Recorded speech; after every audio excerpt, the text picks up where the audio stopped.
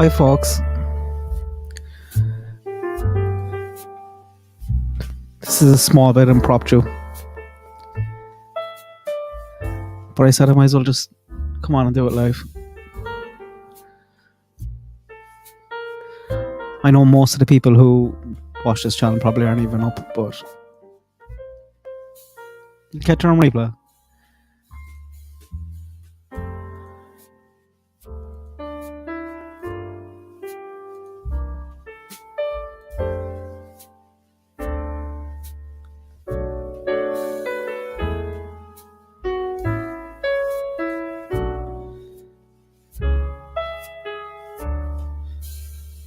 Let's change the settings here, and I'll be good to go.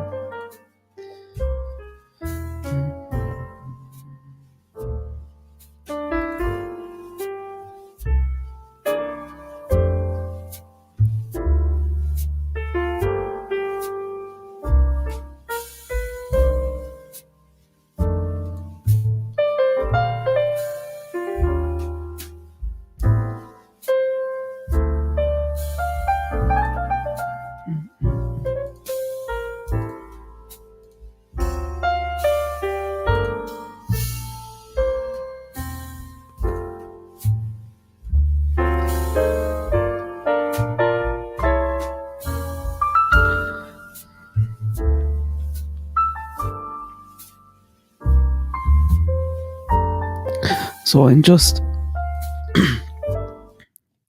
I haven't heard any of this interview yet. The only thing I know is from Michelle After Dark and her cover in it.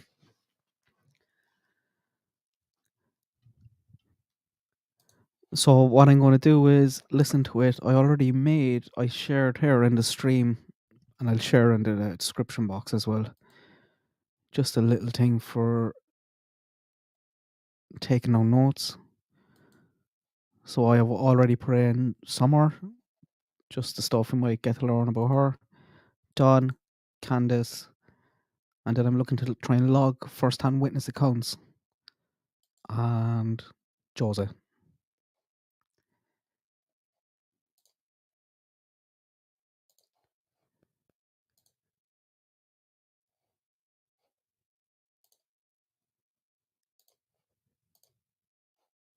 And I just realised I had this stream on private. So that's lovely. It's on public there now, yeah.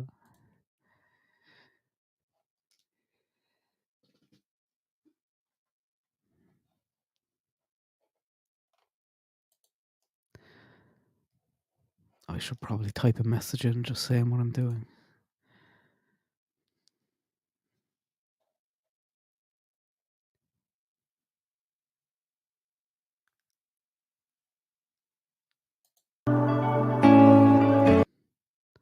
I think all the sound and stuff is okay there. Hi guys, I can see there's people coming in now. I was on there for like 3 minutes with the stream on private, which was very handy. Hi Dan. I haven't listened to the interview yet, so what I'm going to do is I'm just going to listen to it live, but I'm going to log all the notes. I shared a little kind of document as well, so you can edit it, or not edit it, you can view it. So I just want to listen to the interview and write down things about summer, because I know we learn a lot about summer. I haven't listened to it yet. The only thing that I know, because it's long and I needed a bit of time, the only thing I know from this is from Michelle After Dark's videos. And I'm just going to try and log things about summer, things about Dawn, Candace, first-hand witness accounts, and then Jose. And I'll probably add to this here as I'm going out. This is just a rough template to start with. Hi Anita, hi Vicky. Morning everyone. As I was chatting away to myself there to start with the stream on private, I was like, there's surely 1 or 2 people up. I know most people are probably asleep.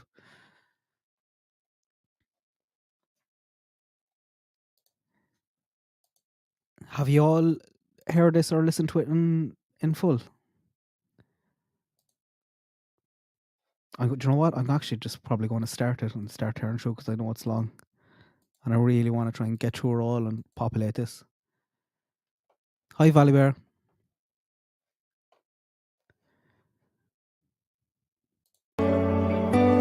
think you can hear all that all right.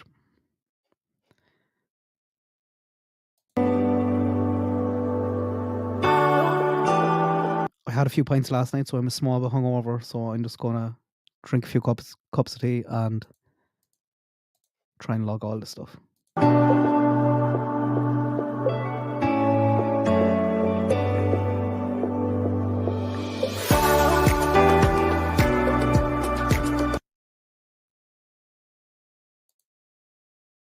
Their door to access out Well, I went straight into it, did I?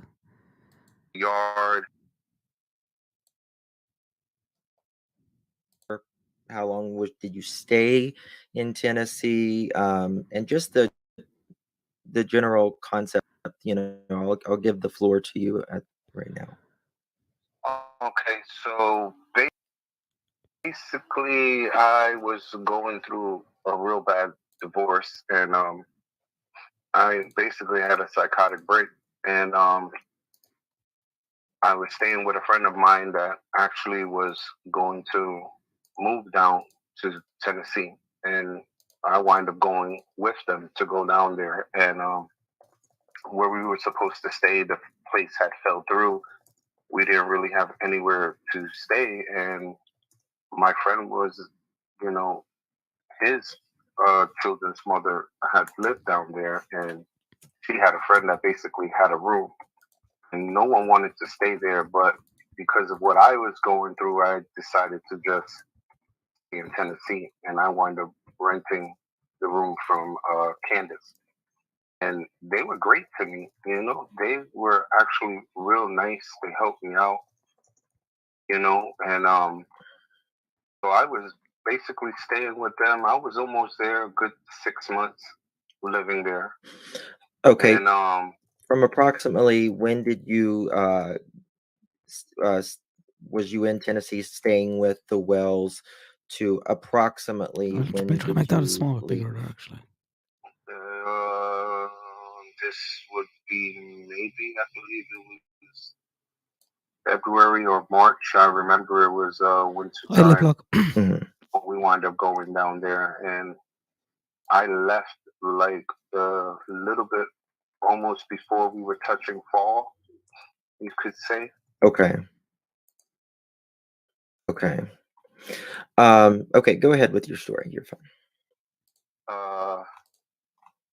So I was staying with them at the time, and they was helping me. At the time, Donnie wasn't in the residence at that time. He was actually in Utah at that time, and I was renting from Candace. She was there with her mother as well, and her 4 children. Well, not her 4, because Josie actually wasn't there either. Josie was with Donnie Wells in Utah. Okay. So in the house, it was basically Wayland, Wyatt, and Summer in the house.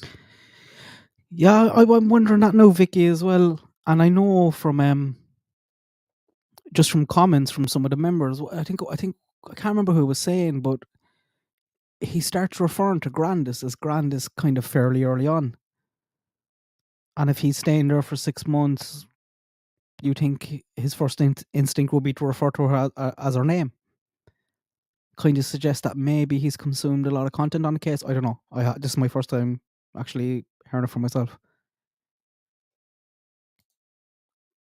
Okay. And so while I was staying there, a lot of things had transpired while I was there. I guess they all liked me in the sense of relationships wise. They found I was cute or whatever. But at the time, because of what I was going through, I really didn't want to hook up with no relationship type deal. I was just trying to get myself together, having severe nightmares and things like that. And so while I was there, I could remember the first time I initially walked into the home, that we were coming up the driveway, how to get up there. Their lawn was like, Like if you was in another state, they probably would have got fined for the way that lawn was, because how tall it was. Lawnmower was sitting there. The kids didn't really have much play area. Also, at the time, I also found out there was a poisonous snake lurking around in the yard. Oh, wow. They had a beehive hidden under the lawn by the driveway. It was pretty bad. I found all these things out after I mowed that lawn for them so the kids could play. I remember the first time I initially walked in through the door, I was pretty much shocked at what I saw, because as you entered, you see mattresses on the floor, blankets were thrown all over the place, and you know, TV was in a certain particular corner with movies piled up, and then as Is that true, Vicky? Justice for All said he told Jose that. Oh, he told Jose, so that's why he started referring. Okay, sorry, I picked that up wrong. I thought you meant that Jose said they were calling her Grandis before all this. you entered through another door, you got to the kitchen area, and truly it was disgusting. Dishes piled up, looked like it hadn't been washed in weeks. Roaches all over the place. I remember asking them to use the bathroom, and you would walk a little bit and had to go behind these double dressers that they basically turned into a wall, so you couldn't see someone actually using the toilet. So they had the toilet there and the sink and the shower, which was like a shower stand. And where the shower was, when you looked down, it was supposed to be like a little closet area where they had all their clothes just hung up and things like that. So when they were taking me to where I was going to sleep, it was downstairs in the cellar. And I was thinking, I don't see no stairs. How the hell am I going to get down there? And when I looked just behind this counter that they had that basically looked like a bar that they built, there was a hole in the ground, and you just walked down those stairs and you were into the cellar. And when you looked to the left was the parents' room. And now, when you say cellar, do you mean basement? Yes, okay. basically, yes, the basement. Okay. So when you walk down those stairs as you're going down through the hole, you would look to the left, and to the left was a big open area. They had a 42-inch TV on a shelf. Their door to access outside into the driveway was there. They had a couch in front of that door, and then their mattress was basically on the floor. They didn't have no bed rails or anything. It was center blocks on the floor, and the mattress was on top of those center blocks. Whose bed was that? And then that was the parents' room. Okay, downstairs. Okay. Yes. Did you say there was a couch in front of the door that goes outside? Correct. Yes, that was to prevent any of the kids opening and closing that door. When y'all finally contacted me, just going a little ahead, when y'all had contacted me and was telling me everything that's going on, I could clearly remember that, looking at these videos as they were talking with Donnie, and he's like, Sherry. well, Summer's pretty intelligent. She could have opened that door, but no, there is no could have. There is a definite, because she had the consistency of always unlocking the door and walking out whenever they see fit. And this was not just Summer. This was also Waylon and Wyatt as well. So they would just come in and out freely, So Candace, the door did lock. For them. Excuse me? The door You did said lock? the door does lock, or it did not lock? No, it did not lock. Something was wrong with the lock, and they couldn't find the key. So they basically had this, not a love seat, but the larger one that looked like it was a sofa bed, but it wasn't. And it was blue, and they had that pushed up against the entranceway of the door. And that's where the kids would hang out and sit and watch the TV. watch movies and cartoons and things like that. Okay, And so then when the you look, couch was inside, right? It wasn't like an out. They didn't. yes, no, it was inside of Candace and Donnie's room, but it was pressed up against the wall that literally the door was there. Okay. And I slept in the room adjacent to them. And in that room adjacent to them was basically the kids' playroom. And all their toys was in there and stuff. Um, Another thing was when I seen a photo of where they showed how the boys' beds were and things like that. That bed was never there. That bed was the bed I slept in the cellar.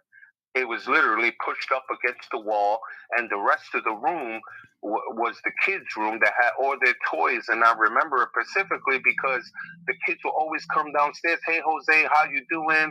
And I'm like, hey, what's up? And they would be like, we came to play with our toys. And I would be laying there, and I'll be like, go ahead, have at it. Go play with your toys, And Candace would yell from upstairs,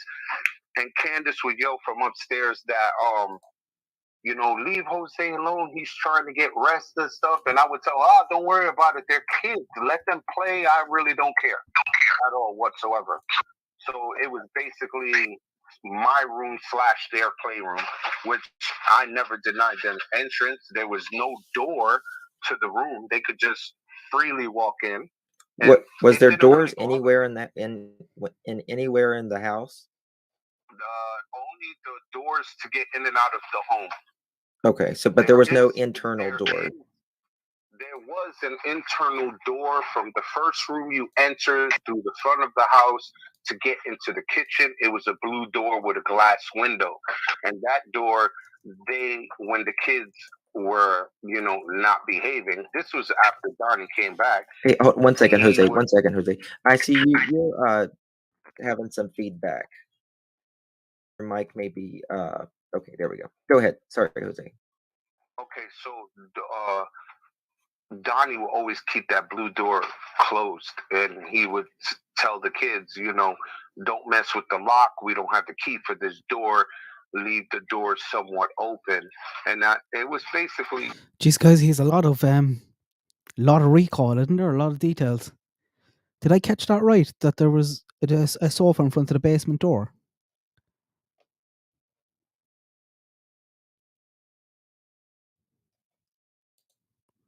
Hey, Sarah, your front door broke about an hour ago. You've got a prop with 2 boxes of Lego. That's not going to keep anyone out.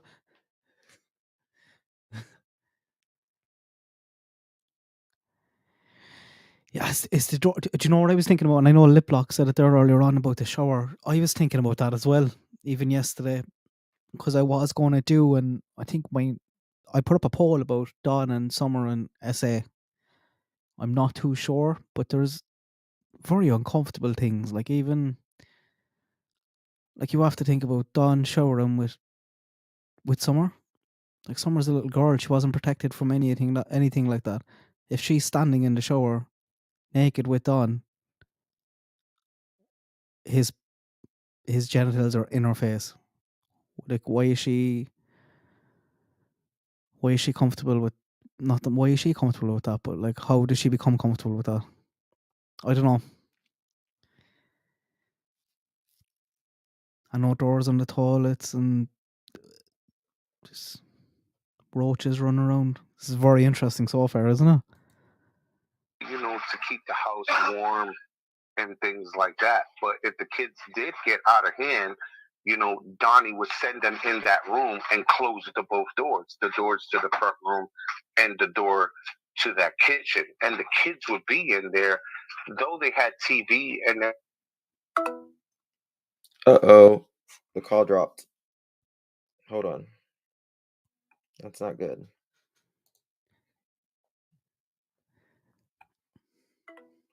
Sorry, hold on.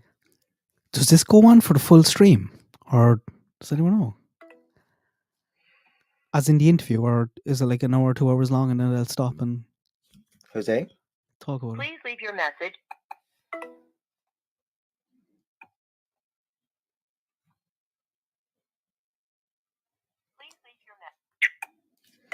Sorry about that. I'm Bear with me 1 second. I'm calling. Please leave your message. This gentleman says, dang it. Oh, you gotta love technology.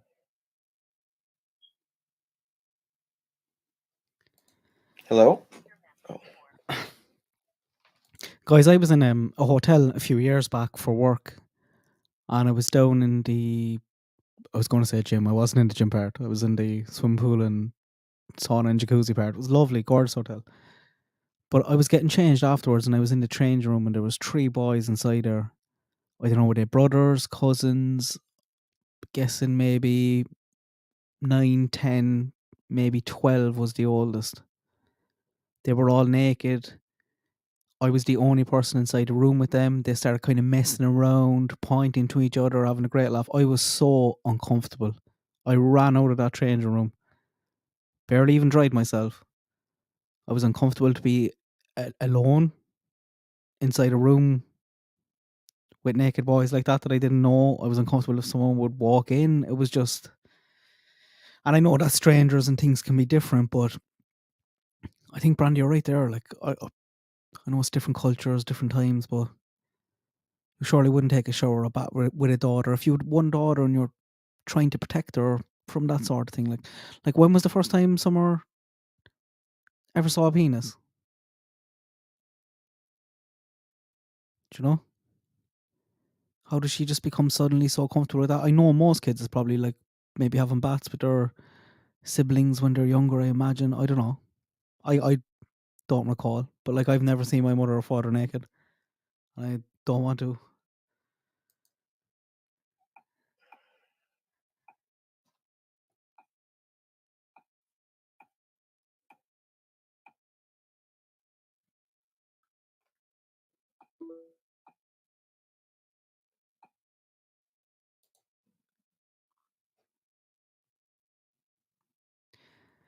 Please leave your message. Jesus. No problem. He'll call me back. I hope. Please leave your message.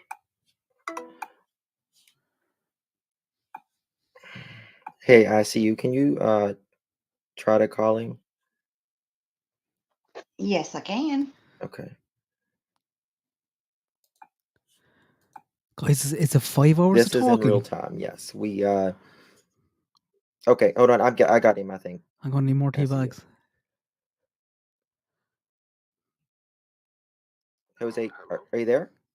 Yes. Okay. Call drop. The signal's kind of pretty bad where I'm at the moment. That's okay. No worries. Okay. All right. So you were talking about the kids was put in a room, or very much so, was Hart. something to that effect? Oh, yes. That would be the front room as you get to the entering.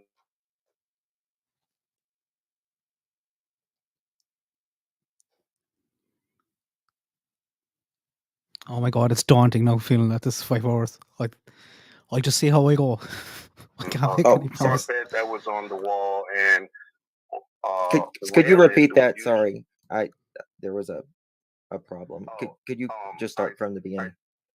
Okay, so in that room, basically Candace and Summer, Grandis, and Wyatt would sleep in that front room. They literally had 2 queen size mattresses on the floor, and then they had a futon bed against the wall.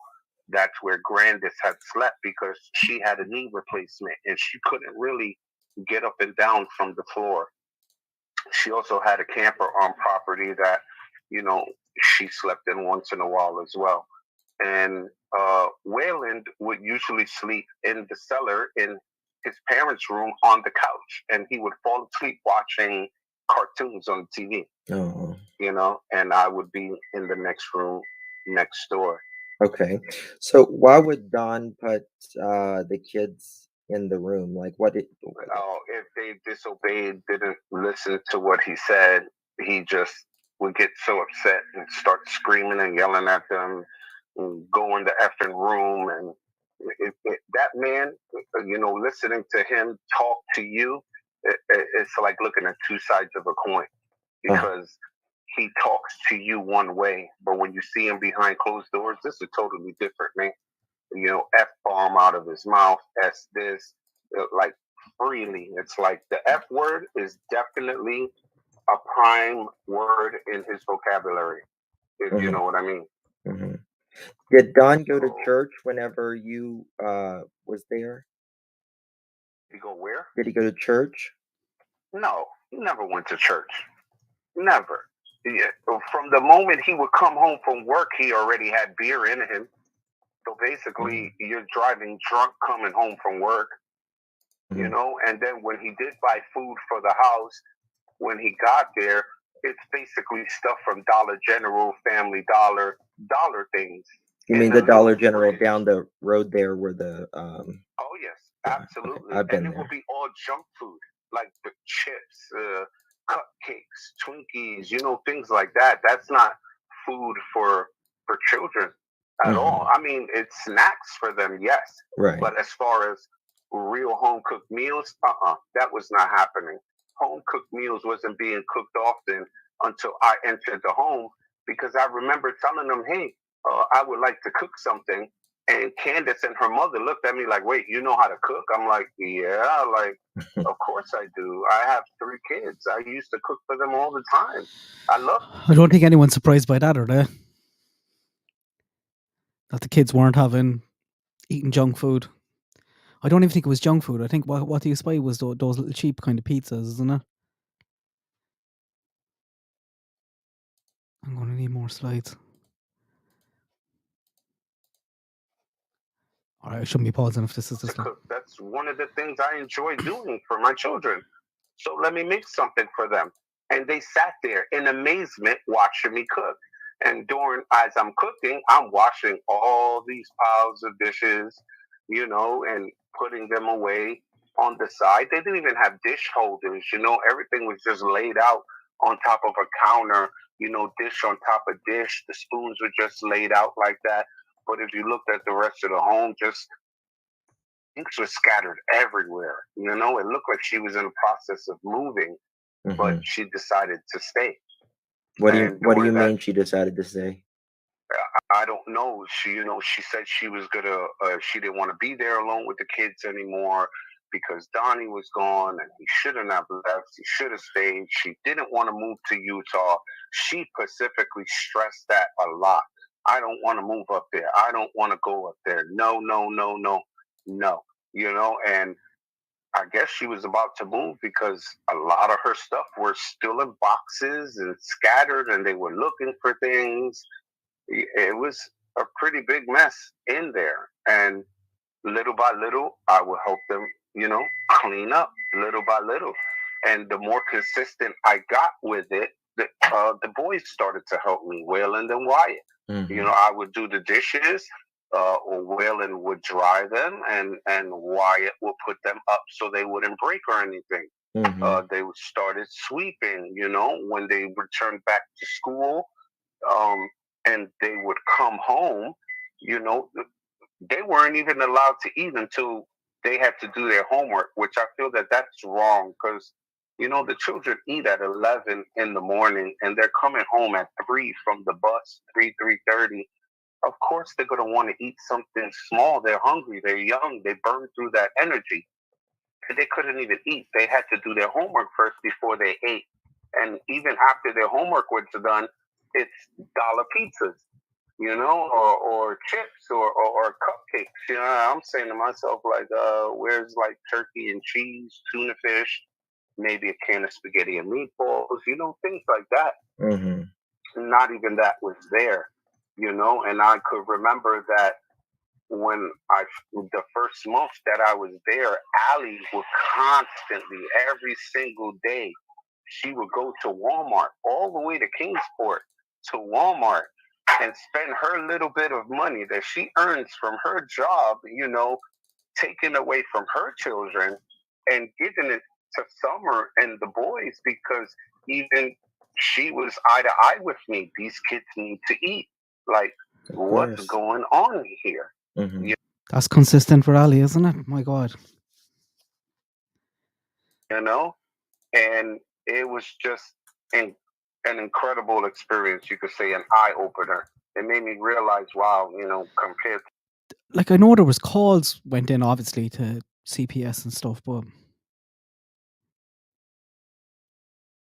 would make you wonder. Like I think someone said there, why didn't he call anyone? He was there for 6 months. Why did he stay for so long? But are you just shocked, and then all the small things suddenly become less of a big deal until you're out of that situation again and reflecting on it? to these people, I'm a wonderful dad. Like Right. I cook, I clean, wash clothes. I've even done laundry for them, Mhm. even, and they are amazed because all they kept saying is, Donnie, don't do things like that. Like, that man does not do anything. All he does is work, drink, come home. That's it. Okay, could you So tell us about when Don returned? How did all of that go down? well, basically, when he was coming back, I remember Candace was telling me that, oh, he's pissed. And, before he returned, I find it kind of strange that he said he didn't know who I was until he came home, because I had spoken with him on numerous occasions on the telephone while he was on his way back from Utah, and I thought everything was cool between us. He Mhm. came home, he was calm, he didn't drink the first 2 days. On the second day that he was there, he got his old job back, was ready to return back to work. And next thing I know, he's back into work. A couple of days later, he gets paid, fills up his fridge full of all this frozen junk food and beer and liquor. And right away, it's to the drinking. Mhm. And I remember a couple of times I would be downstairs, laying down about to pass out, and I hear them fighting upstairs. And it's not like a normal fight. It's a drunk fight between two drunk people. Yeah, when you say And, pass out, you mean going to sleep, right? I just want to be yes, clear. basically. I'm sorry. Yeah. Yes, but We basically, just got to be yes, really going to clear sleep, on because here.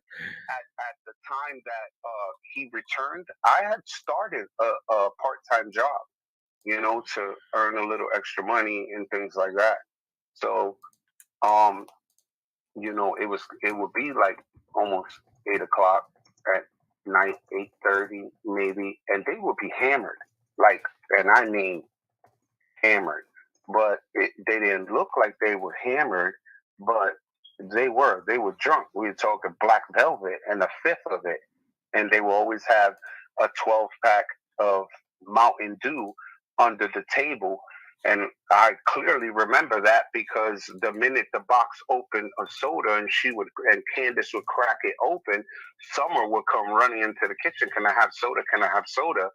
And I'm like, baby, you don't want juice or water? And she would be like, no, I want soda. And they would just give it to her. And I would tell them, too much soda is not good for her. She's Mhm. too little to be drinking that,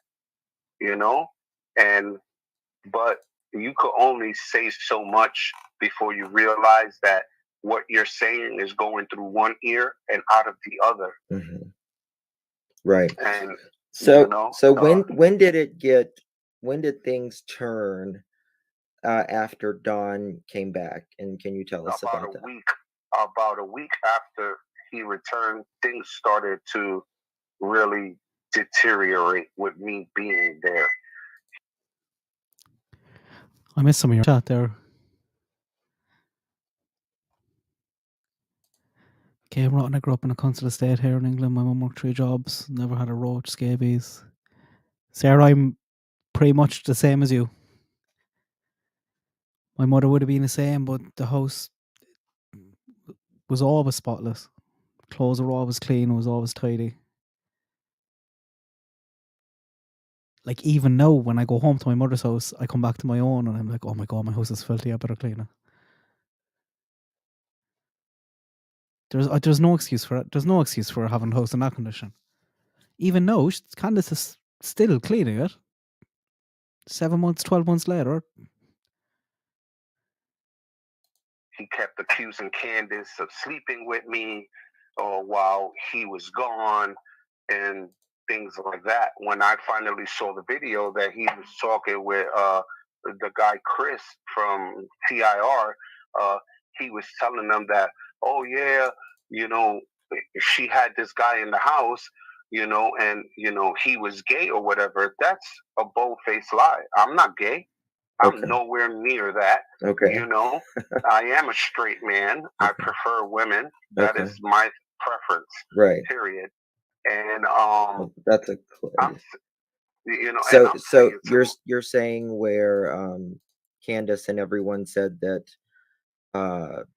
you Justin got a bit prefer uncomfortable there, I think. men, that you actually are indeed straight. exactly Okay. correct. Okay.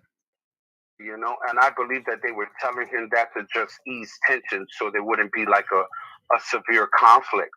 But during the time that I was there helping them and stuff, they're realizing like, wow, you know, this guy's here and he's renting from me. He's a good friend, helps my kids with homework. He cooks, he cleans. Like, who is this guy? You know, and it's nothing special. Like, there's many of men like me who do things like that. You know, this is what you're supposed to do. You know, these are your children. You want their well-being in your heart constantly. You know, you want to make sure they're fed, their clothes are clean, they have a proper bed to sleep in. Mm-hmm. You know, and I get emotional talking about that because I remember, you know, seeing them sleep on these couches, on the floor, you know, and it would bother me a lot, like a lot. And I'll be like, you know, like what's going on? And it was always one finger's pointing the other. Oh, it's his fault. Or he would say, oh, it's her fault. You know, they just constantly kept blaming each other instead of just meeting each other in the middle, find common ground, and fix things together. It was always a constant conflict. Past was kept being thrown up on each other's faces, you know, and things like that. So, Mm-hmm. So about a week after, yeah, it started to get very heated. It was always about me, always. And, you know, my name just kept constantly flying out there. And one night, they got so drunk. This was the week that I had left. They had gotten real drunk. Is this the night where the police came? Yes, Okay. correct. And I remember that night very clearly because I was half asleep. I was literally half asleep, ready to, you know, go into Wonderland, as you would say. And all I could remember was hearing this loud banging thump noise, you know, like if someone hit the ground. And I remember jumping off the bed and running up those tiny steps, you know, and peeking out. And Candace is literally on top of Donnie. Like, don't you ever put a hand on me? And things like that. And I'm like, what is going on? And she was telling me this asshole here is saying me and you doing something together. And I'm like, yo, we're not doing nothing. We never did anything. Like, at all, at all. And he was like, I want you out of my house. And I said, I will leave this home when your wife tells me to leave this home because she's the one who is renting from me and she is the one who is helping me. Mm-hmm. You know, It's Don Toast, though, isn't it? You were nowhere around, so I'd be gone. I'd be so uncomfortable. You have no say so here at the moment, especially that you took your oldest son and you ditched the rest of your family. You know, if you could have moved to another state, pick up your entire family and go. Don't take one child and leave the wife with the rest, because that was wrong. You know, and if Summer, as he said, is his world, she should have been the first one on that truck with him. You know, when he left to Utah, not leave her with Candace and then leave Candace with barely any money. Candace would have to call him. I need money for food. I need, you know, money to pay the light and things like that. And she would be full blown fights with him about that. And, you know, eventually he would give in and send her a few dollars. And that was it. But it would be a full blown fight just to get money from him, you know, from Utah so she could get whatever she needed for the house. So that night after he got up and he's yelling at me, he's there drinking his a beer. I don't remember what kind of beer it was. It was a brown bottle.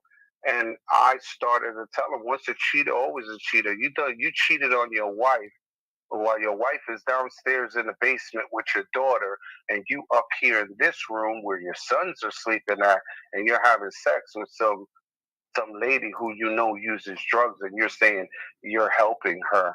But yeah, I could Did I catch that right?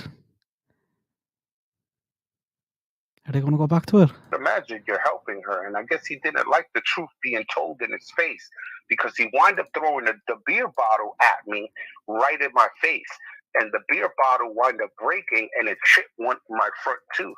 Mhm. And I remember after that initial, hit, I literally, Grandis was in between us, and Candace was behind Grandis. Like, they were trying to keep us separated. Mhm. And at that time, that's when Donnie just shoved Candace out of the way. And I started to approach him as he's coming towards me. And Grandis is still trying to keep us separated.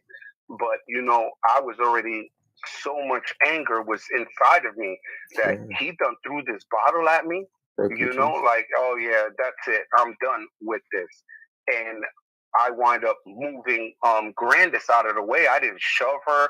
I didn't do anything. I just pressed my chest up against her.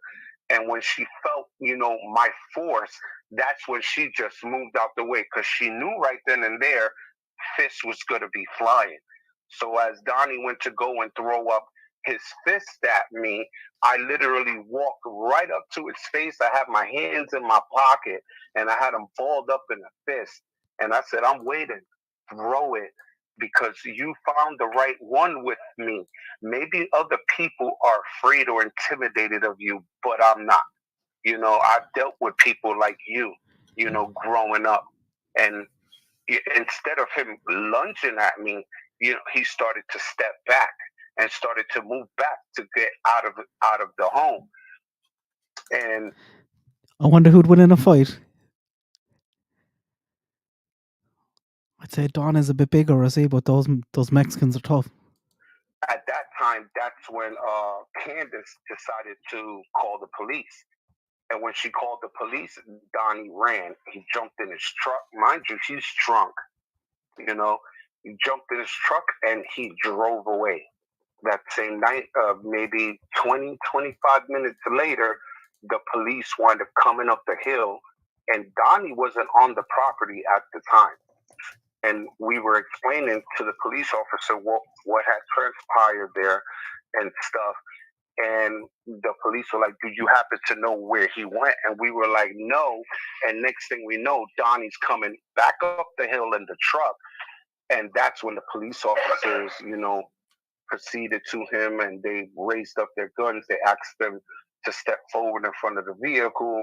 And that's when we were telling him he's drunk, my like bad. literally drunk. And so they gave him, I guess, whatever exam for a DUI, and in the police officer's eyes, he passed it. And then the police officer comes and says, "Well, in my family, we have drunks and they're coherent. So he's probably a coherent drunk." I don't care what you say. When you're drunk, you're drunk. There's no coherence in that whatsoever. You're under the influence completely. And then that's when Candace had told the police officer that he had a gun in the car. And What you're talking about? Felon.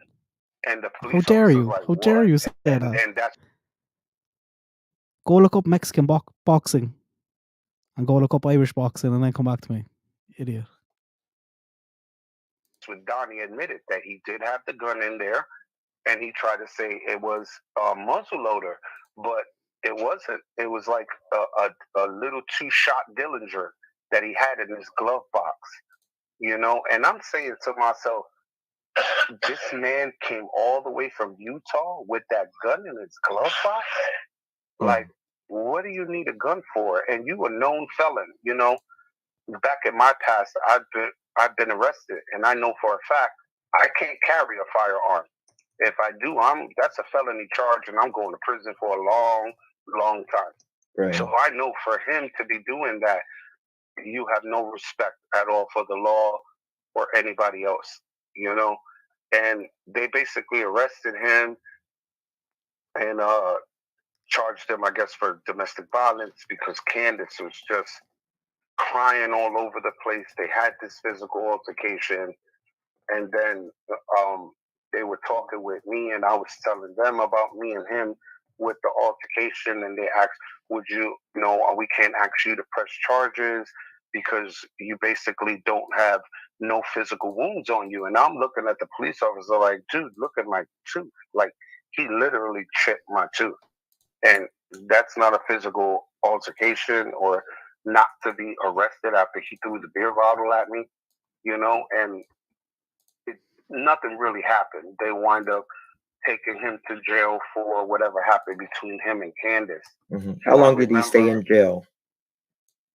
Not long, maybe 7 days. I think tops he was in there, I believe.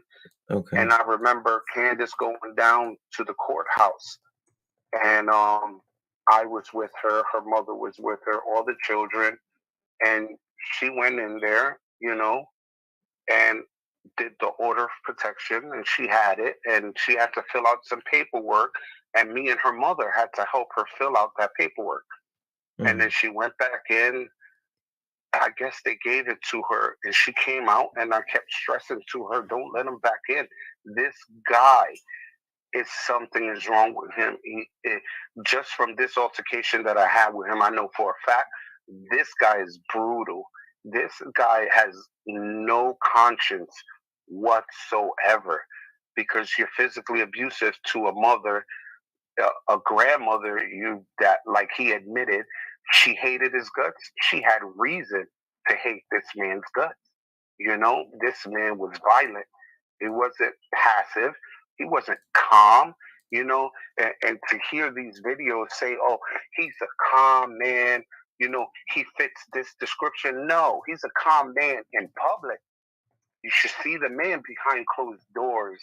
That's a totally different person. It's like he switches, like one day he's okay, and at nighttime it's like a Dr. Jekyll and Mr. Hyde situation with him. One point he's fine and calm and laughing it up, and in an instant he changes to Jekyll, and he's raging and arguing and throwing things, and that's the type of man he is. And on a power trip, what he says must go, and everyone must listen, and he don't care who you are. Mm-hmm. Tell me about the thing that they would do whenever the kids were sleeping. The thing that with the shaving. Oh yes, there was times where it wasn't Donnie. This was before he came, but they would play pranks on the children, and while they would sleep, they would put shaving cream all over them while they were sleeping. And I'm like, at first I had laughed because I thought it was like a get back to the kids, because the kids did that to their mother one time, and everybody in the house was laughing. It was funny, and the mom was laughing too. Candace was laughing about it, and she's like, "Oh, don't worry, I'm gonna get y'all. I'm gonna get y'all." But the kids are sleeping, and they wind up doing it to the children, and it was like nothing. I'll never forget that when Wyatt had woke up, he was crying because he got shaving cream in his eye, and he was like, "Why are you always doing that? When I'm fully asleep, why you don't do that when I'm like half asleep or something?" And he was literally in tears because the shaving cream got into his eyes. Jesus. It was things like that that really She's a teenager. bothered me a lot, and it wasn't until that altercation that I had with Donnie that he finally realized that he's in front of a man who's not going to back down. I think he was the type of man that when he approached you, he tried to approach you because he's not a little man. This man is tall, I'm short compared to him, but I have a good size on me. I can't say I could beat up everybody, but I can say I definitely can hold my own. Right. I could, as well as I can give a hit, is as well as I can take it. And I guess me standing up to him, shattered his foundation, because that's when Candace and her mother really started to pull away from him, as you could say, and they started to see what I was speaking about him. Like he doesn't. I can see that. If Jose comes, staying at the house, starts cooking food, cleaning, setting a good example for the boys so they start helping out, then Don comes home, he'd be looking at him, he'd be like, you're a waste of space. Really love you. He's never good at. And I know he was out working and making good money, but like, buy some food for your kids. Change. Oh. He's gonna keep doing the same thing, and like you really got to get away from this man. And I really didn't understand what kind of grip he had over her at all. But I can tell you that she was at the point where she had enough of him, and all it had to take were the right support people to be around to pull her away from him. And I feel I should have never left the way I did. That was another part of that video that bothered me as well, as he said that Grandis said that they kicked me out of that house. No, that's a bold-faced lie, because I stayed there 3 days after that altercation. I got paid for my job, and Where were you working at? I was working in a factory making cat towers, cat scratching post towers. I don't remember the name of the company. Okay. And Grandis would take me to work in the morning, and she would pick me up. That's guaranteed. And I took my paycheck to leave. And the day that I was leaving, they all thought I was returning to one particular job, until the day that I left, and I told everyone goodbye. And Grandis was taking me. That's when I revealed to Grandis exactly where I was going, and she was shocked when I told her. Like, what the hell? I said I had to get out of there. I can't take it no more. If she winds up bringing this man back and I'm there, I'm gonna wind up going to prison for seriously hurting this man, right? Because it was putting more emotional and mental stress on me, and I'm trying to get myself together. And it was just giving me basically PTSD, just flashbacks of my childhood and things like that. And I just had to get away from there. And, Grandis is like, I understand, Jose, thank you for everything. You've been a great help, And I was like, just please be careful. Don't let Candace let that man back in the house, please. And she said, I promise you, Jose, I will try my best. I would try my best, to try to keep her away, but it's hard. It's very hard. Where did Grandis end up taking you? She wound up taking me to Rock Hill, South Carolina. South Carolina, not North Carolina. No, South Carolina, Rock Hill. Okay. I actually had met someone online, and she had offered, to help me, and me and her wind up getting into a relationship, and I wind up staying with her, and that's where Grandis had taken. Okay, so it was not North Carolina. No, it was South Carolina. She had taken me. Okay. So that's and just looking at these videos, I'm like, oh no, like I understand why everybody kept looking for me. It like totally started to make sense. Like, yeah, I'm that missing piece that everyone's trying to figure out what's going on. Yeah. Jose, I actually didn't. I didn't mention this to you. People thought you were in the Philippines. In the Philippines? No. No. Yeah. No, I was not in the Philippines. Yeah. I was literally, you could say I was within U.S. borders, as you can say. Yeah, exactly. I was in U.S. territory. Yes. I wasn't halfway across the world. Yeah. No.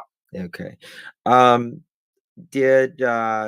So you were saying that there was no walls in or doors? It's a good point, Sam. Like, I would like to know Like he said it himself at the start, didn't he?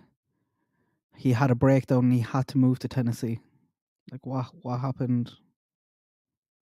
What happened there? What was the trigger for that, I wonder? Was there walls in the bathroom? No walls at all. It was literally open. And when I mean open, I mean someone could walk through the door and literally see you sitting on the toilet. Mm.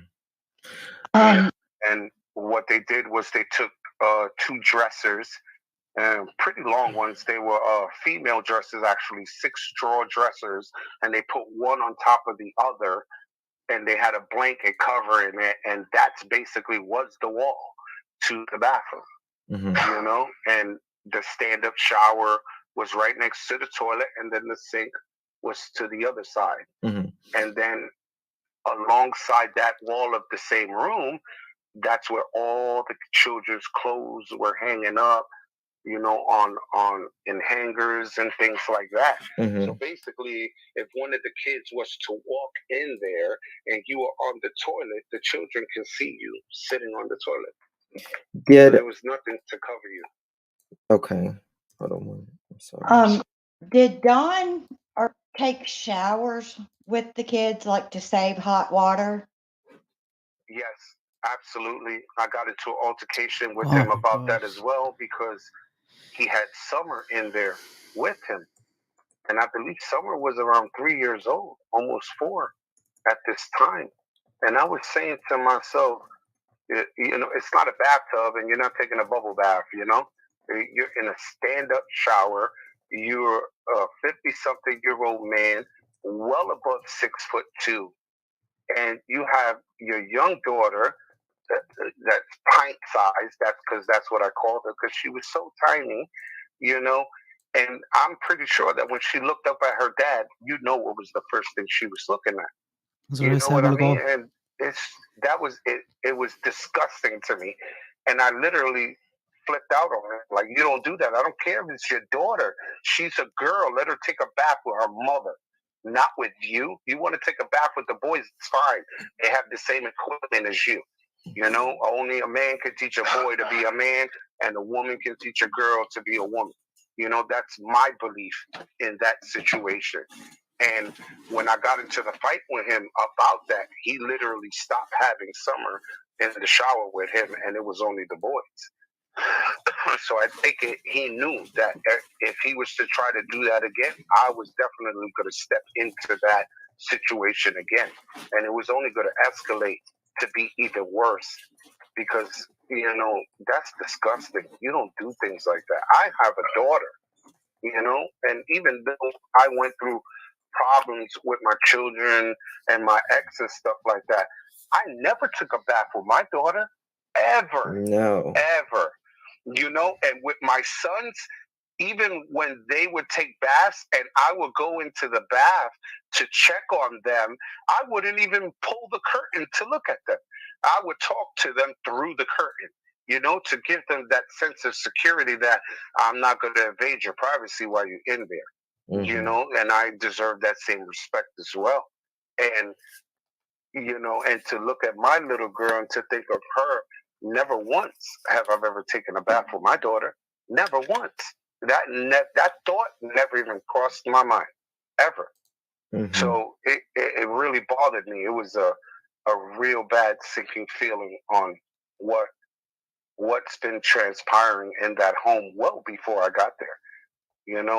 Pieces started to, more pieces of the puzzle started to unravel, and I'm trying to figure out, okay, what's going on here? What's going on there?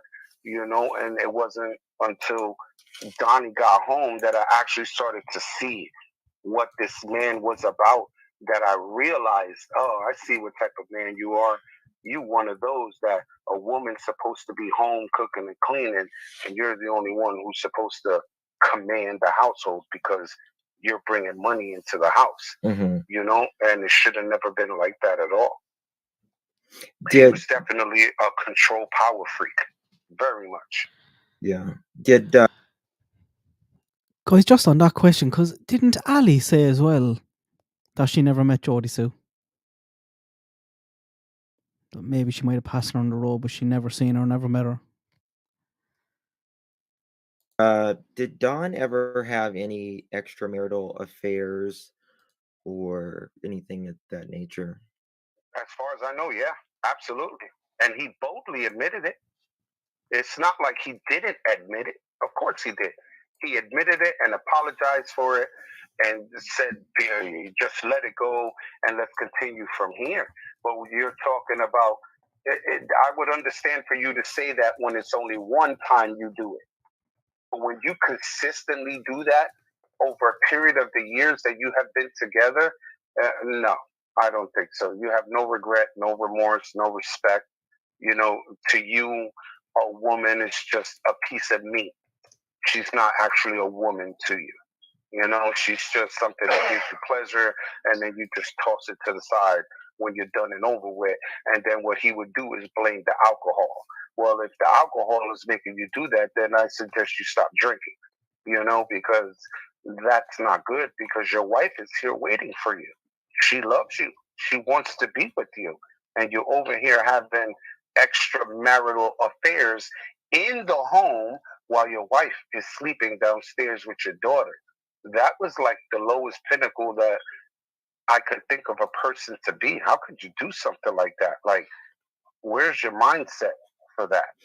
Like, your wife is downstairs and you're sleeping with another woman upstairs, and then you turn around and blame it on the alcohol? No,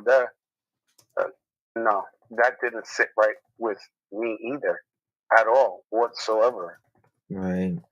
Do you know who the persons was that he was? It was some lady that lived about a half a mile down the road from them.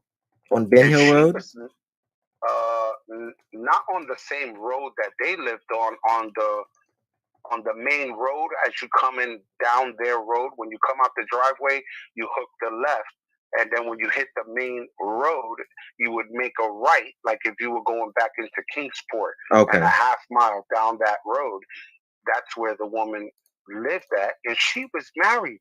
She had a husband, but she was a drug user and a pill popper, and supposedly she was down and out, and he was trying to help her. And oh yeah, you were trying to help her. You just took advantage of a woman who needed help and used the drugs and alcohol to get between her legs, when all you had to do was go downstairs to your wife. Yeah. Your wife is, I'm pretty sure, as much as she loved him, I'm pretty sure he would have went down them stairs and said, well, baby, I want to do something. She would have graciously did it. Right. Like, you're my husband, of course. Come on, let's get it on. Right. But no, he didn't. He chose to stay up there and do that with that woman. And then you turn around and you keep apologizing for what you. Just looking at that comment, Chrissy, yeah, I'm not sure about the shaving foam. I know the prank is not to put the shaving foam on and leave it there, but you put shaving foam on someone's hand and then tickle their face when they're asleep, and they'll put their hand to their face. You did, but your actions are saying otherwise. Right. Did you ever see the lady who lived across the street and her husband? Only from a vehicle, never personally like speak and introduce me to her, because every time Candace would drive by, her demeanor would change. Like, she hated that woman very much, and she will always consistently say, we opened up our home to help her, and for her to do that with my husband, if I didn't have my children, I would beat her ass with a bat. That's what she would always say every time we drove past that house. It wasn't, like. No, Jose, I think we're getting confused here. Right. Okay. She means directly. What do you mean? I see you. Jody Sue. Okay. Did you know Jody Sue? No, I did not. And I think her husband's name was Baltimore or something like that. I've heard of them, but never like physically, met them, hung out with them, or anything like that. No. Gotcha. Did you ever hang out with another, or not hang out, but did anybody ever come to Don and Candace's house, or did you ever see or talk to another guy named, what's his name, Don as well? I see you, Don Sheriff. What's his last name? Oh yeah, I think he was a good friend of theirs. Actually, They're getting a few Dons like mixed a up here real now, I good think. friend. The one time that I did meet him, he was going there to talk with Donnie to ask if he could rent a piece of the property for him to put a camper there for him to live. What's his last name? I see you. Sheriff A.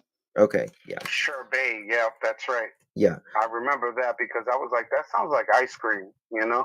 Yeah. I remember giggling about that. Yeah.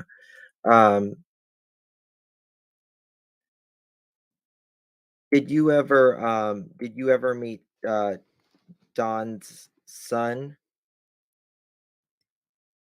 Which one? I Uh, only met the little ones. I've never met the other children from the Don previous. Cherfree's son. His name is what? I forget his name. Is his name Don too? Yeah. I see you. Can you unmute? Yes. What? Yes. It's Don and Don Jr. Oh no, I've never met any of his other children from his previous marriage or relationship. No. I'm not talking about Don Wells. I'm talking about Don, the It's neighbor. mayhem here, all the Don. Oh no. Well, he's actually not a Absolutely neighbor. not. He is actually, his girlfriend lives on that street, but he's there a lot. There's a Don But, neighbor as okay. well. But No. I know he's he was got a talking about that. son that's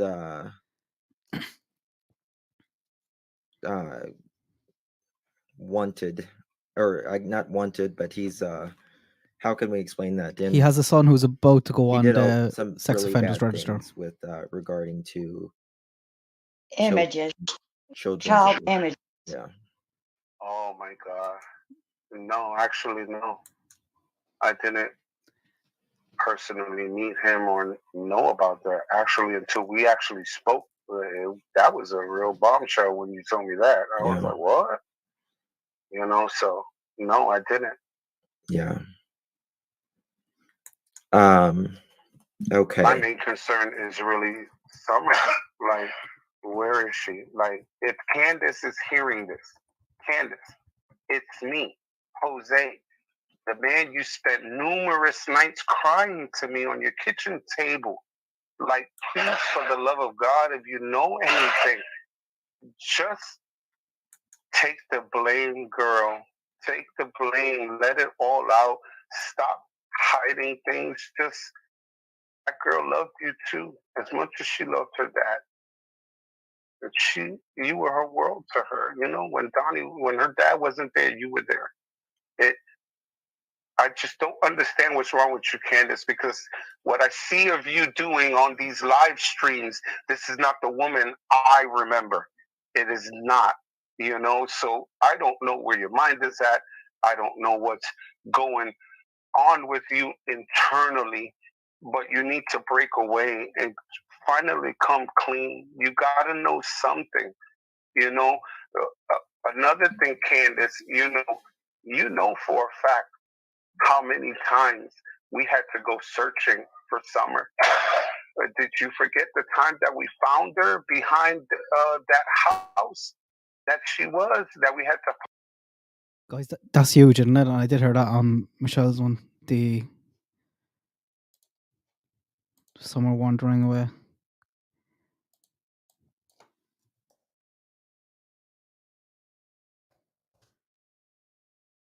follow the path, and we found her, and she was outside with no t-shirt and no shoes, with just pajama pants? Or how about the time that Donnie found her all the way down the driveway, almost to the street, and he came back up with her, beating her butt, you know, like if she was a grown child? Did you forget that too, Candace? You know, please, for the love of God, say something. This is your chance. I don't know why you're protecting, why or who you're protecting, but you need to just speak out, girl.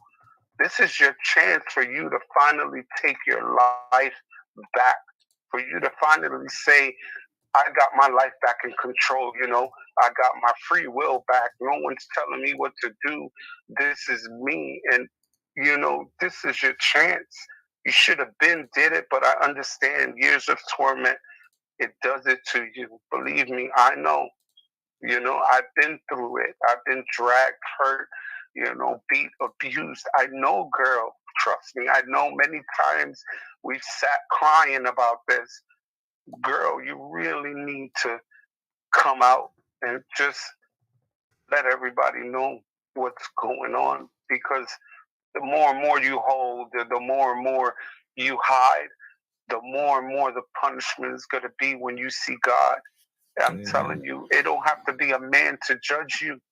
What you need to worry about is the judgment of Jesus, because it's going to be bad, because you know that Summer is innocent, really, purely innocent. She doesn't know what it is to be racist. She doesn't know what it is to steal. She doesn't know what it is to be abusive. All she knew was to be a little kid, happy, joyous, full of energy, always wanted to swing, go outdoors, fish, swim, you know?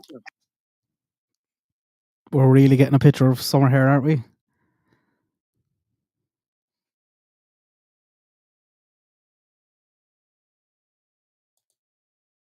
Back for you to finally Thanks so say, much, Sherry. I I appreciate got that. my life back in control, I got my free will back. No one's telling me what to do. This is me. And, this is your chance.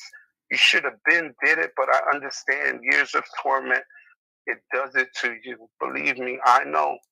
I've been through it. I've been dragged, hurt, beat, abused. I know, girl. Trust me. I know many times we've sat crying about this. Girl, you really need to come out and just let everybody know what's going on, because the more and more you hold, the more and more you hide, the more and more the punishment is going to be when you see God. I'm telling you, it don't have to be a man to judge you. What you need to worry about is the judgment of Jesus, because it's going to be bad, because you know that Summer is innocent, really, purely innocent. She doesn't know what it is to be racist. She doesn't know what it is to steal. She doesn't know what it is to be abusive. All she knew was to be a little kid, happy, joyous, full of energy, always wanted to swing, go outdoors, fish, swim. This is your daughter. She came from you. You bared her for 9 months. I envy you for that, girl. Most of us men, we envy you women, because we can't give life and you can. God blessed you with that, and if you really want to redeem yourself, the proper way is for you to actually speak out. Don't lawyer up. Why are you going to lawyer up? There's no sense in that. You're only making yourself look guilty to everyone, instead of you standing as a strong woman that I always told you you was. You always had a voice. You were just too scared to use it. Well, this is your chance to use it, because he's nowhere near you. He can't hurt you no more. He has no more control at all. His power is now in the hands of the correctional facility. That's right. He is where he belongs, where he should have been. Yes. And that's what I'm really asking from her.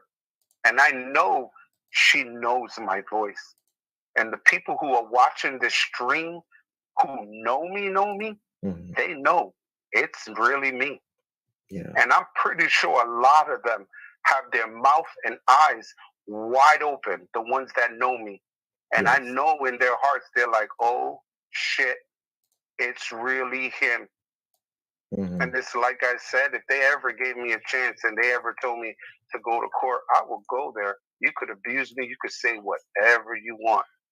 But I know the truth and God knows the truth. Amen. And I've seen enough for me to know that Candace was in fear of that man. And so was her mother.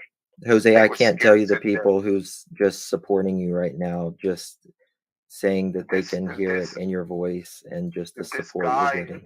I mean, the night that I got into that altercation with him, all I was thinking about was every time this man laid a hand on her, every time he dropped the F-bomb, I would look at this house so disgusting while you're sitting there as this arrogant man who thinks you're entitled to have it like that when you're not. You ain't no better than me, and I am no better than you. And I told Donnie that right to his face. This was before I swung at him. I said, you ain't no better than me, and I'm no better than you. You want to throw punches? We can do this, because as hard as you can hit, I can give it back. But best believe, you better make sure I don't get back up, because every time you knock me down, I'm coming. And I'm going to get back up until my last breath. Until I can't get back up, you are never going to keep me down. If I got to be the one man to be that tip of the sword to pierce through your skin and your heart, I'm going to be the one to do it. Right. Can you tell us if so you did say Summer had wandered off before. Numerous times, numerous. This girl, she knew how to lock doors, unlock it. She always played hide and seek. I remember one video I was looking at with the refrigerator that was outside. That was her favorite hiding spot when she played hide and seek. Oh my god, I wonder was that my video?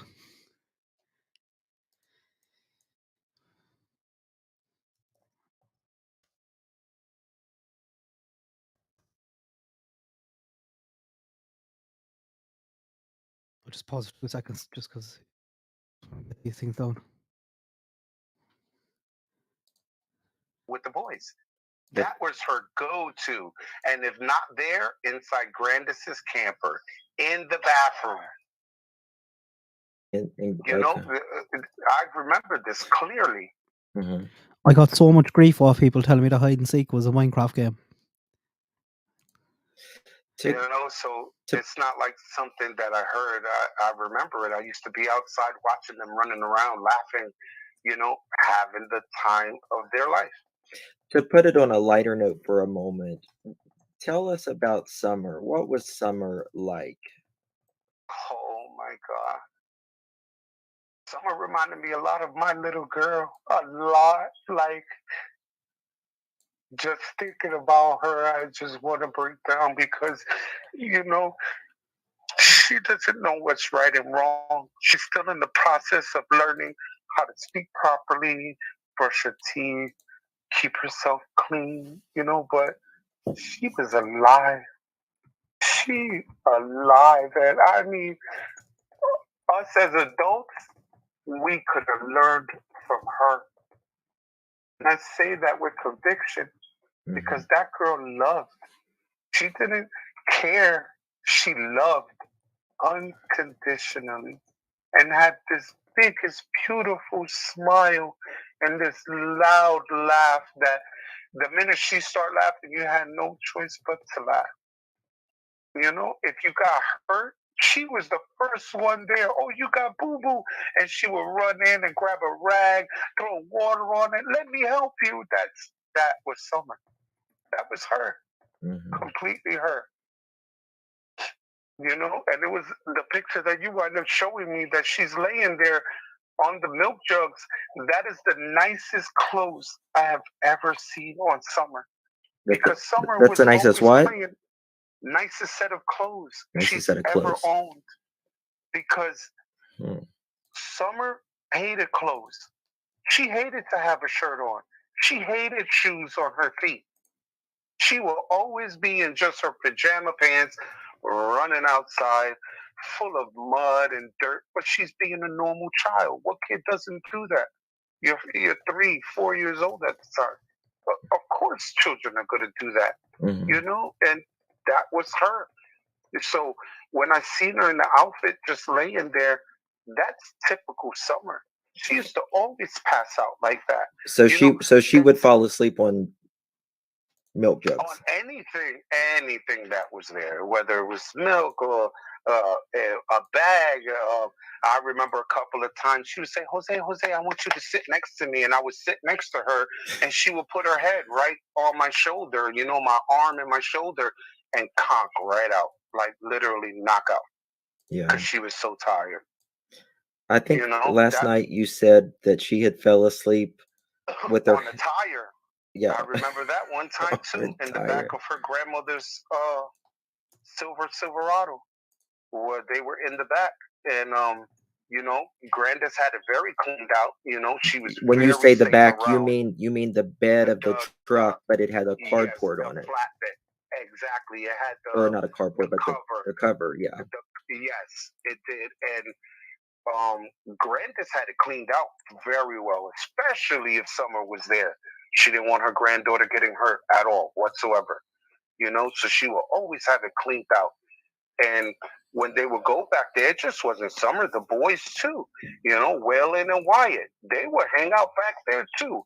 When Hunter used to come over and hang out, even he would hang out in the back of that truck and sometimes pass out with Summer, and Summer would just pass out anywhere. If she got tired enough, like as we spoke before, I told you one time, she got so tired, she was on her knees. She was on her knees and she was laying on a chair and with her head and her arms crossed, and she literally fell asleep just like that. Mm-hmm. Like conked out. And I'm looking at her like, Summer, baby. And she was out cold. Like if you would have pushed her the right way, she just would have hit the floor. And I remember picking her up and bringing her to the bed and putting her down and putting her favorite blanket on top of her, and she would conk out for like a good 2-3 hours. That girl had so much energy, it was amazing. Yeah. Let's see here. Was there any other neighbors that would come to the house? No, it was pretty much isolated. Like, in a way, I felt like they lived a double life. Like, one way they would live this way, and then, their other side would come out when no one else was around, and I think that they were just hiding things. Mm-hmm. And I think, when they let me stay in that home, I was the monkey wrench that was thrown into that well-oiled machine, as you could say, because Donnie had it a certain way until I was placed in there. Right. And once I was placed in there, you could say I was that monkey wrench. I was destroying every gear possible because I kept showing the kids and them, you shouldn't live like this. This is the way it should be done. And when they were saying, oh my God, I've never seen a man cook. Like, who are you? And I'm like, what? I was like, you know how many of us are out here? Like, mm-hmm. There are a lot of dads that do this. Like, I'm not the only one. And they're there all this time. I've known Donnie, or I've been with Donnie. He's never done anything like what you're doing. And I'm like, what? Like, are you serious? So it was a bombshell to me to know that he didn't cook, he didn't clean. When he came home, he had everyone else do the cooking and cleaning while he's sitting in the kitchen getting drunk. And that was his style.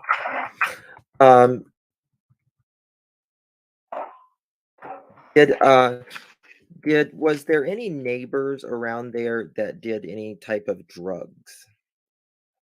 There was a family down the hill from them that were meth addicts.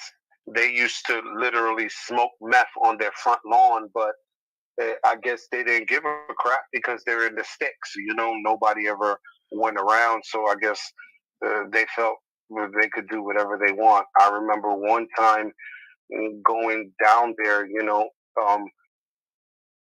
they were having sex on the lawn, literally butt naked, and we're not talking like pants down, no, fully butt naked, no shoes, no clothes around, and they're just having sex on the front lawn, high as hell. Wow. And I'm looking at that like, what the hell is going on here? And I just turned around and walked right back up the path, back into where I was staying at. Was there ever any run-ins? Like, was there any? Oh yes, Donnie had a run-in with them one time. They were smoking meth, and Summer and the boys were driving their four-wheelers, and they just happened to be around that area, and Donnie was looking for them, and Donnie flipped on them. We're like, "What the hell are you doing using these drugs out here?" And he's like screaming at them, turning red and everything. And then come to find out, he's doing the same thing too.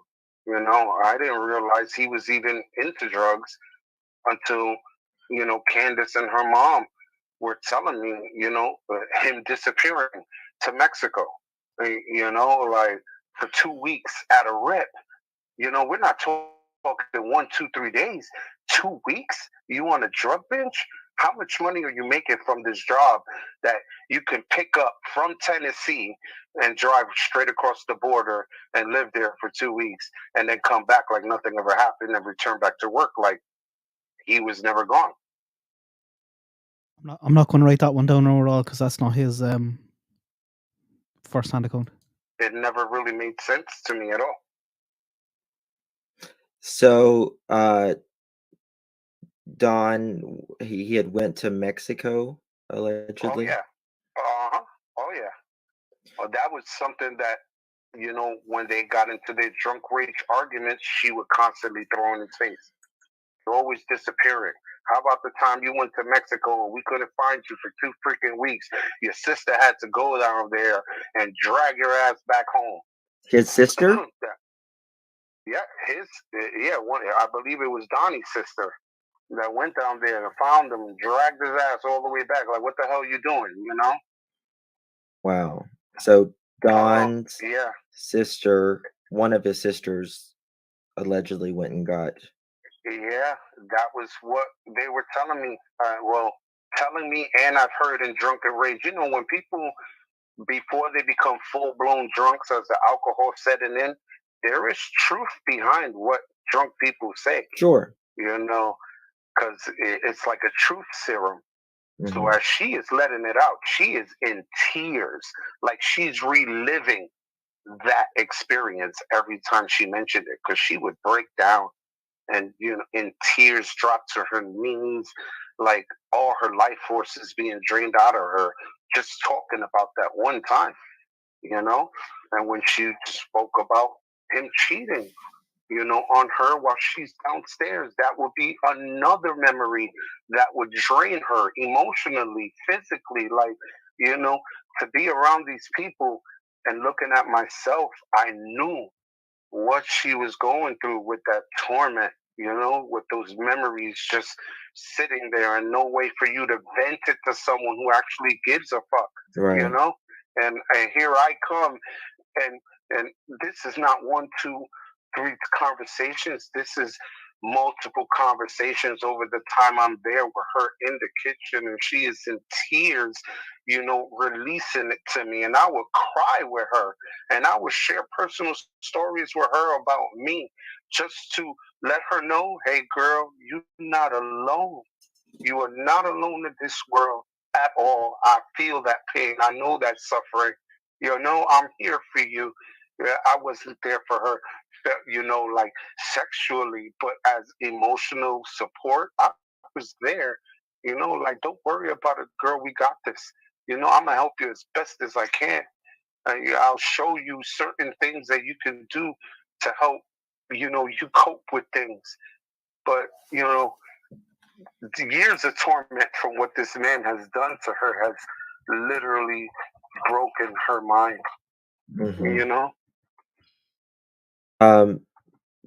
Was there any other instances that you had saw Don hit the kids, throw things at the kids, scream at anything like that? Any type of physical? He was always doing that, always, and always constantly threatening them with the belt, always. This brown leather belt that had roses on it and horses on it. I would. Oh, guys, I say he beat those kids bad, especially the boys.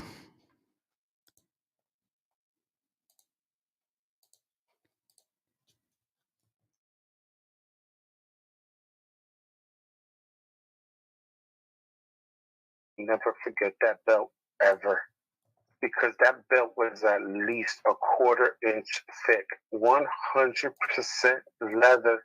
It had this brass buckle on it that almost looked like a cowboy buckle, but it had the little tooth for you to slide into the hole. And I only remember that belt because Waylon and Wyatt got into a fight over a cupcake, and he got in between them, and he whipped the belt out and he slapped it on the table. And he slapped it so hard that the belt mark put an indentation on that table. Like it, and that's when I knew, oh my God, like, are you really gonna hit them? And I started to get nervous because when I grew up, I was beat with belts and things like that. Yeah. So that's like traumatizing me. And my first initial thought was, if he swings this belt at one of these kids, I'm lunging at him. Yeah. I don't care. I am lunging at this man. But he would never do that. I've never seen him do that. But as far as putting hand to butt, oh yeah, I have seen him slap Wyatt. I have seen him throw Waylon once. Summer was the only one who never got like physically threatened in that sense until that one time that I seen Donnie actually pull her pants down coming up the driveway, spanking her ass. You don't do that. You could disappear. I don't want you leaving the house. So, when I saw the video that he's like, oh, well, I don't know, but she's intelligent. She might be able to open the door. I'm saying to myself, you effing liar. Do you know how many times this girl can open that door with ease? This isn't something that's rocket science. This girl would be up before everyone in the house. And when we were getting up, well, at the time I was working, but before I started working, there was a time where I got up. It was 7:15, maybe 7:30 in the morning. I come up the stairs to go use the bathroom, and the front door is wide open. And then when I go and I look through the window, Summer's on the swing, and everybody's sleeping in the house. Mm-hmm. Well, and I know personally the doors were locked, because I was one that before I would go to sleep, I would check the doors, to make sure everyone was safe, because 3 women in the house, well, 2 women, a little girl, and 2 boys, and I'm the only male there, and I'm in a new area. I don't know anybody, and where I grew up at, your ears are perking and your eyes are open, like, you really don't fully trust the area that you're in because you don't know it. And I will always check the doors to make sure no one could break in or push the doors at all. But 7:30 in the morning, and this 3-year-old is outside on the swing, and everyone is out cold. Did you ever see Candace hit the kids? Oh yeah, absolutely. Okay. But that's when they got out of line with her. It wasn't like she always beat them. No.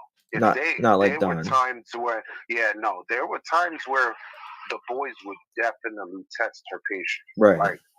Like you could tell, let's see how far we could push mommy.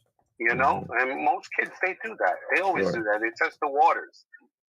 But they would constantly do that to her, and she would hold back and hold back and hold back. And I guess from her holding it so much, and then there'll be those instances where she finally just loses it, and she either slapped them or or like grab them by the arm or pinch their ear, things like that. But as far as like really being brutal with them, no. Mm-hmm. Now, Jose, you had really no, FBI, you have talked to FBI and everything, but you had no idea all of this stuff was on YouTube till last night, correct? Correct. I stood up the whole night, shaking, hair standing up, in tears, with regret, a heavy heart. How is he going to explain this here, that he didn't know the story? Is he trying to say he didn't know it was as big as what it is? I don't know. Maybe it's just because we all live in YouTube land. We're like, how could you not see it? Because even when I was there, I feel as a father, I'm disgraced with myself because I couldn't do that with my own children. And I'm disgusted with my actions that I should have just fucking picked up the phone. Yo, this is going on. These kids are living like this, drugs, alcohol, and instead I turned a blind eye, and it's not till I got my mental health back that I started to realize, a famous saying, evil will always prevail when good men stand by and do nothing. And that statement is so true and hits home so hard because I was there. I was the person that literally defended them. I washed your clothes. I fed you. I made sure you were in bed, safe, sound, loved, comforted. I did whatever it took to make them know everything's going to be all right, and I had the chance to do something. And in that phase of me going through my mental issues, I was a coward. No, no, And don't please that's don't how say I that look because at myself. no, you had I to was you a have to coward. no, you wasn't a coward. You have to take care of your mental health too. I mean, you were going through a divorce I as thought well. I mean, it's I thought that too, Sherry. But I think somebody was saying that he knew what people were calling her online, so that's why he started using Grandis. But I find it very hard to believe he wasn't following in some way, especially if he seems like he loves Summer.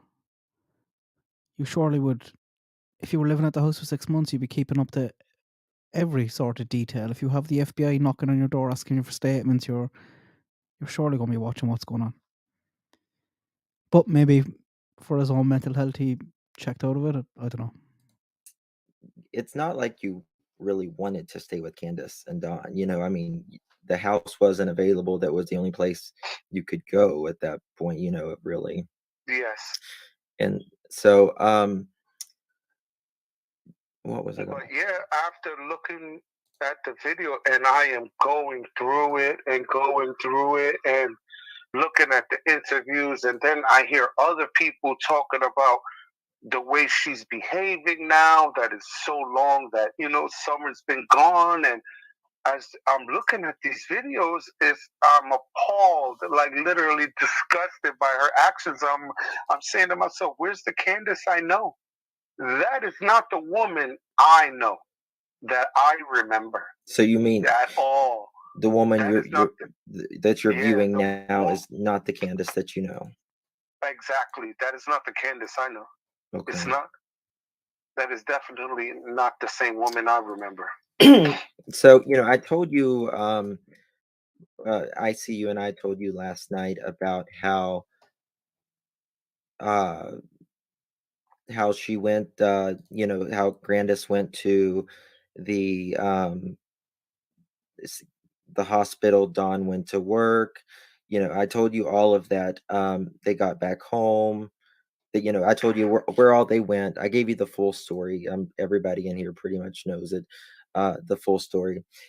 They planted flowers, and Grandis and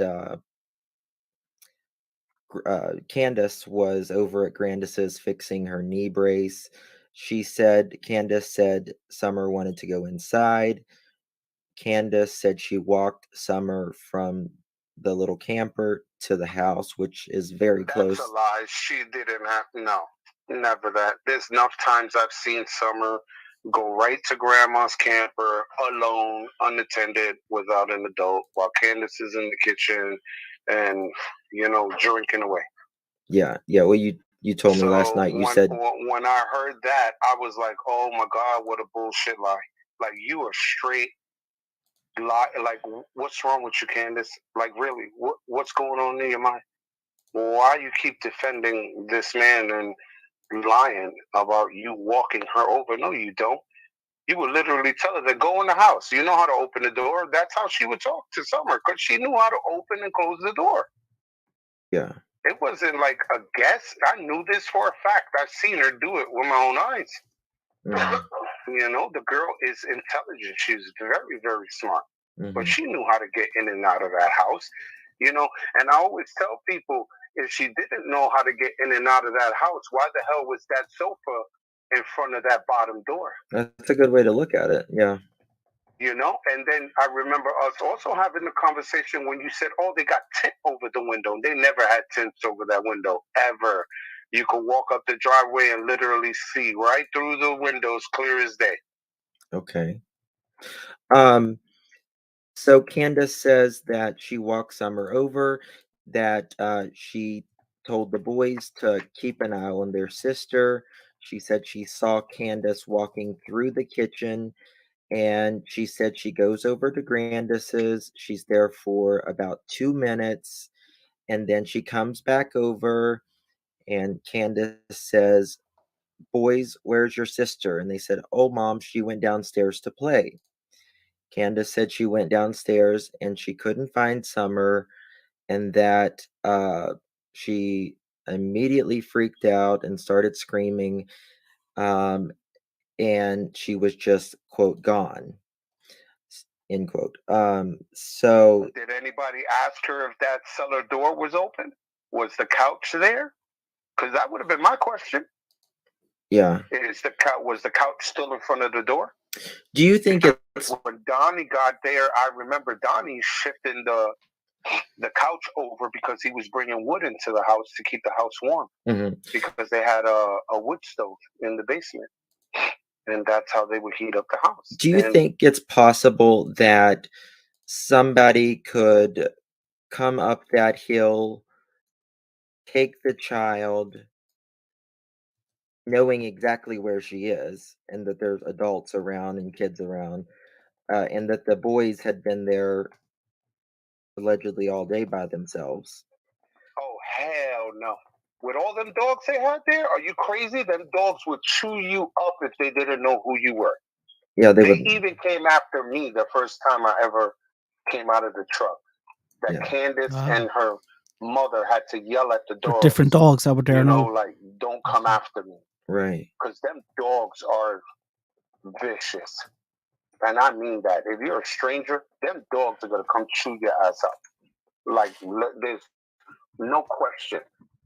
And what also is real puzzling to me is you can't come up that driveway without nobody knowing you coming up. Right. You gotta know. Well, because where the house sits at, it's next to basically a cliff on the other side. Mm-hmm. If you step the wrong way, you're literally falling a good 50, 60 feet down. Yeah. Right into the street, to the road that's there. Hey, I want to make something clear in chat here. The dogs that are there now they're just puppies. They got rid of the rest of the dogs that was there. They were just puppies whenever we were at the house. So the person who said that, hey Kelly, thank you so much. I appreciate it. Okay. But I mean, even if someone was, say for instance, laying in wait up at that house, right? Someone was in the house or something. Known. They would have known where Grandis's camper is at. She has basically what I call a bird's eye view of the entire property, a full 360, because she had windows that faced the house. She had another window that could see to the left and to the right, and then the back window that was where the kitchen station part was to that camper was the cliff, and she could see the whole 180 from there too. She had the bird's eye view. If anyone came up that hill, whether they're puppies or not, when people approach puppies, they get excited. Right. They start running around. They may not bark like with anger, but they're gonna make some kind of noise. Yeah, well, they're gonna at least go toward you and want to, exactly, pet you or something. Absolutely. Absolutely. Yeah. But Grandis's camper was the bird's eye view of everything. Another picture I saw from watching a news clip, when they showed it from above the land property, there's a blue truck that's there. It looks like a Ford. I believe it was a Ford. It had no tires or anything on it. That truck was never where it was in that picture. It was literally to the opposite side of it, and it was next to a shed where there was a copperhead there that we couldn't even catch. We had to call animal control to try to catch the copperhead, and it eluded everyone. Once in a while we would see it and go try to grab a shovel or something just to try to kill it, and it would get away. They lost 2 cats that way from that snake bite. I must look up copperheads. I never heard of that. I didn't think there was much snakes around there. Oh, really? Find the cat. Yeah. Oh, could you tell? Could you, guys? I want to give you guys a trigger warning on this, by the way. Could you tell the time with the hunter and Summer and the cat with Don? Oh yes. So there was a time where Hunter had gotten Summer a little cat. It was a beautiful kitten, white and gray. And I remember where Hunter had brought it, everyone was freaking out, because it looked so cute. And Summer loved it. Summer would carry that baby kitten everywhere. If she went to bed, if she went to the bathroom, once she tried to take the kitten with her to, get wet in the sink. And I remember the kitten jumping down and running away. So when Donnie had came back, he didn't want the cat in the house. He was irate. And he got so upset and he yelled at Summer, "I told you I don't want the fucking cat in the house." And he grabbed the kitten, opened the door, and literally threw the kitten in between the dogs, and the dogs shredded that kitten to bits. Right in front of Summer. She was screaming, crying, and everything. But that's what Don did. And he was like, "Now you..." I heard that on was it Michelle's channel. Do you believe that, guys? It sounds believable, but imagine the trauma that poor Summer will go through seeing that.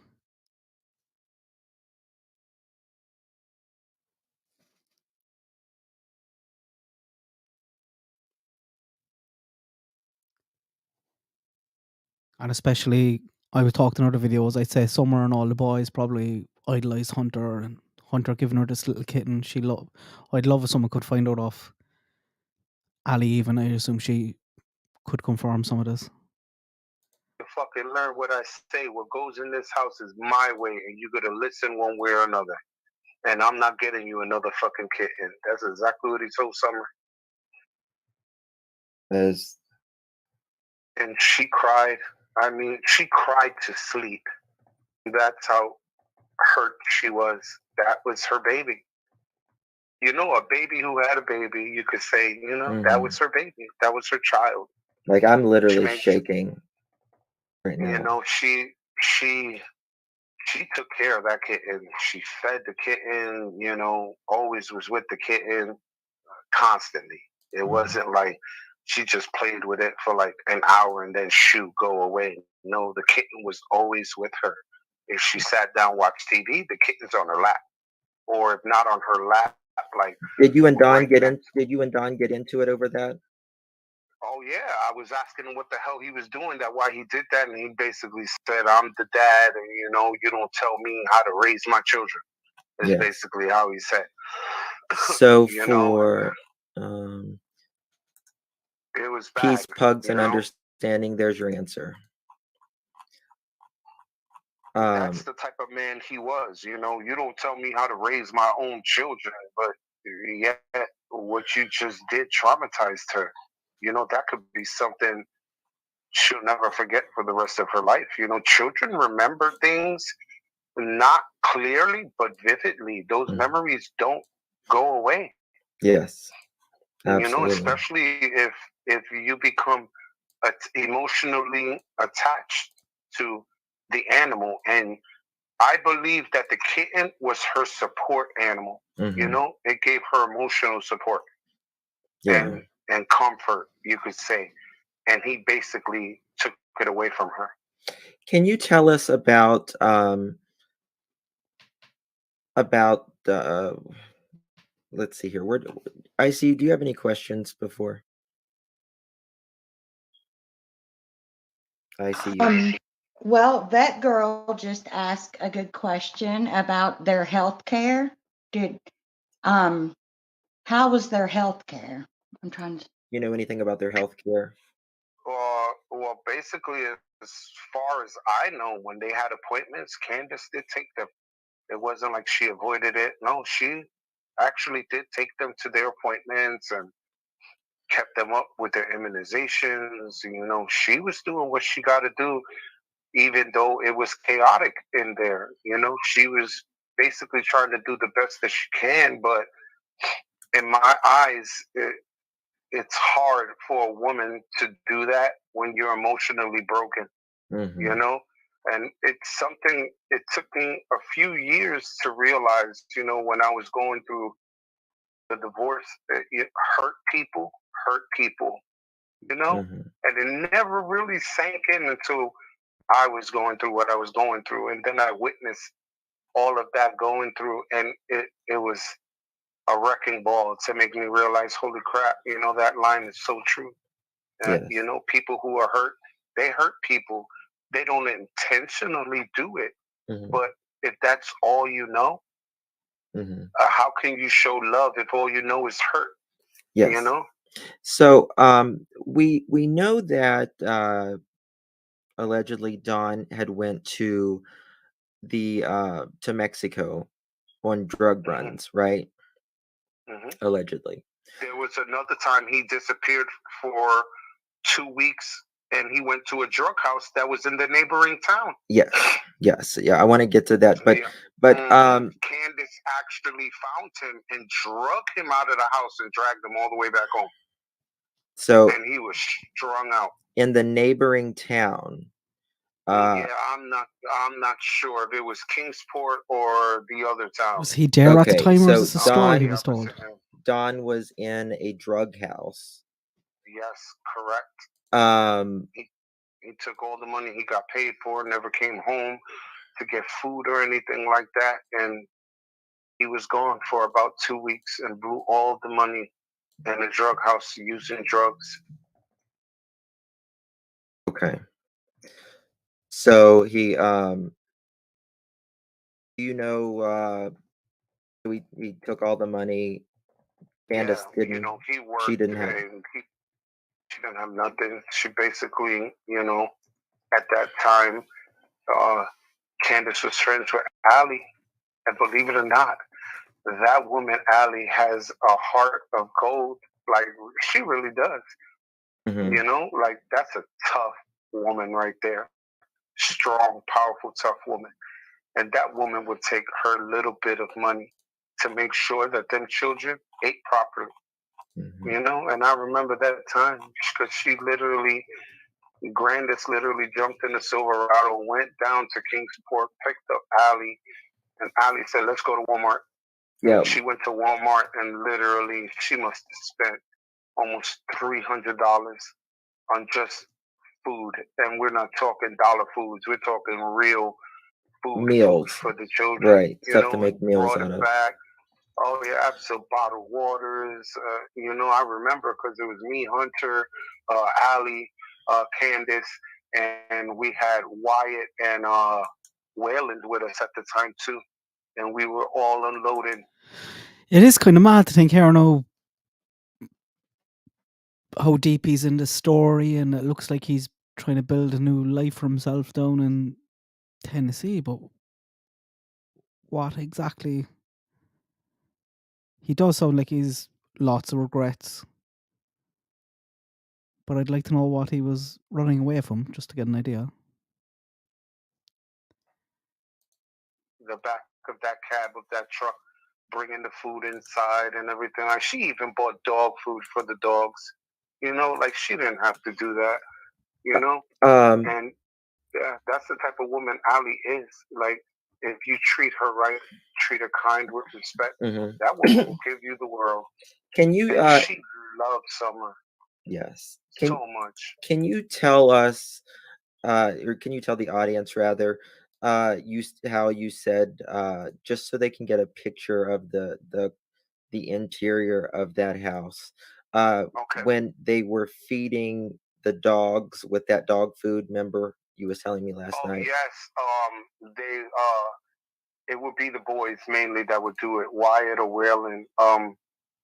These are 50-pound bags of dog food that would be right next to the refrigerator. And I remember Donnie telling them, feed the dogs, they're hungry. And I remember Wyatt went to grab the scooper and went to scoop, the dog food, and his arm was just covered in roaches, you know? And he just walked like nothing, like it was a normal day, and Jeez. just threw the food all over the front. And the dogs are there barking, screaming at each other, eating the food, and roaches are scattering all over the place. And there was always 2 scoops of dog food once a day.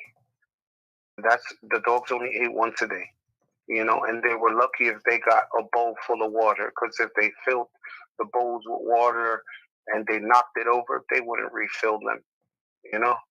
Wow. hmm Um. So, did you ever date Allie or have any type of romantic relationship with her? No, I did. We got drunk one time and got it on. Yeah, Okay. we Okay. did. But as a relationship wise, no. Okay. But it was just like one time. Oh yeah, Okay. absolutely. Okay. But as a relationship, no. She knew I didn't want a relationship. She knew what I was going through. They all did. Right. They all did. I literally broke down to them and told them everything that was happening with me, so they all knew.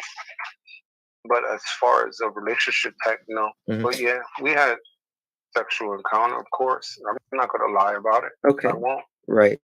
Can you tell me, when is the last time someone asked, when is the last time you spoke with Andrew Hiltz, Hunter's dad? 3 years ago. So you haven't spoken with him at all. At all. The last time I spoke to him was 2 months before I had left the Wells property. After that, I literally went off grid. I shut down my Facebook. I shut down my Instagram. I threw away my old phone, and I just went off grid. No one could find me, not even my own family, my brother, my uncles, my cousins, you know, none of them were Yes, able I to find know. me at all. Trust me, I know. So it was something I personally had to do, because I feel if I didn't take that break, I felt that, my mental health wasn't going to get any better.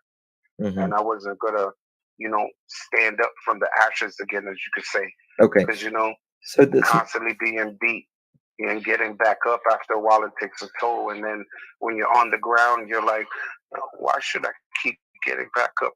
I'm only going to get beat back down, Mhm. and that was my fight within myself, Right. until I finally, seek therapy and started to really fight for myself.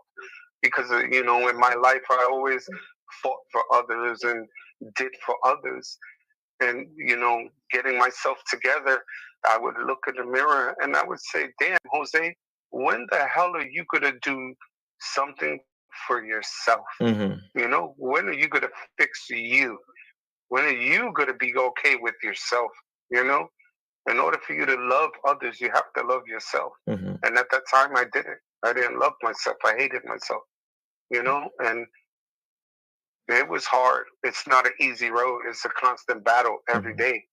But every day I open my eyes, I thank God I'm awake. I thank God I don't know. I don't know what to take here either. And I assume Candace and Ali and there's many women love a broken man, broken boy that they can fix. He woke me up. I look in the mirror and I say, today's going to be a great day. And I always try to think of it as a positive way. I don't care if I'm hurt, homeless, I'm not working. No matter what, my day has to start positive, because if you wake up with a negative feeling and a negative thought, that's the way your day is. Maybe he did. Maybe he does later on, and maybe he does in another interview. But he really should have told us why if he's been so open and honest about everything, just tell us why you left your family and why you went down there in the first place. Going to be, Mm-hmm. you know. Because this feels like you're off grid. You're going to live with Candace in the middle of nowhere. And it's something I learned through therapy. No matter how hard, just think of the good side. Yes. You're alive. You're healthy. Well, you're walking. You're breathing. Well, I just want to tell you, Jose, I'm extremely proud of how far you've come. We've talked privately about what you're doing now and the strides you're making, and I will, Sarah. kudos to you. Let's get because through. You can I'll get turn through your this life first. around. It is Thanks for that. I'll chat to you later. ever too late. If you have breath, you have purpose, and that's just the way it is. I would tell to your listeners, there's something that most people really don't understand or realize about ourselves is, if you don't believe in yourself, no one else will. Mm-hmm.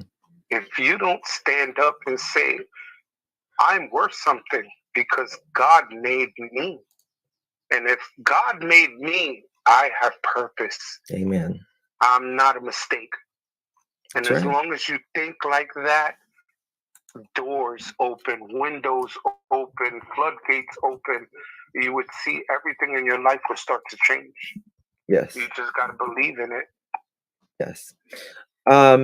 So Andrew actually has a YouTube channel. I was in there this morning. He doesn't really I don't think he gets on YouTube that much, but maybe he does. I don't know. But he said, and he has said before, that he has been in constant contact with you, and that this morning he said that he had your phone number and he pretended like he was calling you, and the phone did ring. I don't know who it was calling, but would he have your phone number at this time? Absolutely not. He don't even know where I'm at. If he knew where I was at, he would be scared. I put it to you like that. If he knew where I was at the moment, he would be trembling. Why? He would be. Why? And that's how I know for a fact. He don't have my number. I don't even have. When I contacted y'all through Facebook, I just created that Facebook page. Mm-hmm. Reconnect that with my family, try to build the bridges that I literally destroyed myself, because there's only one person to blame, and that's me. Even though I was going through the emotional wreck I was going through, the fault lies within me. Mm-hmm. And I take full blame. I'm disgusted with the way I left things with my own children. Mm-hmm. I'm disgusted with my actions. I'm not proud of it. I'm ashamed of it. And if they do hear this, I am very sorry. Your father's not the same. I'm definitely a very, very different person from what I used to be. I realized my mistakes. I've been working hard to correct them, and I apologize. I'm always praying for y'all. I love you very much. But none of us are perfect. We all go through it. Some are stronger than others, some are not. Absolutely. And there's no such thing as perfect. We all fail. We all fail. Exactly. Without failure, you will never know what success really is. That's true. Very true. You don't. You have to fail in order to know what it's like to win. Without failure, you'll never succeed. Ever. Yes. So why would Andrew, why would he be scared or afraid to what's going on there? He's a manipulator and a liar. He really is. Okay. And I could tell you that from personally knowing. He's actually a pretty good guy. If you get down to the meat and potatoes, he's really a good guy. Mm-hmm. It's just his ways are just bad. Mm-hmm. He's just set in his own ways. And for him to come out and say, oh, yeah, I know where Jose is. I try to call him. I say on your channel to your audience, I call this bullshit. I really do. I call this bullshit. And I know he don't have my number at all. Because you have my number and just my area code alone, you know. I am nowhere near New York. Right. Nowhere near it. Right. So there's no way that you have my number at all. And I challenge him, if he is watching or listening. He is. I challenge. I'm good. Call me right now. Call me. Why don't you call who I'm talking to on the live stream right now? And I will personally give you permission for you to say my number on this live stream right now. And I guarantee it's not the phone number that what I'm talking to you with. Mm-hmm. He's going to have my old phone number that I haven't had for years. Yeah. That phone is long destroyed. And I'll leave you a little secret. That phone is in the bottom of the ocean, 3,000 miles away. Okay. Don't give the location. Just don't. Yeah, I understand, but that's an actual fact there. So Right. I don't know who he's calling because he's not calling me at all whatsoever. You're a liar, and I'm calling you on it. I will be in front of your face and call you a liar. He knows I'm not going to back down from him at all whatsoever. So you can say whatever you want to whoever is on your YouTube channel and everything. You have no contact with me, Andrew, at all. You need to stop lying and be a man and be like, no, I haven't spoken to him. I don't know where he is. No, just tell the truth because that is the truth. We do not speak. I haven't spoken to him in years, and he's supposedly supposed to be my friend. So for him to be turning around lying on me like that with friends like that, who needs enemies? I don't know. We're getting into war. I don't care about. I think we all know that about him. He's not relevant. I'd like to get back to relevant things. Yes. And that's how I'm feeling about it, and he shouldn't be a liar. He should actually speak the truth because he doesn't talk to me at all whatsoever. I haven't heard his voice in years. Okay. So last night, after we got off the phone, we were texting. Yeah. And guys, this is a trigger warning. And everything that we say in this is it's loaded. It's alleged, but he's telling what his truth is. What did you say? I did not ask you this question yet.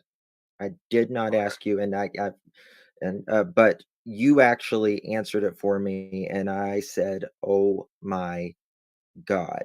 Trigger warning to the audience. So we talk about Hunter and Candace, huh? Yes.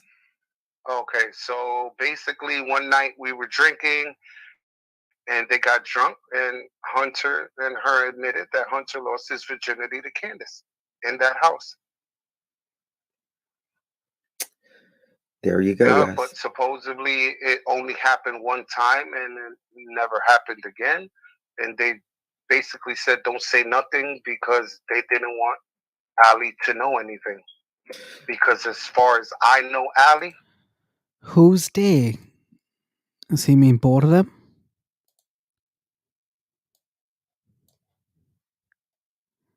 And I think Ali has come out saying that I think I've seen a comment saying Ali and Hunter said it's nonsense, even though I don't think Hunter's around at the moment. But if I was Hunter, I'd be denying it as well. I think she would have literally hurt that woman if she would have knew the truth. I really do. Because Ali is definitely a mama bear, 100%. There's no question in my mind. That woman would have lost it. And I'm pretty sure if she's hearing this, she's losing it right now. Losing it. But I'm pretty sure in her heart, she knows I had a funny feeling. You know? But I'm pretty sure she's losing it. Because I'll confirm it from the door. That did happen, between them that one time. And then it made sense of the watering hole, why he was always going there with her, and I'm not thinking of it as they were having sexual encounters. I'm thinking of it as you're giving alcohol and tobacco to a minor. So you had told me this. We Yeah, talked she used about to it. give liquor and cigarettes to Hunter. Well, the And I day remember one time that Allie found out, she lost it. Are you trying to fucking get my son taken away from me? You know my past. What the fuck are you doing? Don't be doing that ever again. And supposedly she never did it again. But then after looking at the interview, that all of them are sitting there talking with Chris, Hunter admits that she bought him a twisted tea and a vape. Mhm. And there you are. I thought you stopped. I thought you listened to Allie. I thought Allie was your friend. I wonder how much content he watched. Because there's a lot there, like you know yourselves. If you're sitting in this watching this, you've probably watched well over 100 hours. 'Cause at one stage, you're kind of off the grid, you're not looking at anything. Now we're talking about Chris McDonough, like he's a friend, and we've seen all his interviews. And you respected her and was not giving her son that anymore. And instead, you're basically intoxicating this child. Mhm. You're corrupting him.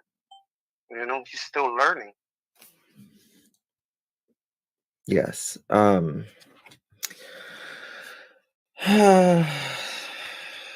Thank you, Sarah Smiles.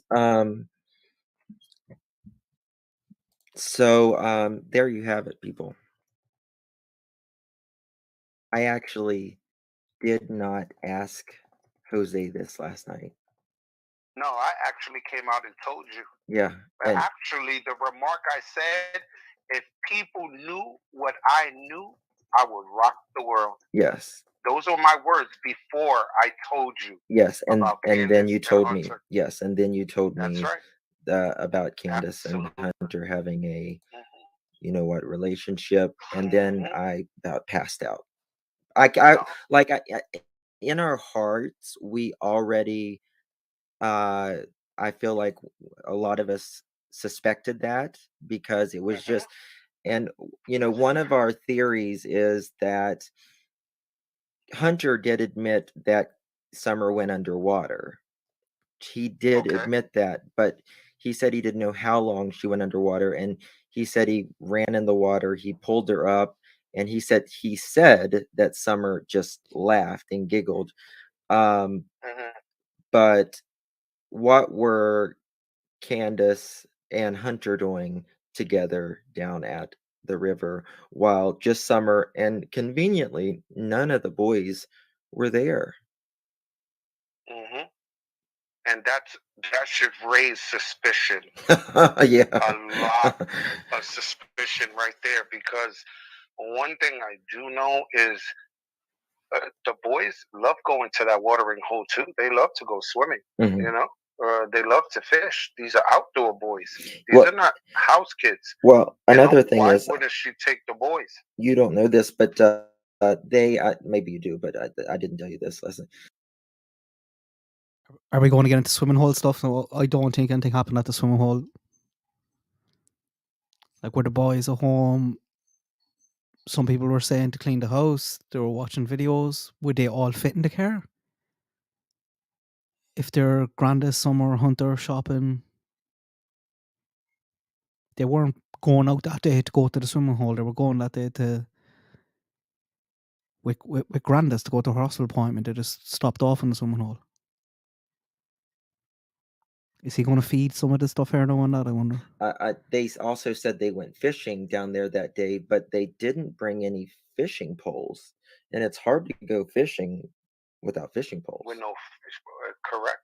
You're absolutely right. And I know that Grandis, when she used to go down there in her truck, she had fishing poles and the tackle box in the back of that cab every time they went to the fishing hole. Right. Mhm. Did they say they were going fishing that day? Or did they say that they have gone fishing down there?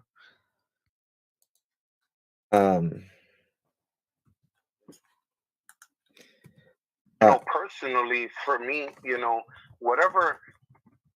I understand Candace has been through a lot and is going through things a lot, but personally, her actions, you should be in jail.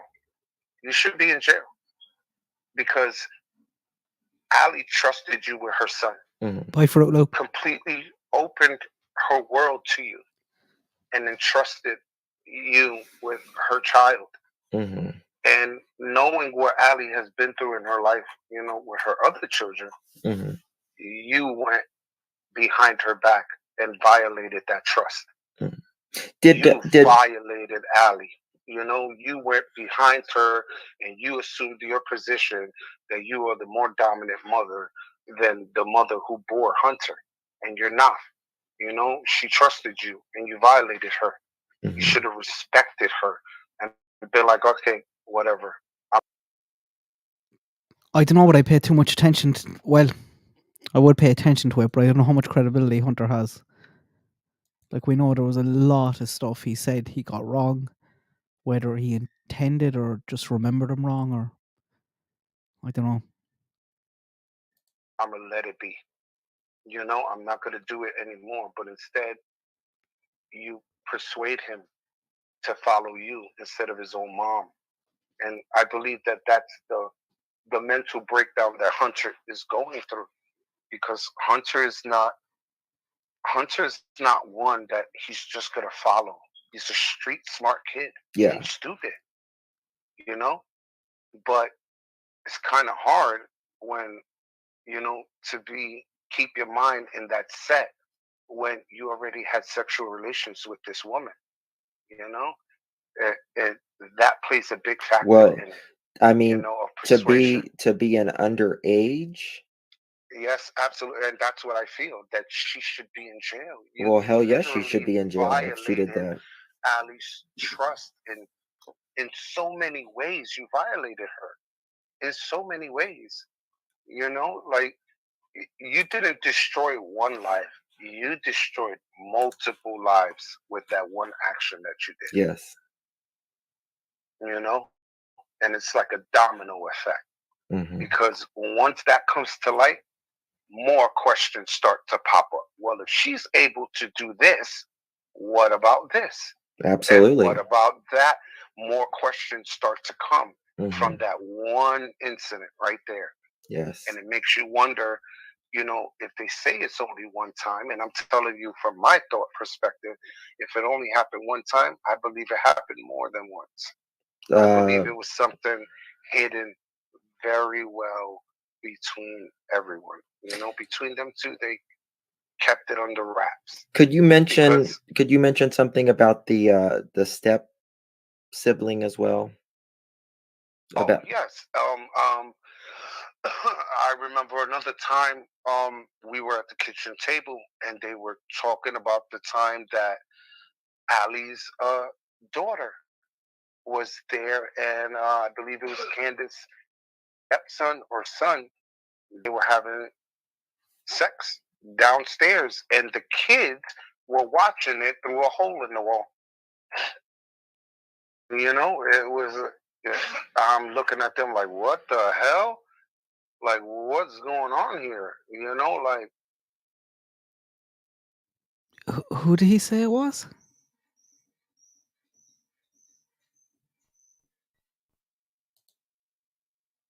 That you did. Yes. And it's like a domino effect. Because once that comes to light, more questions start to pop up. Well, if she's able to do this, what about this? Absolutely. And what about that? More questions start to come from that one incident right there.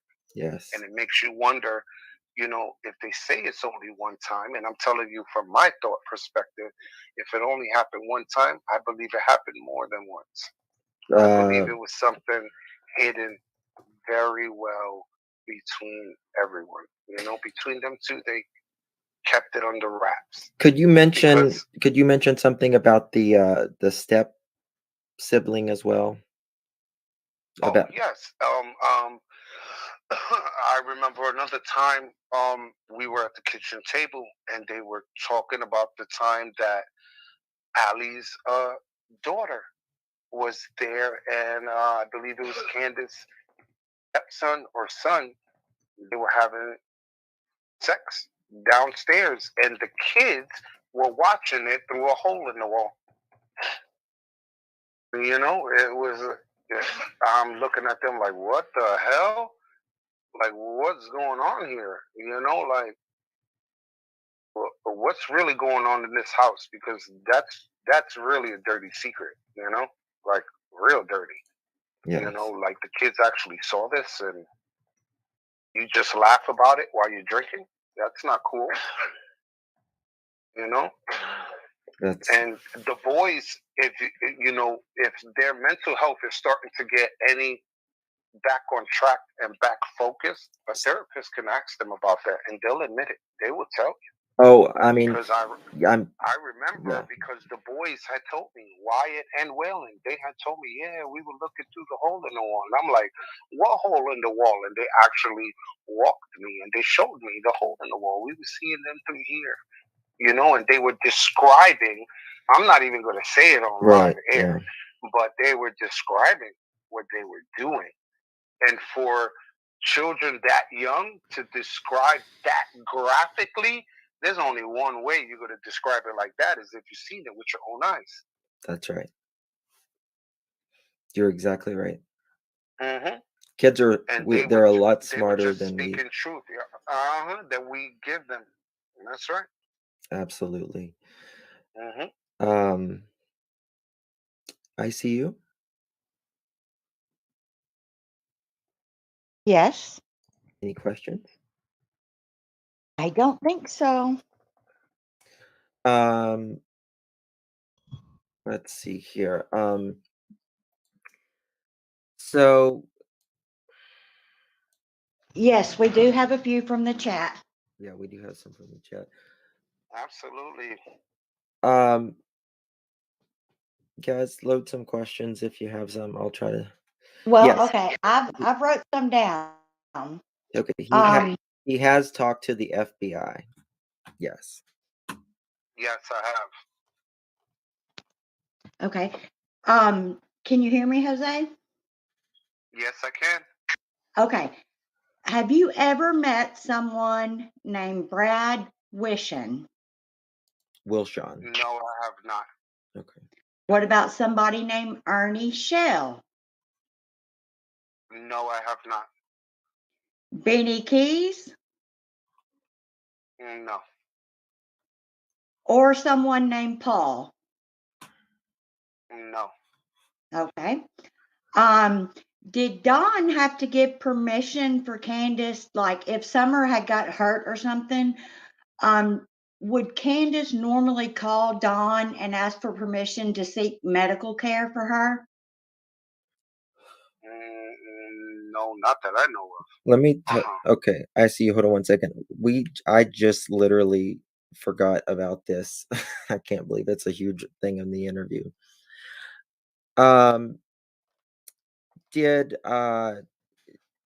This was a shocker for me last night. Did Don ever I told you Don took the Subaru that morning to work, right? You said you thought he had done it like maybe 1 or 2 times, right? Okay. Is that correct what you said? What you was talking with the Subaru? Yeah, with the Subaru. Yes. The Subaru he bought that after I was already gone. Oh, okay. Okay. And how ironic that he buys that car about a couple of weeks after she rescinded that order of protection. Yes. And it makes me wonder, did he buy her off, or what? Yeah. Because Candace didn't have a reliable vehicle. It was Mhm. Grandis who used to take her everywhere in the Silverado. Yes. So when I seen that new vehicle, I'm like, what the hell? Like, where's she getting a new car from? He knows a lot for a man who wasn't watching or wasn't keeping up with the case. So I thought Donnie's not there, and she was, basically having it rough. Where'd all this money come from? Where'd that car come from? exactly, it You sounded like know? to me it came from Mexico. But God knows. in my opinion, last night I was talking to Jose and I was asking him, I said, Jose, did Don ever drive any other, did he ever drive any other truck other than his work truck? I said, because there was a little truck found, or there was allegedly a little truck uh around the bouts when Summer went missing. Go ahead and tell him what you told me, Jose. Oh yeah, that was the truck that he would use once in a while when he had to go long distances. It had a ladder rack on it, but those were like the long distance trips, like it would take him an hour or two just to get there. And it wasn't something that was an everyday job. It was like a call up. I need you to go here and do this real quick and then come back. And he wouldn't drive the white pickup truck. He drove that red one. He drove a little red truck. A little red pickup truck. And it had a ladder on it. And I remember one time they had a ladder on it that I argued with him because he didn't have the one end tied down to the nose and he never had the orange tag on the back of it so that another vehicle behind it knew how far back that ladder was. God forbid another car would have came up and braked too late.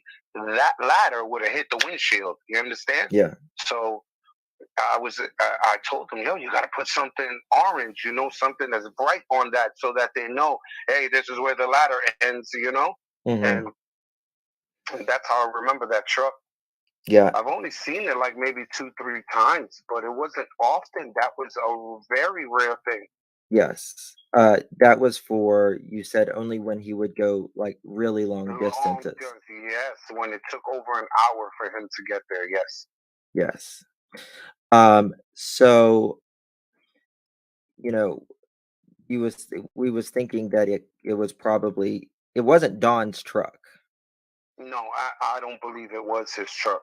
I think it was maybe the truck from his boss or, something he borrowed from someone that he could use right away and then bring back,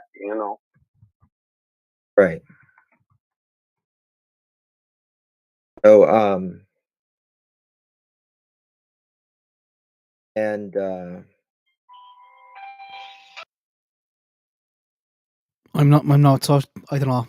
I'm kind of going in swings, but I'm finding it hard to believe there now that he doesn't know about the red truck with the ladders in the back that was spotted leaving, because he seems to know a lot about the case. So obviously he'd know about that, and they're not mentioning it here anyway yet, other than to say Don drove a truck like that.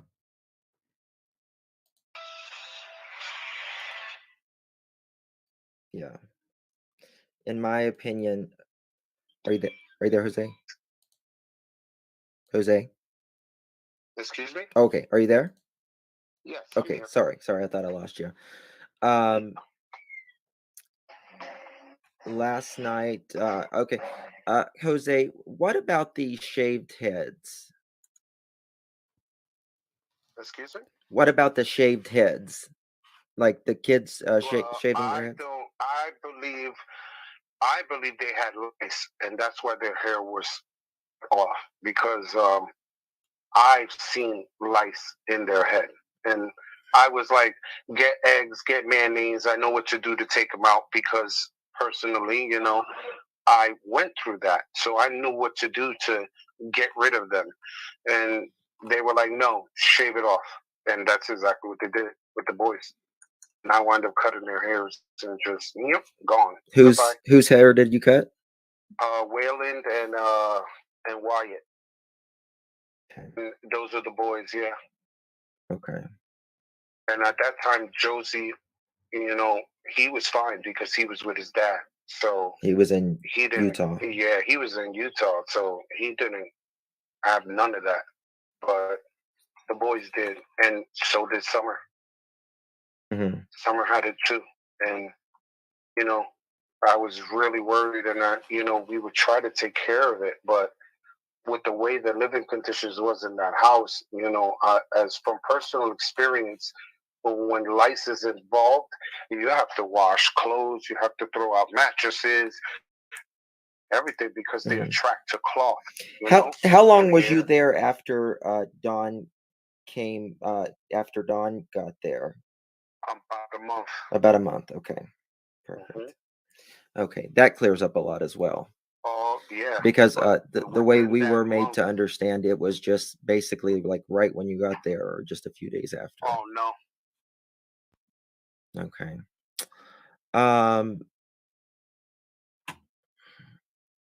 Let's see here. Go ahead. I see you. Anything? I can't think of anything we haven't really covered so far.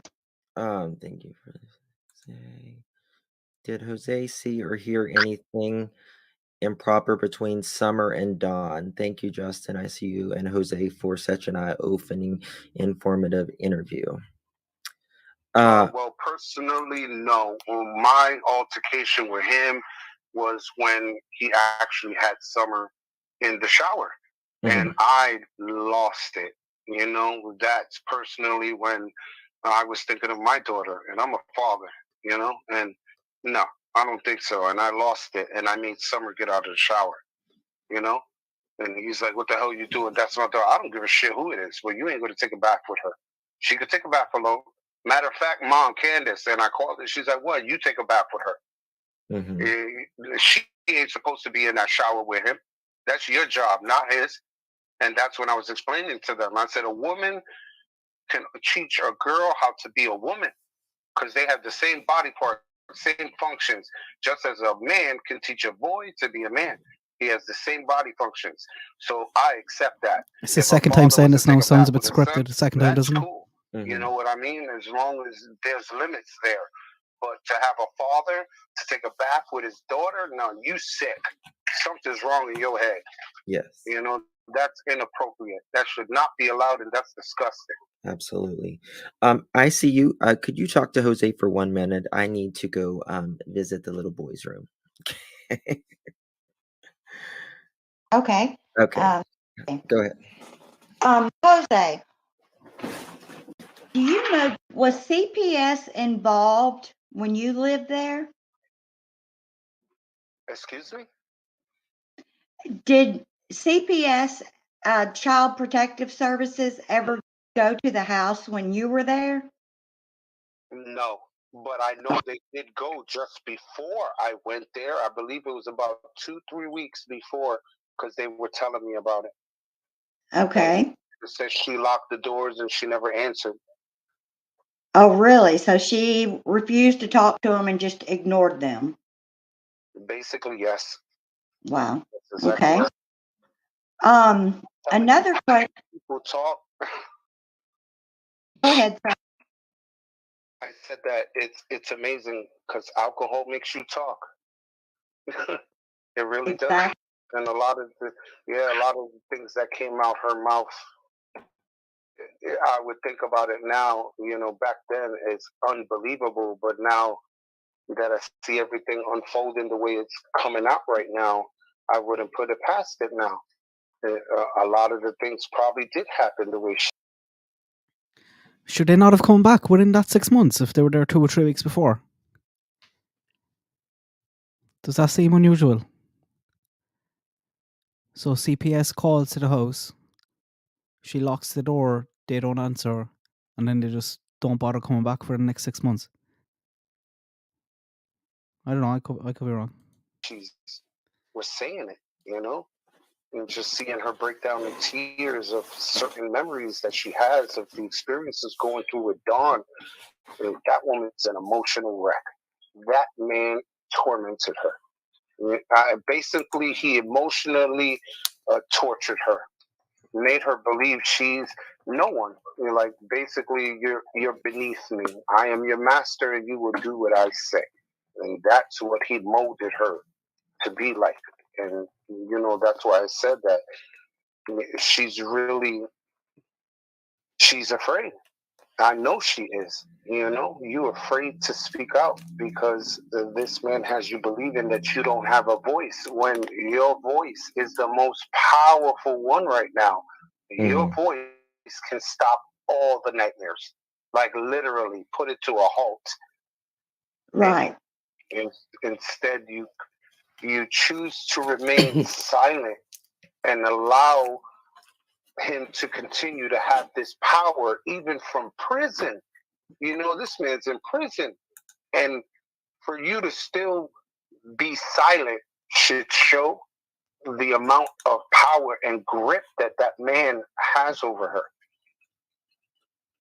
And it's really sad. Well, You know, Candace and Grandis just started talking the moment Don went to jail. They would of course. never speak.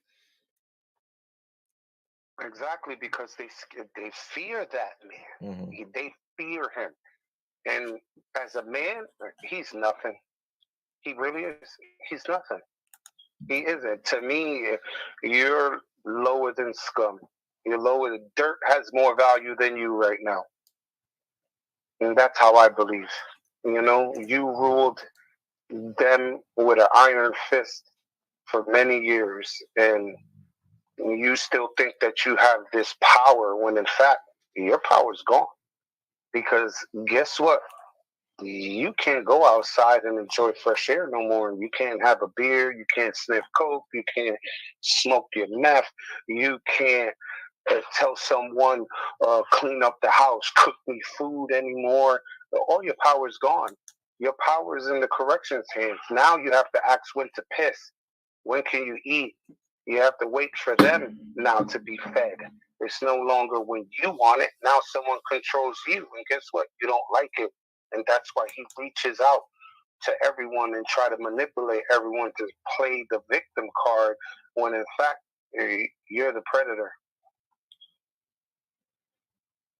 The hunter has now become the hunted, and he's not used to that. He really isn't. He's used to being the hunter, and now he has become the prey. Yeah. In your opinion, Jose, what do you think could have happened to Summer? I actually haven't asked you that directly. Honestly,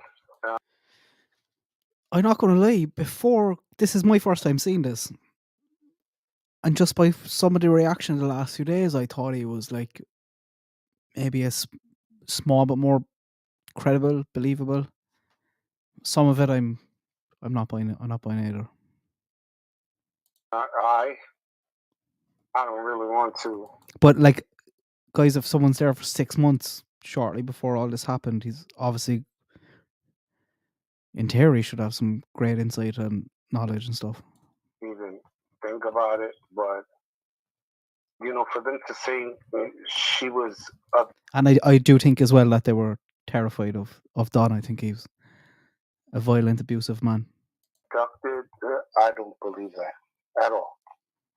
100% in my heart, no.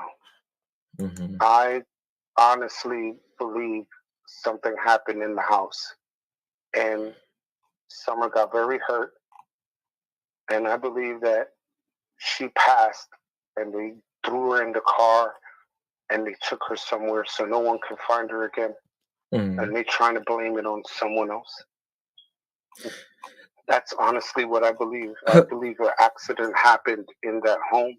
Mhm. Something real bad happened. And, I only say this because of the living conditions that they were in.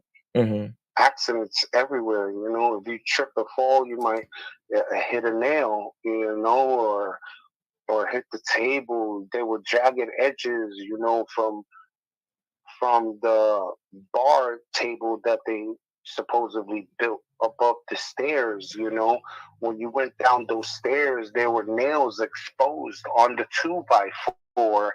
She could have went down the stairs and, God forbid, hit a nail and then fell down the stairs and broke her neck or something. Mhm.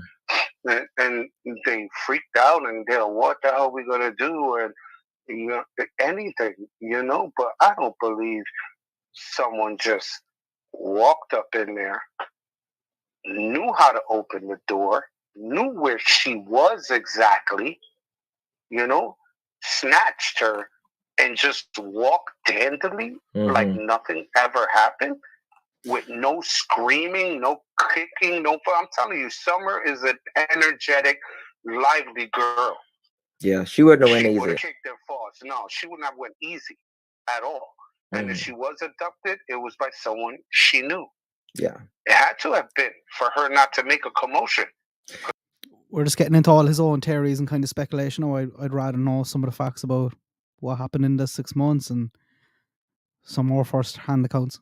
Summer's a screamer. There is Jody Sue. She said that she did hear, I believe, like Candace screaming, but then she also heard another scream, but she wasn't sure if it was like an adult or a kid or whatever. So this is a good question. Someone just asked, did you go to jail whenever you was at the Wells house ever? Can you repeat that again? Did you ever go to jail whenever you was at the Wells house? Never. So Hell no. Absolutely not. The rumor is that you went to jail and you had like a stash of marijuana or something. And then and then Dawn, or you had gotten out and Dawn took your marijuana and sold it. No, that's a lie. And y'all got in a fight over that. Lie. Nope. Never been to jail. You could check my record. Yeah. When we get off I've checked your record. I'll personally give you my social security number so you can see. No, it's never been to jail in Tennessee. Ever. Okay, so that was a lie. Oh, absolutely. Bold-faced lie. The only time I've ever seen the jail house was when I went with Candace when she went to go do the order of protection against Donnie. You went with... That's the only time. All right, if that turns out to be not true, everything else is in the window.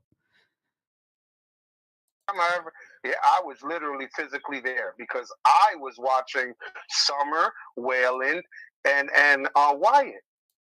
And Grandis was with me as well. And I also remember that because I had gotten paid, and after she came out and she was done with doing the order of protection, we went right to the McDonald's right next door, and I bought everyone McDonald's there. Okay. That's interesting. What was Summer's favorite food? French fries from McDonald's. Yeah, that's true. Yeah. My Lord have mercy. Could that girl put it down? I mean it. For her to pint size. That's what I always called her. But could that girl eat? Like she could eat, but she was energetic. So the same way it went through, she burned it off. Mm-hmm. Did Candace ever talk about Rose, her sister that went missing, or did Grandis? Yeah, I've spoken to Grandis about her daughter missing, and it was a touchy subject. She would always cry and break down and always wonder where her daughter was, And I believe that Grandis really don't know what happened to her daughter. Mm-hmm. As far as Candace, to her, it was, my missing sister is more important than me. Why would you be like that? This is your sister. Oh, really? So she was kind of jealous of... Yeah, basically, I've and heard very that. resentful to her mother, Mm-hmm. that, she was more attentive about her missing sister than her. Mm-hmm. Oh, yes, absolutely. And, Grandis will always apologize to Candace, please don't take it like that. I love you. I'm here. Mm-hmm. When you were going through things and you called me, I literally quit my job and came all the way over here to be with you. That's what Grandis did for Candace. Mm-hmm. So that's not a mother who's resentful. That's a loving mother. Absolutely. To actually pack up all your shit on a yellow school bus and drive that from where you were all the way to Tennessee just to be with your daughter. Grandis drove that school bus? Absolutely, with that full of all her furniture. Everything is in that school bus. Grandest. She drove that Dang. to be with her daughter. Now, if that doesn't say what kind of mother she is, I don't know what. I think there's a slight discrepancy there with that than what Candace told us before. I could be wrong. Well, because that tells me she's a loving mother. She gives a fuck. You know, she cares. I know Candace has, it seems like she's been jealous of other women. I mean, because truthfully, she's been cheated on and lied to and stuff. I get that. Do you think it's possible that Candace could have been jealous of Summer? I don't think so, but thinking of the things that's going on right now, I wouldn't put it past it now. I really wouldn't at all, because when Donnie came home, it was all about Summer. It wasn't even about Candace. You know, it was, where's my baby? The minute he walked through the door, and she's like, Daddy, and she just jumped on him. And he's kissing her and hugging her. I missed you so much, you know? You know, something, you know, typically when a dad doesn't see the daughter, so it doesn't raise suspicion. Right. You know, it wasn't until that shower incident that literally all the hairs in the back of my neck is standing up. And I'm like, what the hell is going on here? You know, like, and me as a father of a daughter, you know, I've never, ever taken a shower with my daughter. Ever. I've never even seen my daughter naked. The only time I seen my daughter naked was after she came out of my ex-wife, and it was like her first 6 months. And my ex-wife would tell you, I hated changing my daughter's diaper because. Excuse me. Hold on one second. Aaron, you do not know what happened to Summer. We do not know what happened to Summer. And you will not tell anybody in here what happened to Summer, because none of us know what happened to Summer. We're just trying to get a story out there. So you can use in my opinion, or you can get out. Thank you. Go ahead, Jose. Sorry. So yeah, it's none of us. That incident, it was not until that incident that happened with that shower that really made me, you know, look at myself as a father, that I was like, you know, what the hell? I think I could get away with that. 1.25. They all talk a bit slow anyway. And you know, when my daughter was born, my ex-wife could officially confirm this. I hated changing my daughter because, you know, women at that age with their babies, all their privates, their body, they're sensitive. If you wipe the wrong way, you can hurt them, you know? And I used to argue with my ex-wife. I hate changing her. Like, you got to do this. You know, you're the woman. Yeah. You know how to do it. You know, I did with the boys because I got the same equipment. Right. You know, I'm petrified to change my daughter, you know, but he's up in there taking baths with his 3-year-old. Like, you're sick. Yeah. You know, like, well, what's wrong with you? I mean, that's why I say, you know, I look at that. All those red flags are there. And for me to be a coward and just not pick up the phone and just call the cops and be like, listen, I need to get here. This ain't right, you know? And instead, I just turned a blind eye. And the result, look what winds up happening, you know? And I feel, you know, I'm partly to blame because I was there. I witnessed it. I experienced it, you know? I was, as I could say, that tip. I was the tip of that spear. I could have pierced that heart right then and there. And instead, I just turned away, you know? And I regret doing it. I should have just went full force and just went against it. And, you know, I wouldn't have cared if I was homeless, didn't have anywhere to go, as long as I knew that they were safe and fine. It would have been all better. But at that time, my mental health was horrible. You know, like even my personal, inside my demons, it was horrible. So it was a lot of pressure on me, you know. Well, you know, divorces aren't easy when you're, especially have kids, and you're also when you're stuck in a really tight situation as well. But you know, who's that coughing? Hindsight is 2020. I do believe that Summer saved her brothers, though. Oh yeah, absolutely. Whatever happened to Summer, whatever just went on, I believe it deep down in my heart. Summer saved her brothers. Yes. Not even knowing it, she literally saved their lives, and she saved everyone's life because Donnie's in jail. He could SA somebody else if this would have never came out, Yes. he could, and then he's on probation and you wind up going to jail, violating probation because you driving drunk. Mm-hmm. That alone should tell you. That alone should give you an insight. That's exactly Donnie. That's it. Mm-hmm. You're getting the raw exposure of what that man is really about. He doesn't care about anybody but himself. He has no remorse, none whatsoever, no regret at all whatsoever. He doesn't at all. I feel that Donnie doesn't know what it is to feel at all. I feel that inside of him, he's numb, and I don't know how else to put it, but if it wasn't for what just happened for him to go to jail, I believe it would have happened again and again and again, and it would have kept on. A never-ending cycle with him. And I'm saying to myself that if he did do something with Summer, in a SA way. Mm-hmm. Thank you for saying that. You learn so quickly, Jose. I got to tell you. And okay, so if he did it in that kind of way, everyone knows that when law enforcement is involved, they extensively check the child, and I don't mean just in a mental aspect. I'm talking physically. No. And if Children's Services was yet again involved this time, they probably have more proof to really enter the home. Well, she was, Summer was getting ready to go to kindergarten. Exactly, and her mouth would have opened because that girl had no filter. No, she spoke truth always. Kids are brutally honest at that age. Trust me. Yeah, I mean, very brutal. Very brutal. She was definitely brutal. Yeah.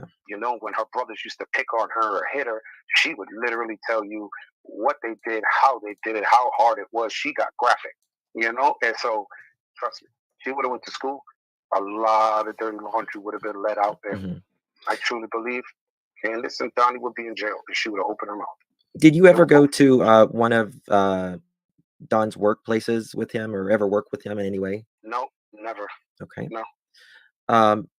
Why do you know why Candace and Allie had a friendship breakup? Well, basically, me.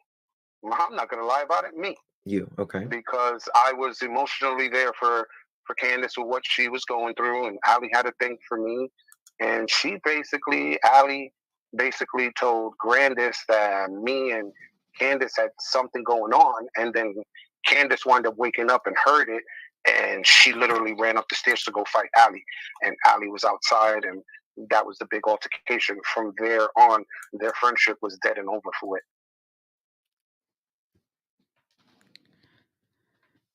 So that one time that he was having sex with Allie, Candace heard, went upstairs, got angry, and that was the end of their friendship.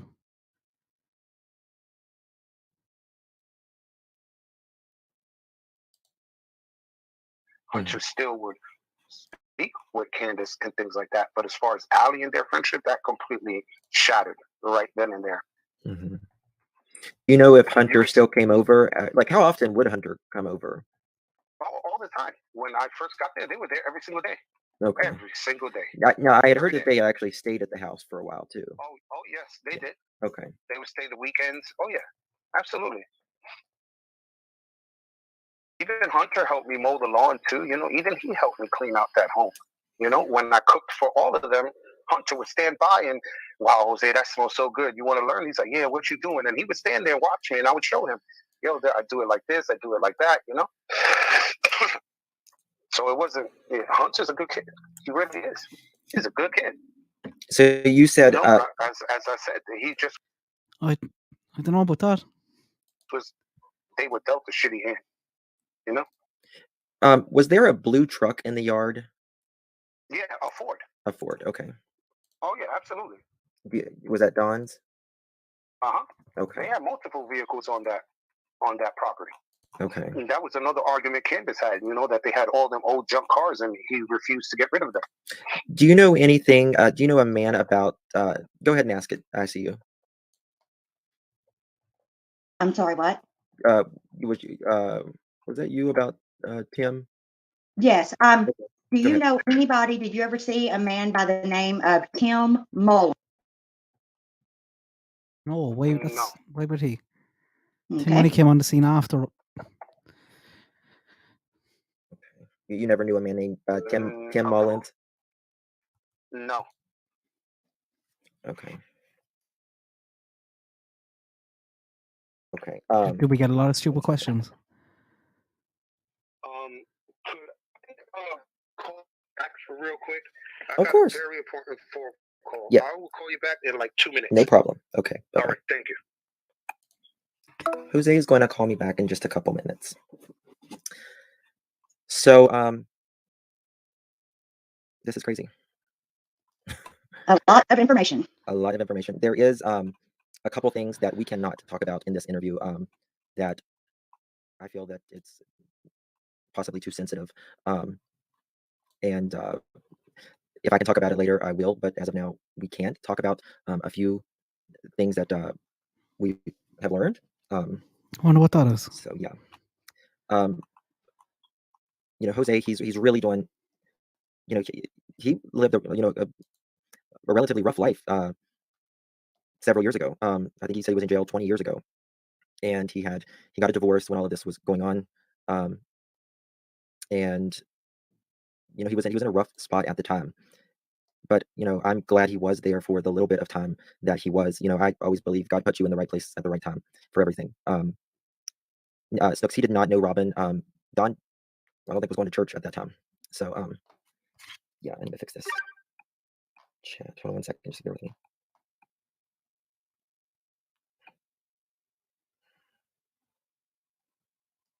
That's Okay. that's Sorry about what that. I was But, thinking, Solo. We're Jose already is after doing talking excellent about.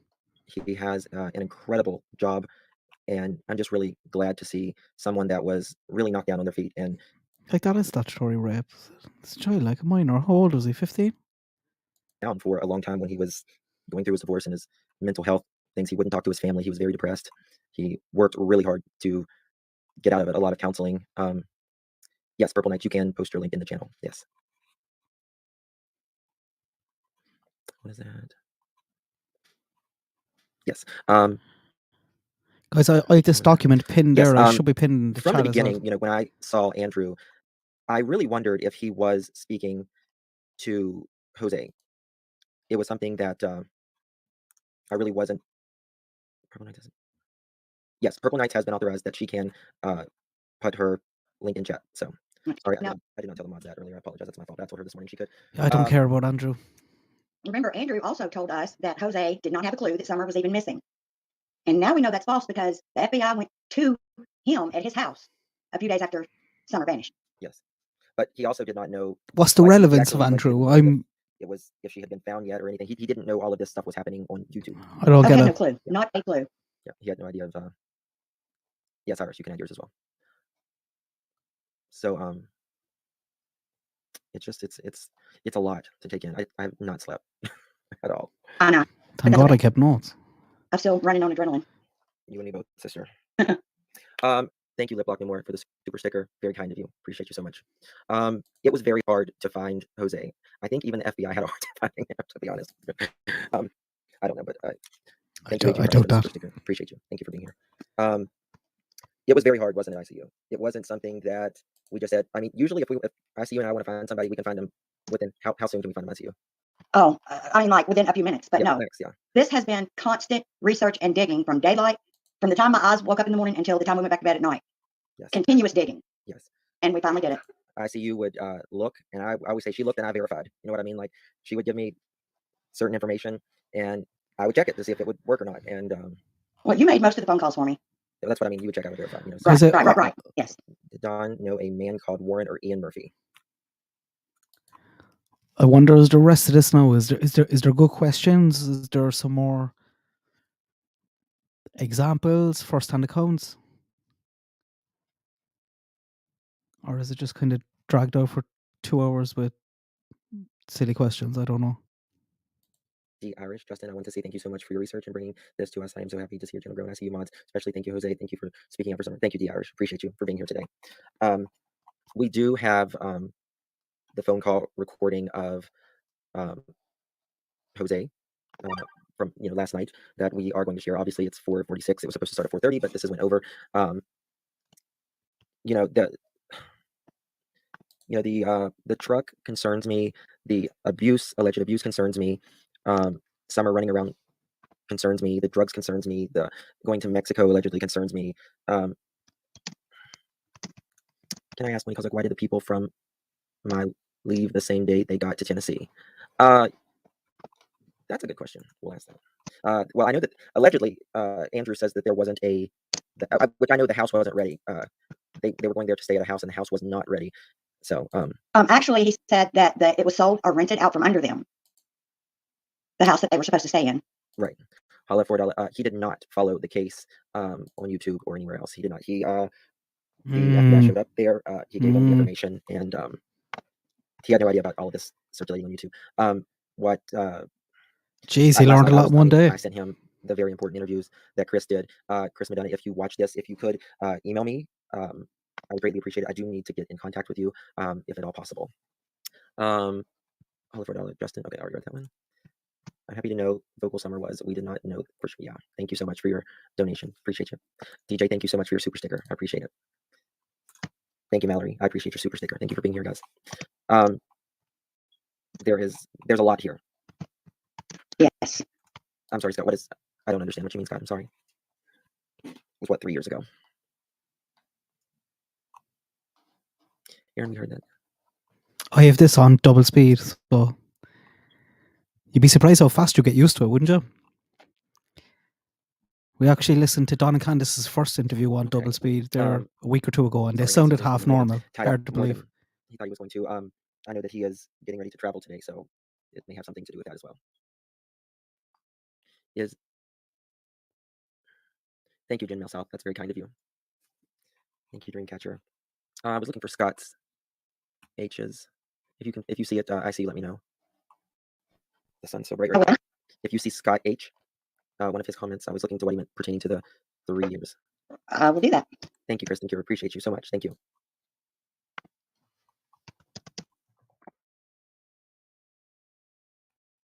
They had phone call. Yeah. Listen, and this is the thing I want to explain. I want to find Summer. That's it. It doesn't matter. It's not me pressing an agenda any way that I want it to go or any way that I think in my mind. I just want to find Summer, and I just want whoever did it to be held accountable. And for me to find whoever, not me specifically, but to get information to find Summer, I can't go with what my narrative is that I think. That's him calling back, is it? And sorry, that is not him. That's not his thing. What do you think? I'll put a poll in there. Wait, I'll get onto mine. Thank you, Iris. Appreciate you. But thank you, Spirit Worker. Appreciate it. Thank you, Kristen. Thank you, Mallory. Get a rough but idea. It's not what my personal opinion is. To get the right information in a case, it's not about what I personally believe or not, or what I find suspicious or not. It's that you have to really go with the facts to find the truth. And if you want the truth, you have to go wherever it leads you. And it's really that simple. I mean, if somebody abducted her, somebody abducted her. If somebody at the house took her, somebody at the house took her. You know, if Don did something, Don did something. If Candace did something, Candace did something. If a neighbor did something, a neighbor did something. I just want to find Summer. Throw their asses in jail, whoever it is. Exactly. That's all. That's literally. It's not about any other thing. Thank you, Tooth Fairy. I appreciate you, honey. Appreciate you. Just for all I ask you. Jose said that he hasn't talked to Andrew in 3 years. So exactly when did they go to Tennessee? Slow mode has got me. Yeah, that's a very good question, Scotty. Very good question. How long has it been since? How long has it been since they were down there? They were down there in February or March, I think it was, of 2020. 2020. So that would be how long? Yeah, he's stayed there like from early spring in 2020 till early fall in 2020. Mm-hmm. I think he said about 6 months. Yes. So ever how long that's been, that's the last time he's talked to him, which is 2, 3 years, I don't know. Join this amazing channel. Please subscribe, ring the bell, and give a like. Love you all. Thank you, Iris. You're very kind, honey. Thank you, Scout. Thank you both for the hard work on this. It's very informative, and it has brought forth very interesting information. I think we are definitely heading one step closer. Thank you. Very kind of you. Thank you, Tooth Fairy. Thank you, the Spirit Whispers. Yes. I'm going to text him.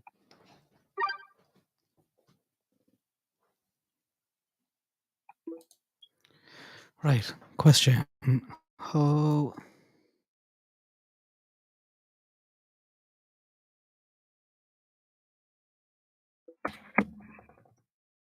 Okay. Thank you, Amanda. I look forward to hearing from Jose. Membership link, please. One of the mods dropped the membership link. I would greatly appreciate it. Month is a long time. Yeah, it's a long time to Thank you, Tracy. Appreciate you. I mean, he went down there because of the divorce and everything, and the house wasn't ready, but he didn't want to go back to New York because of the divorce going on, I think, and worked a little job down there. They were nice with making a cat scratch pads. Like I needed to ask him how to make a cat scratch pad. I guess for my cats. So, thank you, Jaden. Thank you so much for your kind donation. I appreciate it, hon. I respect the fact that you have not done it. Thank you, Creative Spirit. Appreciate it. Robbie from ABQ, thank you so much. I really do appreciate it. Thank you, guys. Amanda, thank you so much for yours. Let's see here. Luke's mom, thank you for becoming a member. I really do appreciate it. I mean, guys, no matter what we hear on the internet, we all get in our emotions a little bit sometimes with these situations. Thank you, Tracy. Appreciate you, hon. But thank you, Chris, for becoming a member. Appreciate it. But we can really do so much more together than fighting and bickering over what one person believes or not. There's nothing wrong with vigorous debating.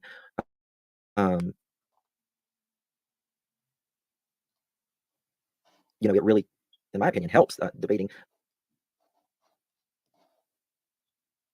But it doesn't have to be led with hate or animosity or anything like that. And that's just something I will flat out refuse to be a part of, ever.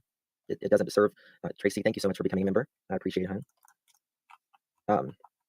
In life, we should do stuff that benefits us individually, that it's good for our health.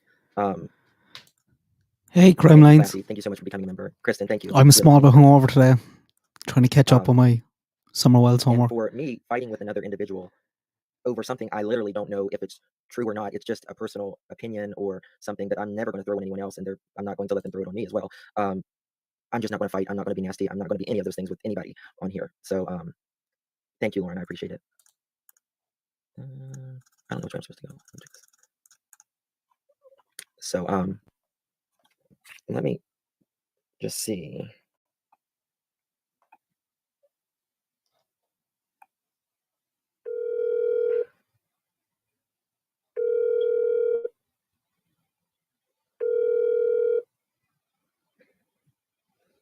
Please leave your message. Okay, he's not there. So thank you guys. If anybody in here that mods for Chris from the interview room, if you could email me or have him email me, one of the mods can put my email address in the chat. I do need to speak with him if at all possible. Why does he need to speak with Chris? I know at around this time he had some traveling things. So thank you. We try to we're just not going to tolerate any drama or anything like that in this chat room. I'm just not going to do it. We can all be respectful. Life is hard enough, people. You know what I mean? Like, hold on.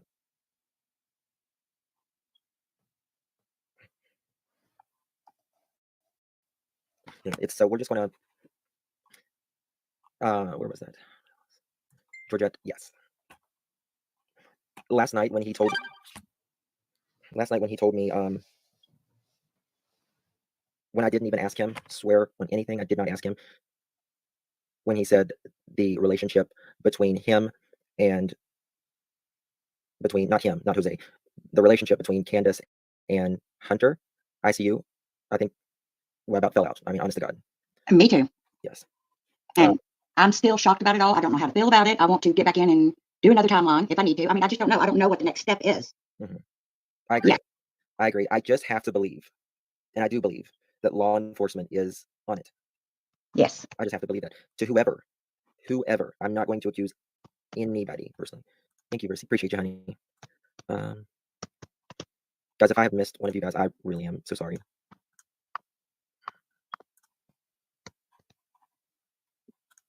Well, it may be. Silver bracelets may. It's going to be for someone. I really believe that us, the people, will not stop until we find. I should have checked in the timestamp when he came back on. I think we've so far. We have all 2,628 of you that's in here right now. Does it go on for much longer? I wonder. Blood, sweat, and tears into as in before he calls back. Countless hours of us searching every single day. not physically searching, but just running it through our heads, praying, anything that we possibly can to, figure out what happened. I've come this far now, so I'm just going to keep going, but I'm not sure about the. Yes, I feel the same way. I mean, I just want something good to happen for Summer. I feel like she's been let down her entire. So I'll have a little listen, but I'm not sure I'm going to be listening to another 3, 4, 5 hour interview with Jose. I'm not sure what else he can tell us, or Jose. To go. Yeah, you could drop it again. Okay. Appreciate it. Thank you, Mama Lioness. Appreciate it. I'm tired. I'm very tired. But I think last night I felt Jose was really upset. He was really upset. He knew Summer was missing, but he felt really guilty. I think he felt guilty. Yes. Okay. Ziggy, you can just give me my number. That's fine. You can just tell me if you want to text me or whatever. But he was crying. He's like, I should have, and I think he said it on here today. He's like, I should have called and done more, but right. And this is a lesson, guys, that don't ever be afraid what people think of you. Don't ever be afraid what people think about you, especially when it's pertaining to someone that could be in danger or harmed. This is the second time since our initial contact that he's reached out saying, I just got to talk some more. I feel so bad. Yeah. Last night when we were talking to him, he messaged me and he said, can you talk again? He said, I've just got to talk. Absolutely. Thank you, Nun. Thank you, DJ Mallory Young. Thank you. Well, Jose, Justice Genie, he says he was shocked to see Candace in that state last night. Just the way she was talking and stuff. He said Candace, smoked herbal essence during and she would do it throughout the day, but he said she drank at night. Can you not say join some weed he on? said to see Candace like this, it's almost like a switch around to the way Don was. Don was just sloshed from, if he was off, he was sloshed all day, but he was always had a buzz or whatever, I guess you could say. He said, when Don would walk past him, you could smell the old drunk smell is what I call it. But Don was a functioning alcoholic. He did work. Thank you so much. I think Jose was smoking a lot of that weed with Candace as well. It was like, we just wasn't where I see you. I see you. Are you there? Dang, I'm just sitting here talking away and I'm muted. Oh, okay, great job, Justin. Thank you so much, Emily Fiddler. Appreciate it. What I find interesting is we asked him what time Don gets home from work every day. Mm-hmm. That was shocking. You remember? He said that Don 4:30 or 5? Yes. Mm-hmm. Yeah. Don said that he didn't even leave the job site until 5:30. Mm-hmm. And he said that Don went to work about 7:30, 8 o'clock. Correct. In the interview that we will play in just a little bit. Thank you, Hala, for $1. Appreciate it. Thank you so much. Very kind. Ziggy in the house. Let's see there. Look at Super Chat real quick, please. Oh, which one? I guess the one on StreamYard. You mean private chat? Yeah, what did I say? Super Chat.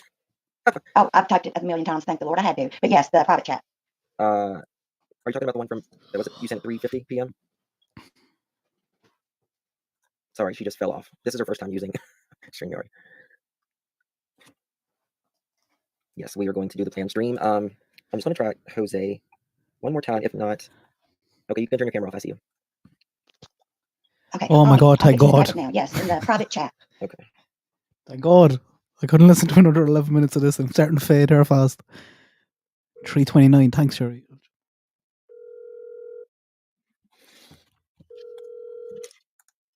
I don't see anything in the private chat. Please leave your message.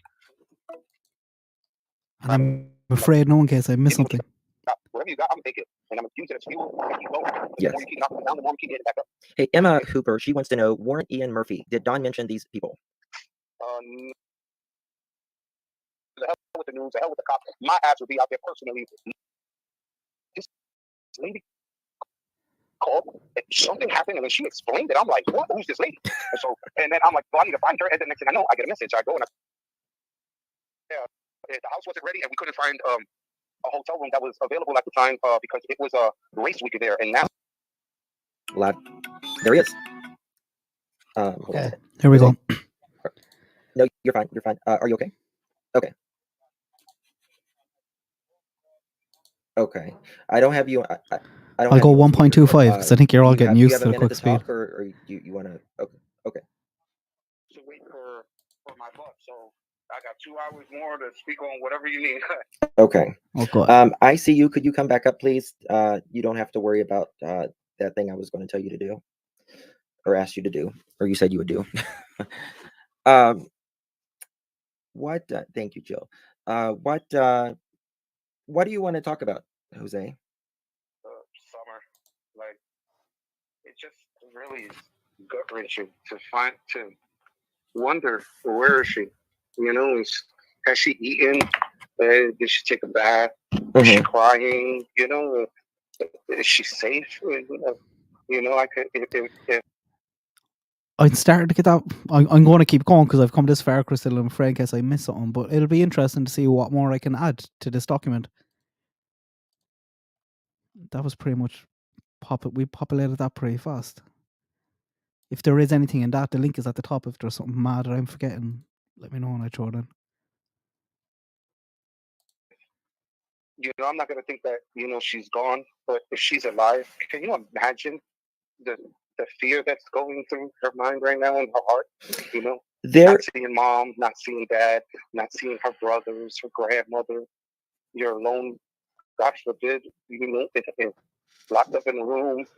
You don't know if you're in the dark or not. Wondering if you're in a bed that's dirty or clean. As a parent, you think of all these scenarios. You pray and wish for the best, but in your heart that it's a lot grimmer than what you're thinking about. Yes. You try not to focus on that at all. You just try to focus on praying and that God's protecting her, watching over her. It's a real emotional toll.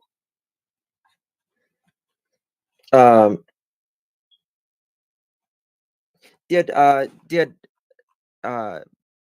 Hunter's dad, when they all came down, like when y'all came down, and the house wasn't ready, did they leave the same day? Yes, they did. Absolutely. Okay. Yep, I remember it was around 4:30, almost 5 in the afternoon when they wound up leaving.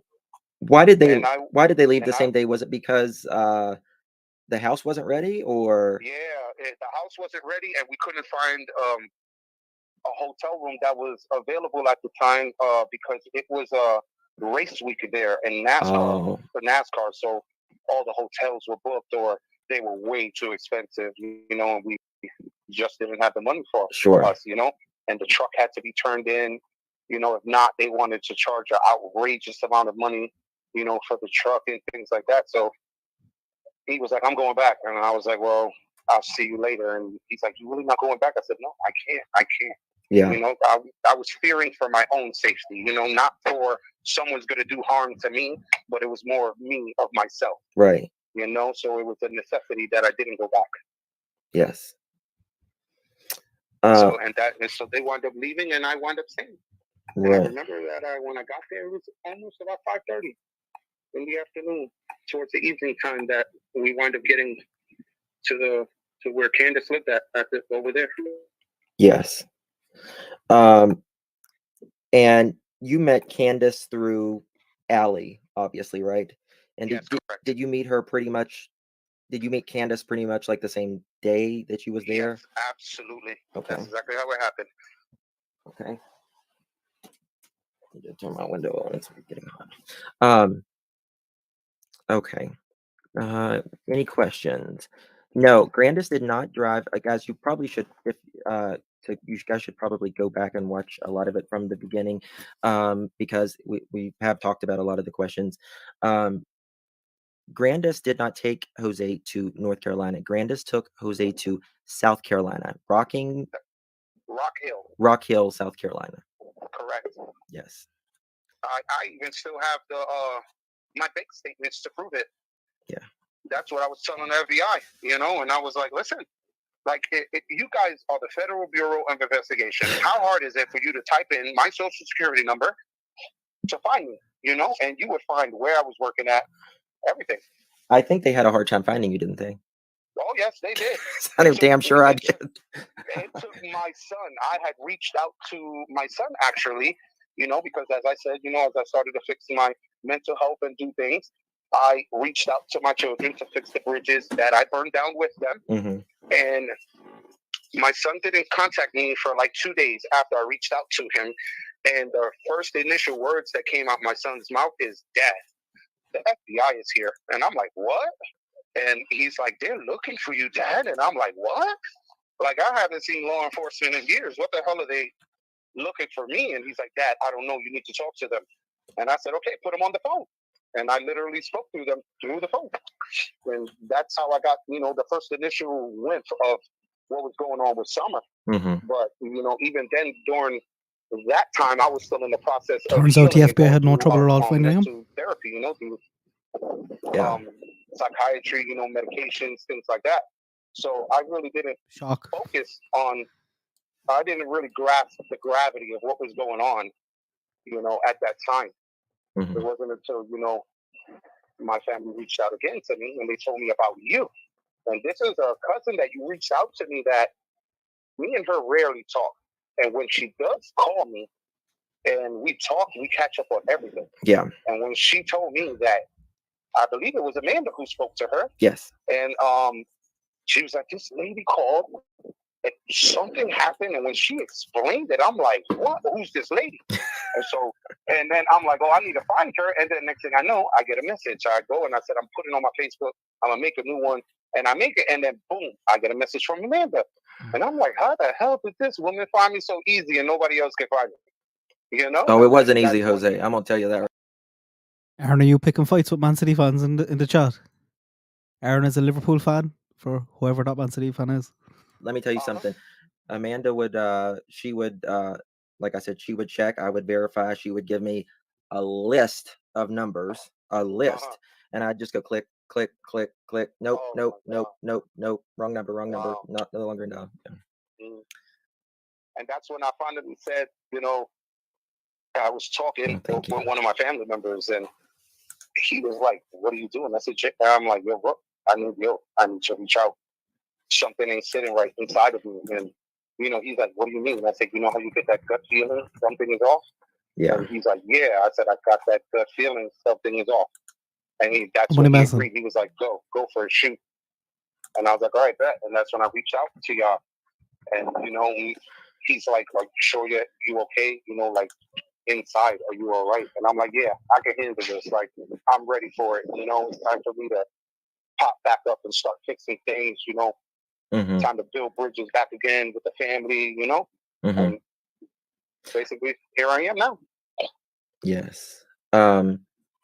Someone, Deal said, "Please tell Jose thank you for showing Summer how love should look. I am grateful he was there." No problem. I hope it's something that everyone could take back and, reflect on certain things in your life that you could have did differently. And from there, build on that.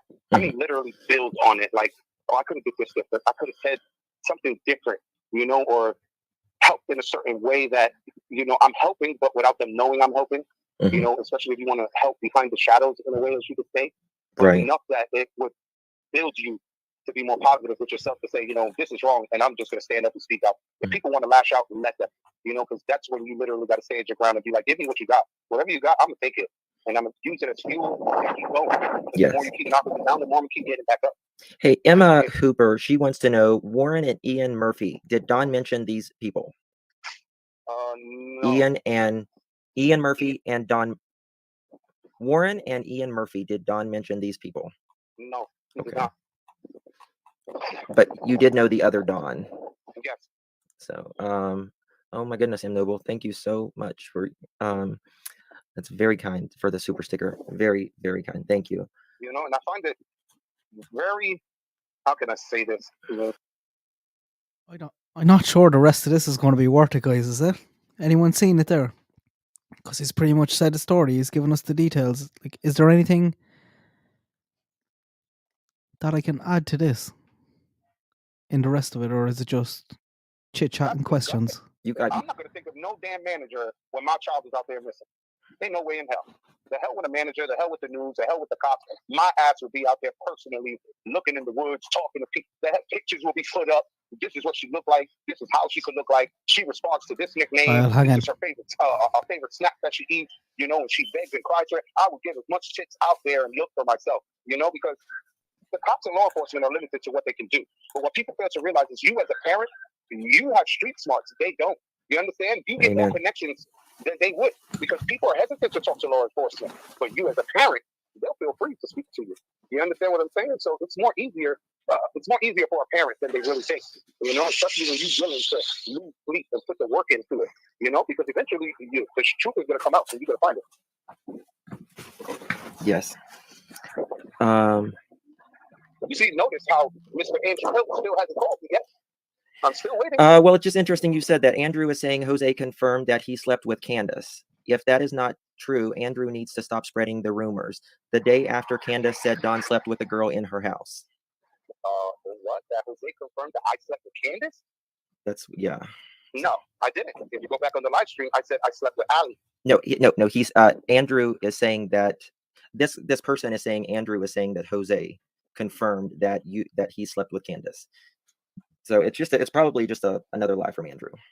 Probably. Because I don't get what he benefits from lying. This is your, Andrew, if you're really listening to me, bro, homie, my bro, my nigga, however I can speak to you, bro, New Yorker to New Yorker, bro, that you know me, physically, mentally, emotionally, we've been through the dirt together, homie. This is your son, and that bitch took advantage of your son. You should be fucking on the first car, first plane, first bus down there, ready to knock that bitch's whatever teeth she got left in her mouth. Wondering who the fuck you think you are to take advantage of my son like that. Don't be a proud dad that he slept with an older woman when he preyed on your son. When you knew your son was literally going through the dirt, she took advantage of it. And instead of you being a father that I know you are, the man that I know you are, it's not like I'm talking on my ass, bro. I know you. I know what you're capable of. You know what I'm saying? You should be on a fucking car going all the way down there, ready to knock the teeth out and walls down to find out how the hell this bitch slipped in between your 15-year-old son's hands. And you just over here sitting talking lies about me, when you should be actually asking what the hell was going on in Tennessee while you were up in Gloversville. I agree. She should be in jail. Absolutely. She should be. She should be in jail and prosecuted at the fullest extent of the law, completely. Because I guarantee you, if it was a man to have done what she did with him, we would have been strung by a noose a long time ago. We would have been put in prison. Absolutely. We would have to get lawyers. But because it's a woman, please, people, if audience, don't take this as a sexist thing, because it's not. Because just as evil men do, women do evil as well. But I'm not being a sexist at all whatsoever, because I'm a father of a daughter, and I love my daughter. I want my daughter to have all the opportunities in this world that a man always gets. I feel that should be equal down the line completely. So I feel that if we're going to get persecuted and prosecuted to the fullest extent, being a grown man, it should be done to a grown woman as well, because it's not right. Yes, I agree. That it's truly gut wrenching. How old is Hunter now? He's 15 or 16 now. 16. So he would have been 14 at the time, right? 14, exactly. Oh my God. Think about this. You at 14 years old, it's going to get graphic. Your pubic hairs are coming out. You're starting to realize that girls turn you on. You just look at boobies and you get a hard on. Come on now. I'm a man. You were a man, Justin. We're men. It's part of our physiology. Well, it's not part of mine, but but you understand what I mean. With the way how they, basically demonizing sexuality the way they are on TV and everything. Oh yeah, it's okay, and this is all right. When in fact, when I grew up, you couldn't even hear the word shit on TV. Now you hear it all the time. You couldn't see a woman halfway naked on TV when I grew up, and now it's just publicized everywhere. It's just worth remembering. He didn't see this. He says he was told that. So the lines have been blurred. Critical thinking has been thrown completely out of the window. Like, whatever happened to critical thinking, whatever happened to questioning everything, a stupid question is the question not asked, whatever happened to that? And it's completely gone. Everyone forgot about that, and it's due to social media and TV and saying this is okay when we were growing up, it wasn't. It looked down upon, frowned upon, the families would turn their backs on you if we was to do what the kids are doing now, It's what I don't understand about Angel. Like, he's not a bad guy. He's a good guy. He's a man who definitely will fight for his children, and he will fight tooth and nail. He will give his last breath to his children. This is Andrew. This is the Andrew I know. He will give his last dying breath to his children. And he should be doing it for Hunter right now. He should be going ape shit on that phone, calling them, wondering who the hell this woman thinks she is. You know, Abby should be fuming right now. She should be irate right now, knowing that happened. You know, when she didn't know crap at all whatsoever, just in the blind about it.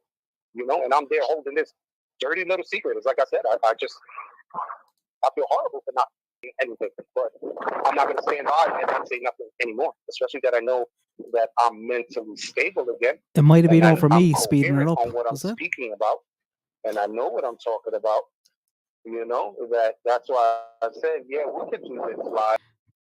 Don't they sound very slow? This is normal speed now. But once you get used to listening to them, speed up a small bit, it just sounds. I could take whatever the world's going to give me now because I'm in the light. Oh, I'm this in the phone light. is terrible. You know, so you can keep knocking me because I'm one of the men.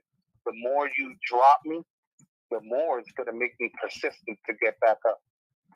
Yeah. Exactly.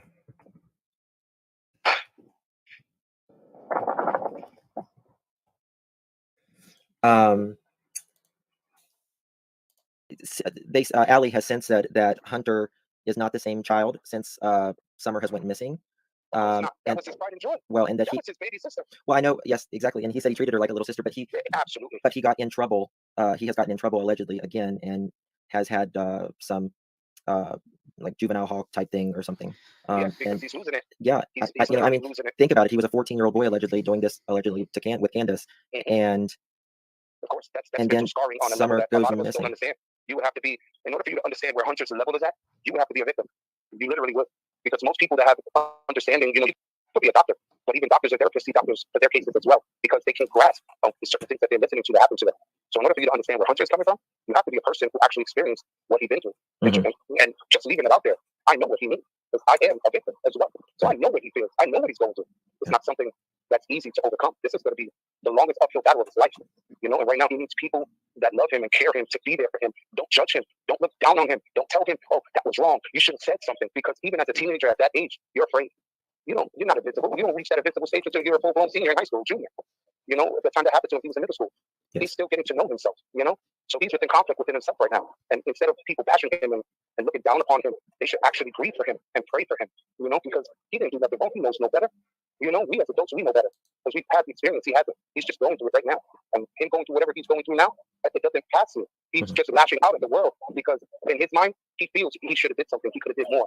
You know, and that's weighing heavy on him right now. Yeah. And he's not like we are, that we can have broad shoulders and hold that kind of weight and figure out a way to push on. In his mind, the world is against him and he's alone.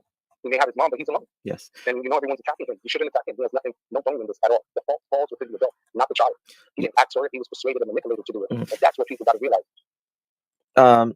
So for those of you that haven't been here the full almost 4 hours, a lot of questions, like Jason Landed says, Justice for All, can you ask Jose if he knew who owns the red truck and the ladder rack that he drove? Jose has actually already answered a lot of these questions, and he didn't know who owned it, but he thought that possibly one of his bosses owned it because he would only take that truck only on really long drives when he was working far away.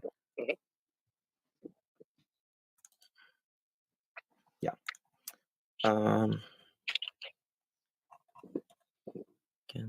Okay, thank you, Kukubi. Hi, I see you in Justice for All. Can you please ask Jose if he believes Summer was SA, which I told you what that meant, Jose, yes. By Don or Candace? Thank you. Well, I don't know, but the way the events is starting to unfold now and finding out that a lot of the things she did tell me are true, I'm starting to believe he did. Because, you know, as I said, the incident I had with him, that I had to, you know, call Summer out of the shower with him, that alone was like my biggest red flag. You know, like, that's not normal.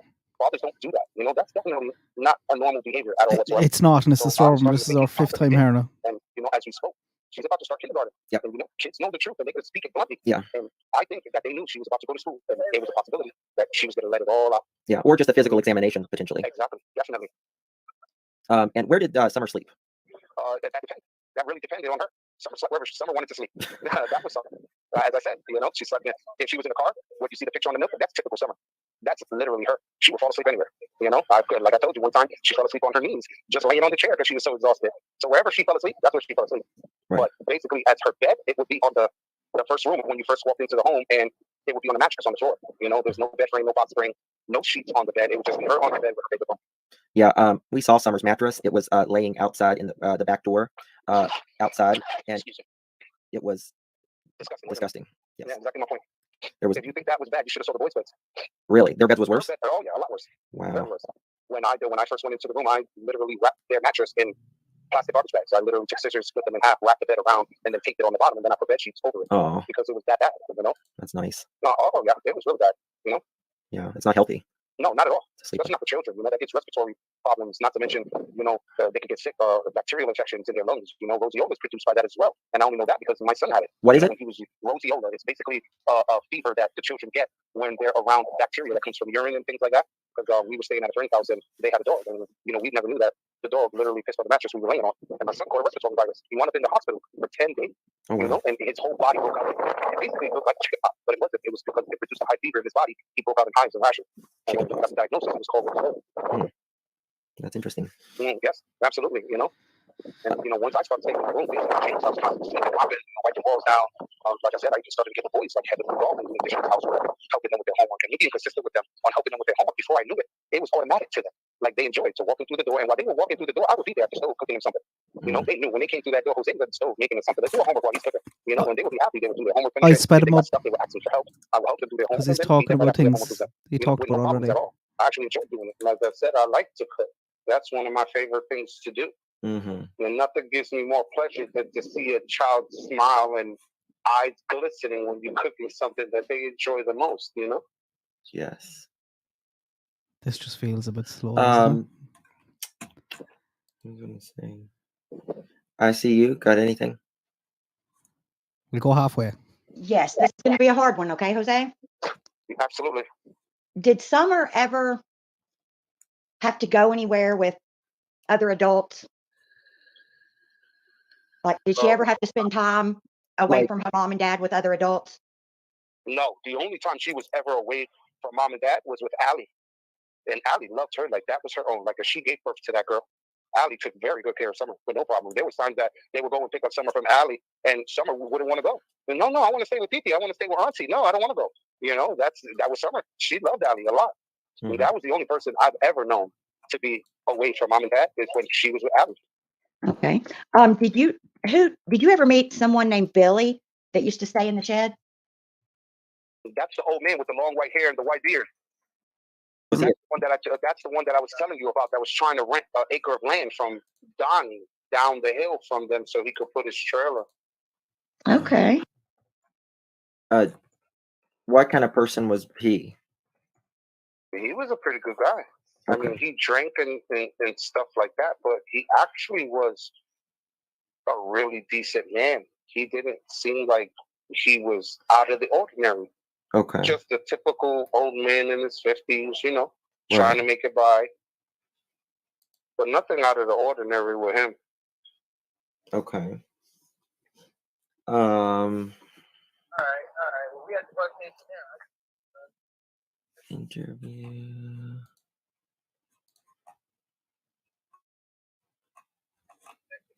Let's see here. Any questions, guys? You met the other Don that lived? He actually doesn't live down the street. His girlfriend lives there, but he stays there a lot. Correct, Jose? Excuse me? You met the other Don. Is it Sherfree? I can never remember his last name. Oh, Sherbert. Yeah, something like that. Yeah. Do you know what he looks like? Can you explain? Not really, because Is that out there already, guys? I know Sarah left a comment before she left as well, telling me to check it out.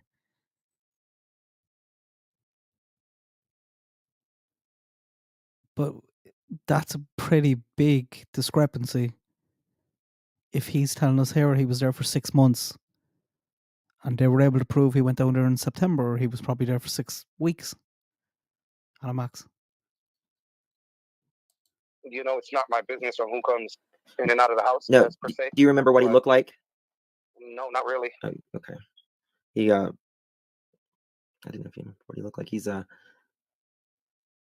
I think I sent you the picture last night, and you was like, Oh yeah, matter of fact, yeah, you did send me that picture. No, I don't know who that guy is. If that's who you calling Don Sherber, I don't think that's him. This is a And if it short. is This him- one. No, this one is a short. I sent you a bunch of pictures last night. This is Oh, okay. the short, heavier set man, gray hair. No, Okay. actually, no. Okay. Okay. So, not only the way the kids were treated, but the dogs were treated awful. Fed one time a day, no water, probably couldn't go down to the stream, but really, yeah. Yeah, that's typical of how they treated the dogs. It really was. Fed only once a day, 2 scoops of food full of roaches. Ugh. No, I'm being very serious, as God is my witness. Exactly how it was. Yes. Any questions, guys? Okay, this is a big question everybody is wanting answered. If you had to guess one place or one or two places that they would have dumped Summer if something happened to her, do you have any idea where she'd be? And the property, that's a big property. You think That's so? not a little bit of property they own. It's been They searched own and a searched. lot of property. They own 11 And acres. No, yeah, and believe me, in those thick sticks that they live in, there's plenty of places you could dig up, bury someone, put it down, cover it up, and you wouldn't even notice. I don't know. They've That's really where searched I it, would- Jose. They've really, really searched it. And I saw a little clip that they said they were going to start doing thermal imaging or something like that. Well, if she passed, you're not going to find no thermal. No, I wrote it down here. He said March. He said March, and he said he left before the fall.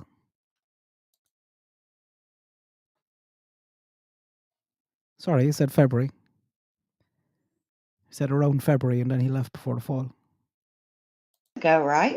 Yeah, just a couple weeks ago or so. Okay, but that would have been my guess. Well, Like, Candace really my guess. said she went. She drove. I guess all the way down the hollow, looking for Summer. When she was looking for her, and that she went to some church, right? I see you. Right. She says she drove as far as she could and then something about a church and come back looking for her. And that would have been the church at the end of the road. Yes, that where was they it. lived Yes. at, because the church is literally in an intersection, but you couldn't go forward. You could only go left or right, and the church was like right in the dead center of it. So she started from there, then and came back and searched. And then she overshot because, as I said, Summer's pint size. There's no way a 5-year-old can cover that much territory within an hour? No, that's impossible. Us as an adult, it would take us to walk a mile almost 2 hours. An hour and a half. She's smaller than us, so that's less. Yeah. This is what makes us strongly believe that if she was taken by someone she knew. Someone the family knew about. And if she wasn't taken, then something happened with her and they knew about it. Mm-hmm. Trying to hide it and conceal it. Thank you, Lone Spirit. No, Jose was with Candace, Grandis, Summer, and 2 of the brothers in Tennessee. That's when he first moved into the Wells house. Dawn had one of the kids in Utah. Yes, that was Josie. That was Josie. Mm-hmm. How often did Summer play on the swing alone? Was she able to swing high and fast? Also, did Summer get hurt a lot? How was the boys with Summer? Oh, the boys were always picking on her. Always picking on her. But, at the end of the day, her comfort was Wyatt. She would be under that boy at night all the time. And as far as the swing, Thank you, DJ. she always, but this wasn't like every other day. We were talking, that girl, if she could, she would have lived on that swing. That's all she did. Just swing all the time and run around the yard and play with the dogs. She was an outdoor girl. So, and she couldn't get swing that high because where the rope was hanging off of that tree, it could only go for a certain height on it. And she never overswung either because she wouldn't want to go real high. Her main thing was spin me around, and make the rope twist up, and then she would say, "Let me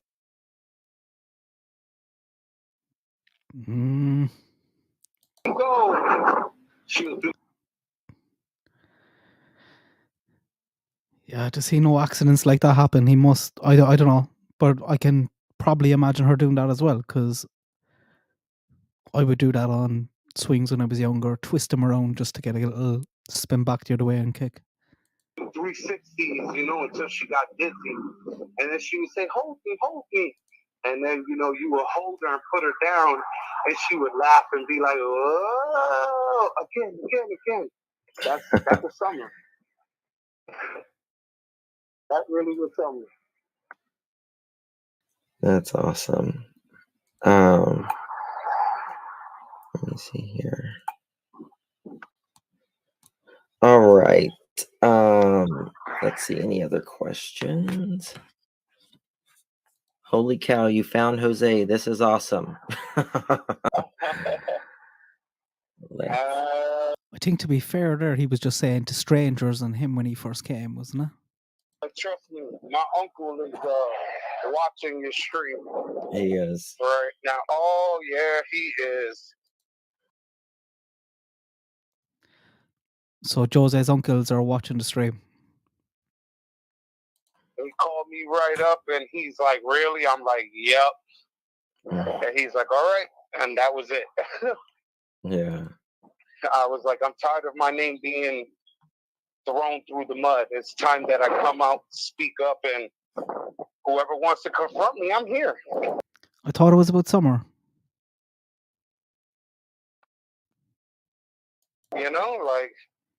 This is why, I'm Pacific with this age guy, As in the reason for coming forward, I thought initially it was because of Summer and the Truth, not to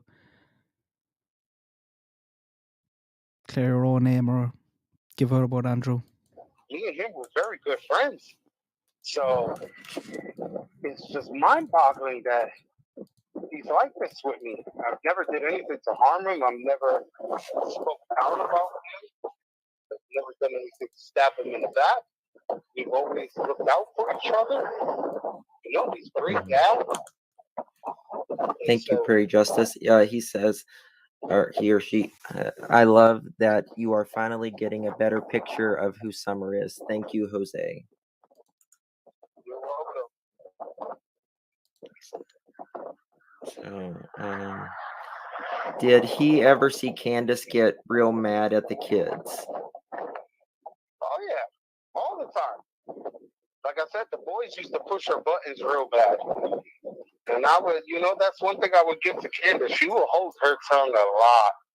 And she would just, I'm just going to be calm. And she would sit on the chair and rock. And they would just poke at her. When you poke at a bear, the bear's going to bite, Right. And she would be there just rocking and rocking and rocking until she would blow up, literally. But she wouldn't, physically assault them, like people would think.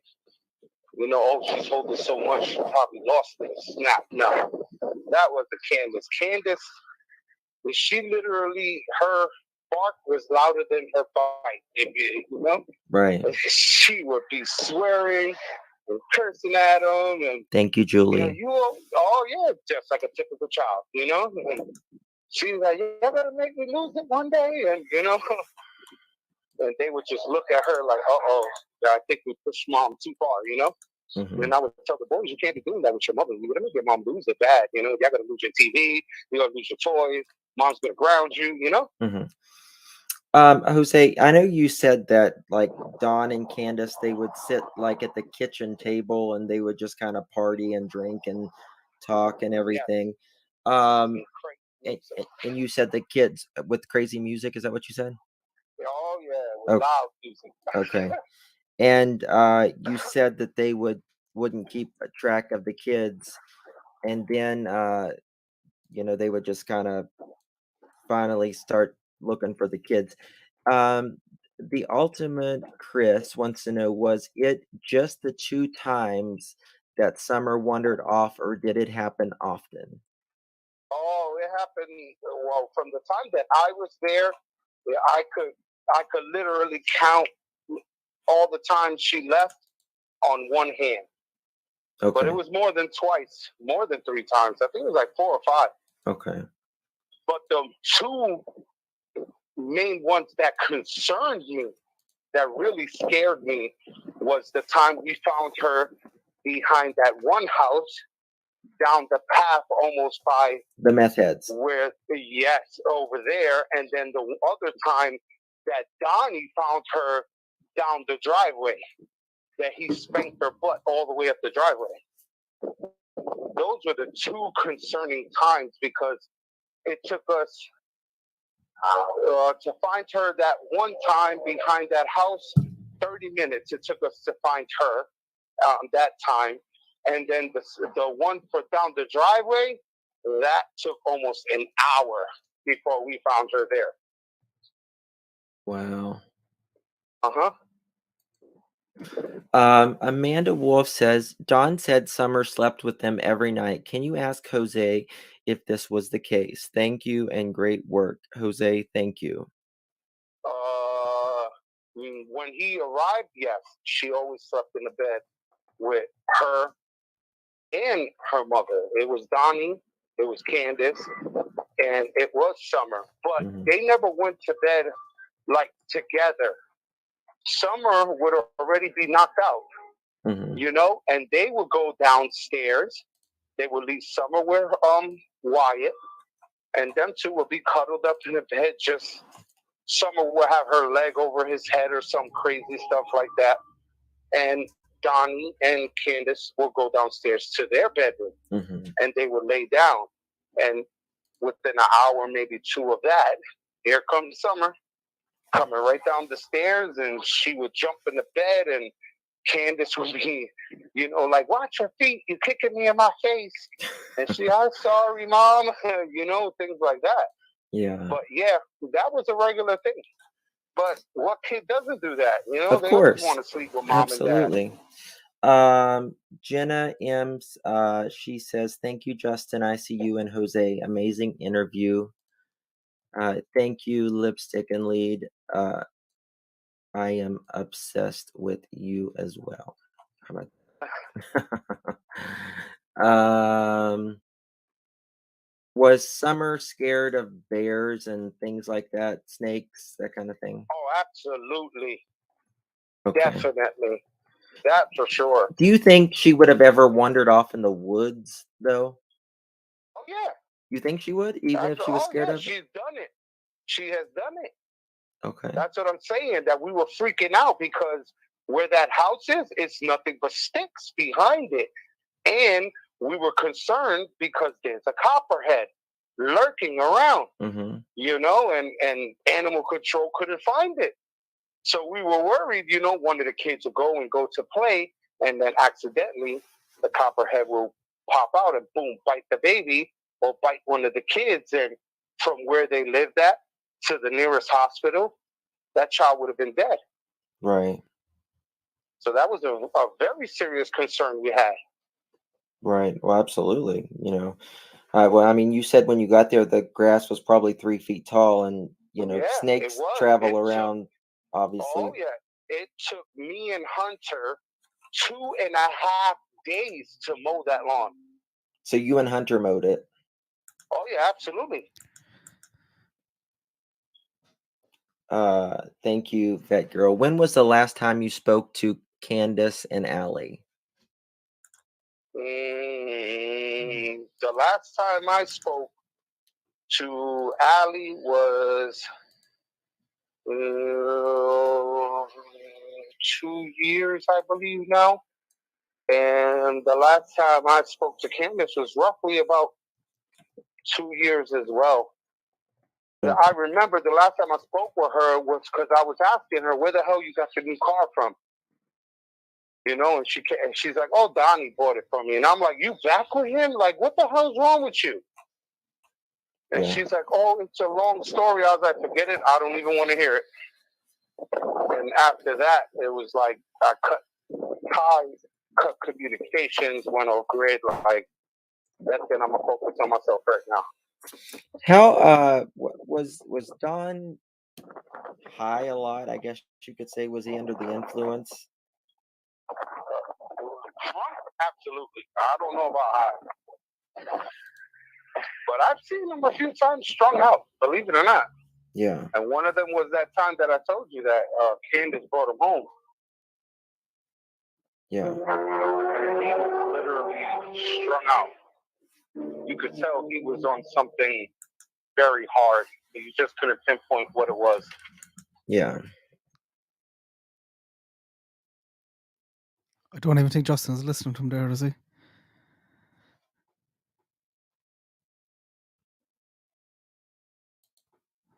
Sound is gone. Okay. I see you. Any questions? Not at the moment. Now, I hope Chris is watching this. Yeah, I'm reaching out. I hope Chris is watching this. He wants Chris to reach out to him. I'm working on that. Okay. I got information for you. Okay. Did Grandis take Jose somewhere after the October incident? Grandis took Jose to South Carolina, not North Carolina. That's correct. Most informative interview as of yet, in my opinion. Thank you. Was the alcohol and drugs easily accessible for the kids? Absolutely. I used to have to constantly grab that black velvet bottle and put it on the top of the bar so that Summer couldn't reach it, because she would have to move that bottle out of the way to get to the Mountain Dew can to drink her soda. Mountain Dew's toxic. My opinion. Tell me about it. Grandis, a good grandma. Yeah, I believe she is. She really is. Her and Wyatt really clashed a lot, but Wyatt was real disrespectful and rude to her. I really don't know what was the backstory between that. But as far as her being there for them, taking care of them, clothing, feeding them, she was a great grandmother. She provided. I just don't think she was, maybe in my opinion, she didn't seem very nurturing.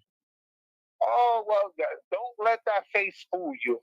Really? She Okay. puts that as a front. Yeah, she puts that as a front. No, that's good to know. That's actually a really good thing to know. Oh, yeah, she does that a lot, but she's not bad. She's not. It's just, her missing her daughter, and the things that was going on with Donnie, that was affecting her. That would affect anyone.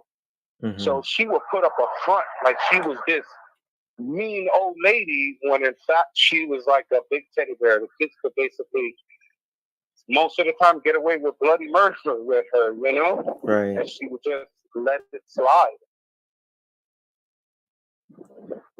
Members of the Otis.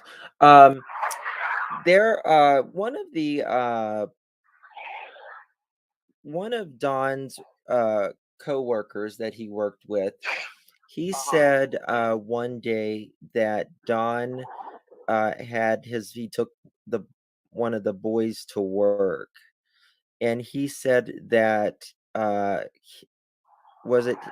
correct me if I'm wrong, chat in ICU, that one of Don's kids, one of the boys, was smoking marijuana with Don. Mm-hmm. I believe it. And you want to know which child that is? What? That was at work, wasn't it? Okay. I just got a very interesting email off Sherry.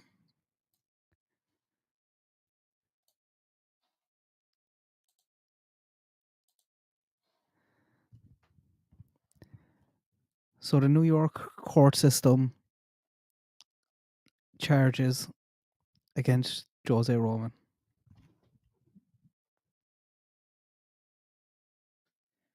3 B felonies and 1 misdemeanor.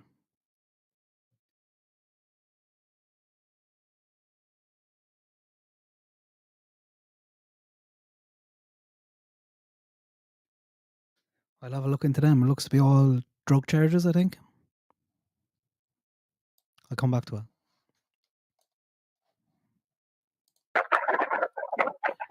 Yes. Okay. Yep. Has you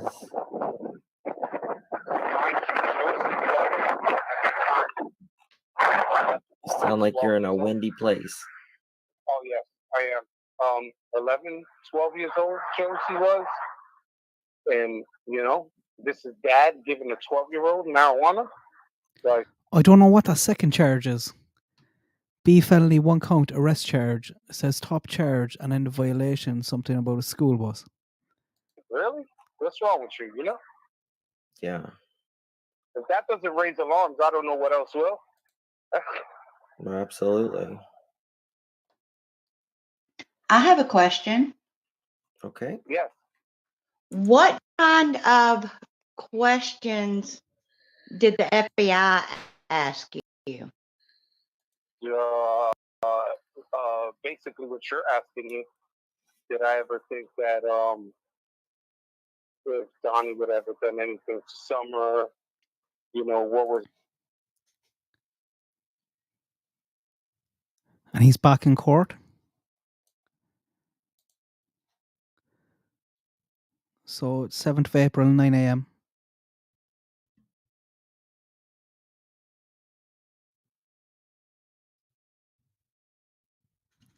So some interesting stuff here. I'll have to come back to that. Their living conditions? Where was I at the time that she wound up missing? You know, things like that. Right, just the normal questions. Did anything stand out to you? For their questioning? Yes, Just asking me where I was. That's the one that, like, really, like, why the hell are you asking where the hell I was? I know for sure I was nowhere near there. And right. The first thing I had told them was like, are you saying I took her? And immediately they went on the defensive. They're like, absolutely not. We know for sure you did it. Oh, Right. okay, so why are you asking me? Right. You know, and it really bothered me that they would ask me something like that. Right. Jose, what can you do? Crystal O Gang wants to know how can you prove that you are the real Jose? How can I prove I'm the real Jose? Yes. How will the real Jose Okay. please stand up? Okay, so ask Crystal, does she know something about the real Jose that I could say that would convince her? Because if it's someone I'm thinking who it is, she would know that the real Jose used to game share his rock band music with her all the time, and my ex-wife hated it. Mm. Crystal, do you know Jose?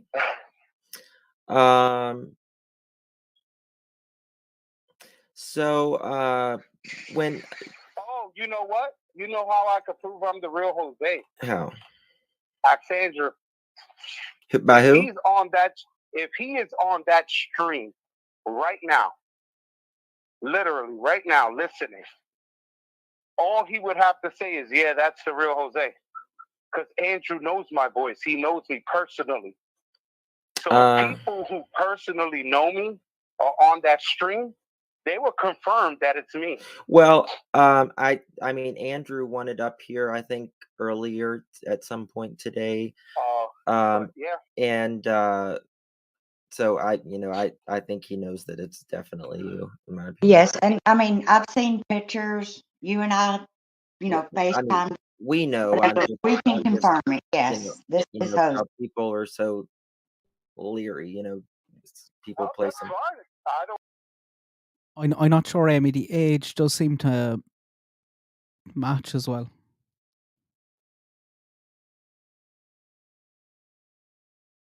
You know.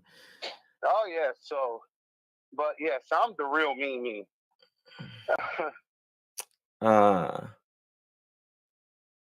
Was there a red for sale barrel that was there when you lived there? It had it was a barrel and it said for sale. Yes. Okay. But it wasn't for the red barrel. It was for one of the old beat up trucks in the yard. Okay. And, as I was trying to tell you, Candace wanted to get rid of those cars. Because they were non-working. They were basically junk. Right. Okay.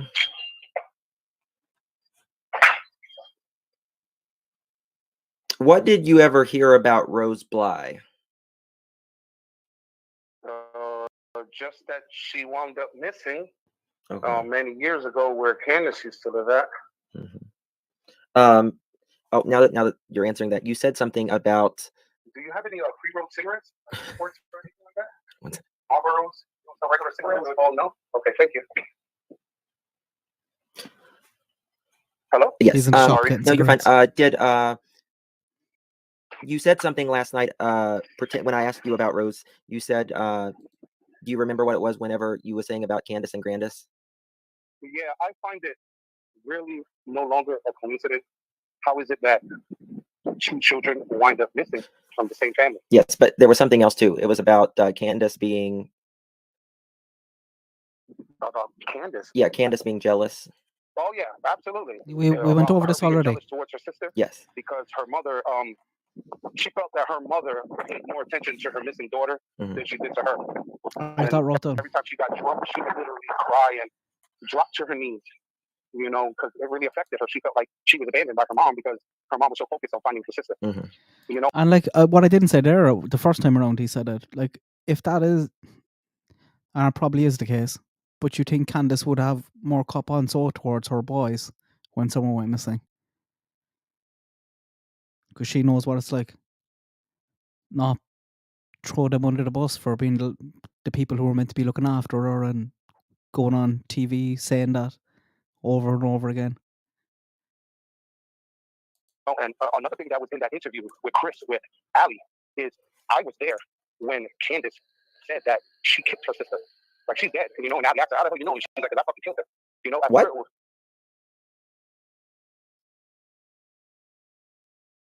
Yeah, she did. Go look at the interview. Oh, okay. Ali said that. Yeah, okay. Ali had wound up saying that, but I was there when Candace had said that to Ali. Okay. Because we were all drinking there together. So Candace said she killed her sister? Yeah, she was like, you ain't never gonna find her. She's fucking dead. And Allie's like, what the hell you talking about? How the hell you know she's dead? And she's like, because I fucking killed her. But we didn't take it like she meant it. Candace says she was out of state at the time. When that happened, well, I don't really know what was going on there. Yeah. Well, okay. So we never really took it like seriously. Yeah, until, now that's. There was probably good reason why they didn't take it seriously. They were drinking. She might have been smirking, laughing when she was saying it. Be honest. Wow. Melissa, thank you for your super sticker, because Dawn showed her a lot of attention. Kudos. Absolutely. Bobby Cat, thank you so much. Kudos to you for getting this. Please ask if they ever shot dope. Not that I know of. Looking like Candace on strong opioids, fentanyl, ? Free help with offered. They offered her and Don free rehab, but they did refuse. Thank you, Jesse. Thank you, Lana. When was the picture taken of him and Allie. I don't think there's a picture of Allie laying on you in a bed.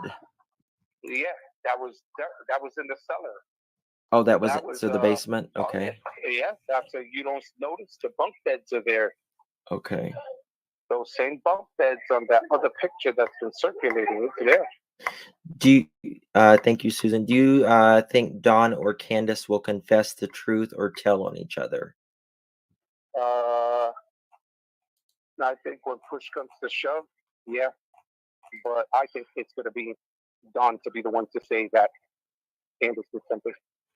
Really? He is the type that he manipulates the situation to make it seem like he's the victim and you're the perpetrator. That's his MO. That's what he does. Mm-hmm. He'll take whatever situation and turn it to make you look like you're at fault when in fact he's the one at fault. Mm-hmm. Ziggy, he according to Jose, allegedly they liked Dawn specifically liked coke and meth. He admitted that to me, that was his drug of choice, was cocaine. Cocaine, yeah. I said that to you a few times as well, that I've heard. I don't think Dom was on meth. I think it was coke. I think he looked down on meth, seen it as a trashy drug, and seen cocaine as classy, and seen himself as classy. Mm-hmm. Which he's admitted that a lot. You know, I mean,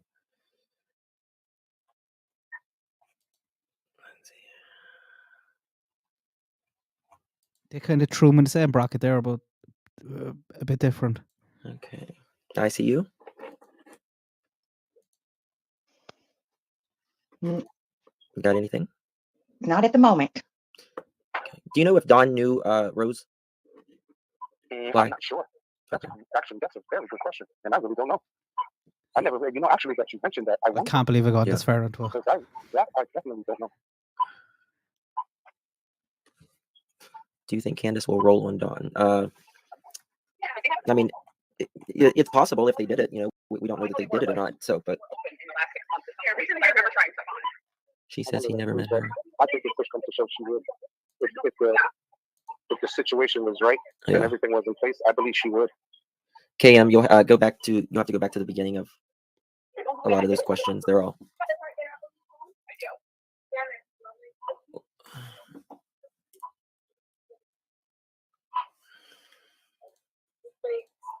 Hey, Teresa.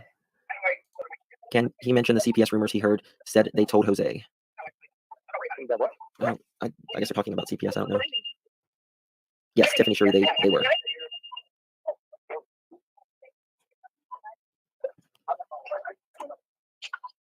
Who's that? TRU. Crystal, who is that?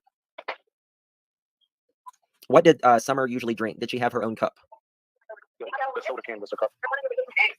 No, she used to have that. Yeah, the soda can was a cup. Okay. All the time. Do you know what she liked to drink? She liked orange juice. She liked grape juice. Not as much, but she did. We were told at the start of this that she loved the orange soda and she loved the cans, and that when she was going to drink the cans, that Jose was like, "Oh, would you not want an orange juice?" And she'd be like, No, I want my soda." So she hated water. Yeah. That I could be. Oh yeah, she just definitely would fight tooth and nail not to have to touch water.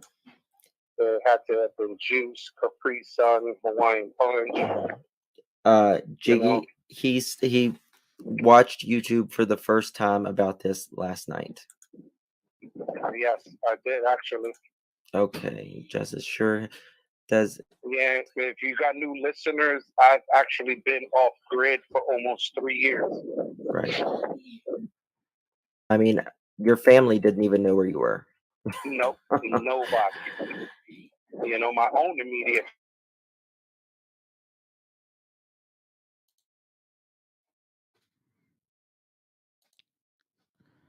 why did he do that?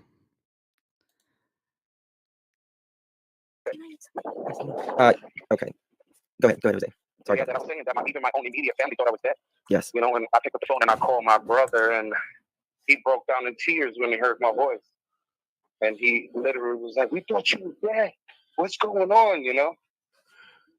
And I was just explaining to them, everything I was going through to get my life back together. Yes. Jose believed Candace would not cover up accident to keep from flipping out on her for not watching Summer. Jose believed Candace would have not covered up accidents from keeping up. Do you know what that means? Like, I see you. Like, would she cover it up? Is that what Like, she's yeah, asking? I guess to keep from because maybe she was scared of Dawn. I don't really know, because most of the time that if any one of the kids got hurt, she was on top of it. She didn't care. Whatever happened, she was on top of it. So I don't think Dawn had persuasion of stopping her from seeking medical attention for her children. Okay. Did Candace ever cook for the kids? Maybe once or twice since I was there. But, she admitted that she wasn't a good cook, so she barely cooked for them. And she was like, well, Dawn buys them food that you can put in the microwave and make real quick. So There's eliminating her to have to cook. There's a rumor that Summer is a twin. Well, I don't know if that's true or not. I've only seen Summer. Okay, just 1 second, please.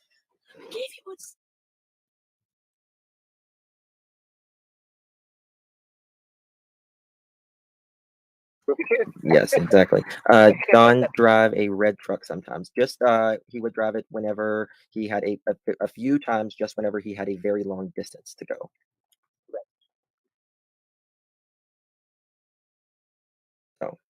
So, 3 creators are streaming already.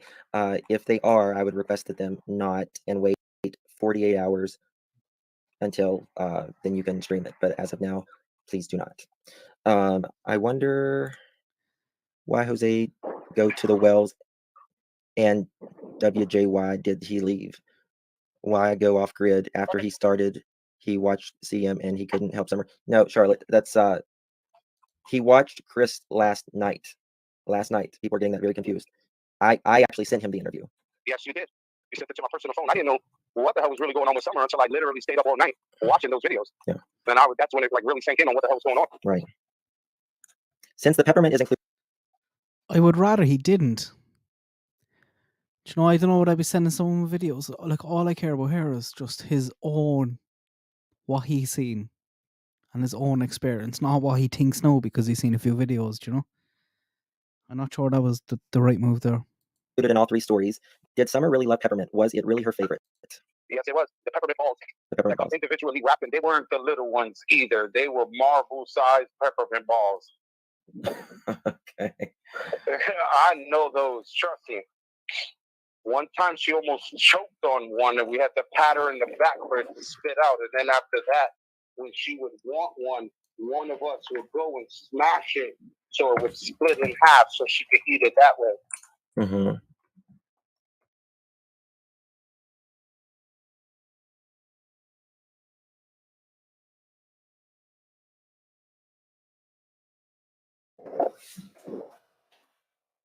Okay.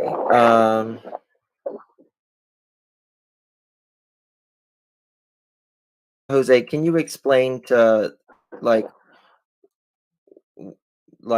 okay, so you knew about, obviously the FBI contacted you whenever, but yes, can you explain, you knew about it, but you didn't know how deep it really went? Exactly. According to I didn't. No, and at the time, I was going through my own therapy sessions for myself. Right. But in case your audience doesn't know, I was just literally on the verge of saying quit to the world, if you know what I mean. Yeah. And at the time, I was trying to focus to get my health back in order. Right. You didn't even know if you was going to make it yourself. Yeah, exactly. It was a touch and go, day by day thing with me. Yeah. Some days were better than others. And that's where people don't understand those things, that when you're going through stuff like that, you're not thinking about nothing else. because you're trapped inside of yourself and fighting your own demons inside. Mm-hmm. Thank you, You Jeanette. know, and you're trying to find out your value to the world. Yes. You know, not everybody is built tough and strong. You know, there are people that go through it that they have to build themselves strong again. Yes. Jenna, thank you so much. Did Candace have a chummer? God, I'm so tired. Did Candace have a child after Summer? No. Yeah. Thank you, Chemistry Queen. Appreciate it.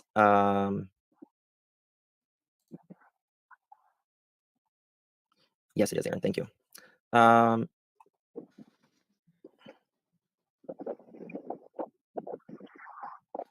starting. Susie, I hope fade that when they're answered your question. Are cacti Summer's favorite plant? Which cactus? Yeah, cactus. Somewhat. She liked them, but she would be afraid of them because, you know, they would basically prick her, and she didn't like to get stuck by them. She did like them. Mm-hmm.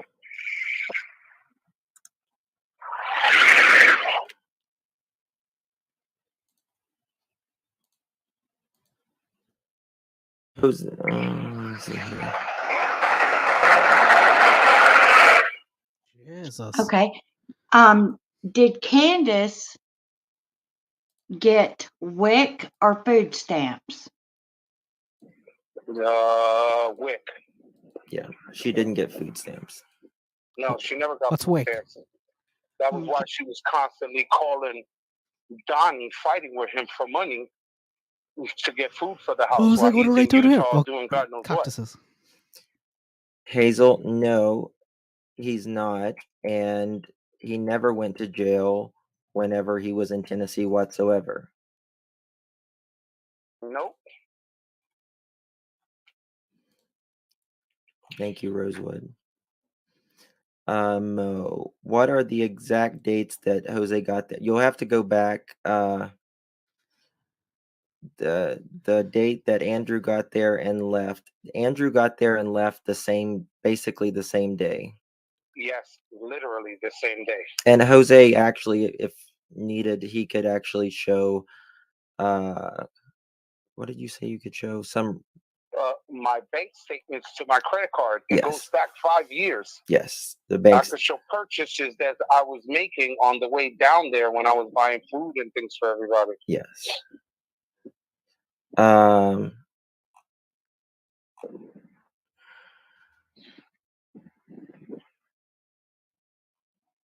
me see here.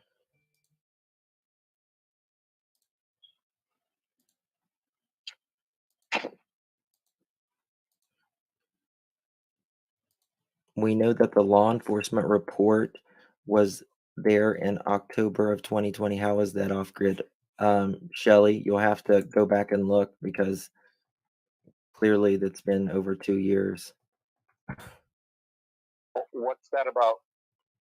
Saying, how is it off grid? I mean, what's off grid? The incident that happened between me and Donnie?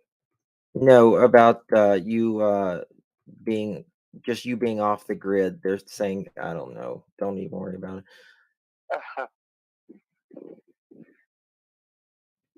Yes. You know, think of it this way. Janica, yes. The feds couldn't even find me. So if you don't call that off grid, I don't know what you will. No social media, no cell phone usage, no internet, because where I was physically at, which I'm not going to disclose, which I already had spoke to you, Justin. Yeah. Physically, there's no way in hell I would ever got a connection anyway. So, you know what I mean? Especially with what I was doing. So do you know my name, Cinnamon Hot Dog? Got it. Thank you.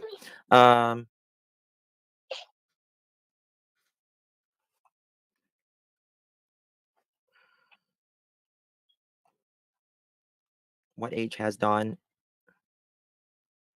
He could have met Junior and just introduced as Don S. Do you mean Don Sherfy? We went over that. I'm gonna send him Dukes, if you could I'm gonna resend him a picture of that gentleman, and either this evening or tomorrow I will see if he confirm if he knows him or not. Like the main thing I'm getting from this Donna's a piece of shit. Summer wandered all the time, and for an hour once, they couldn't find her.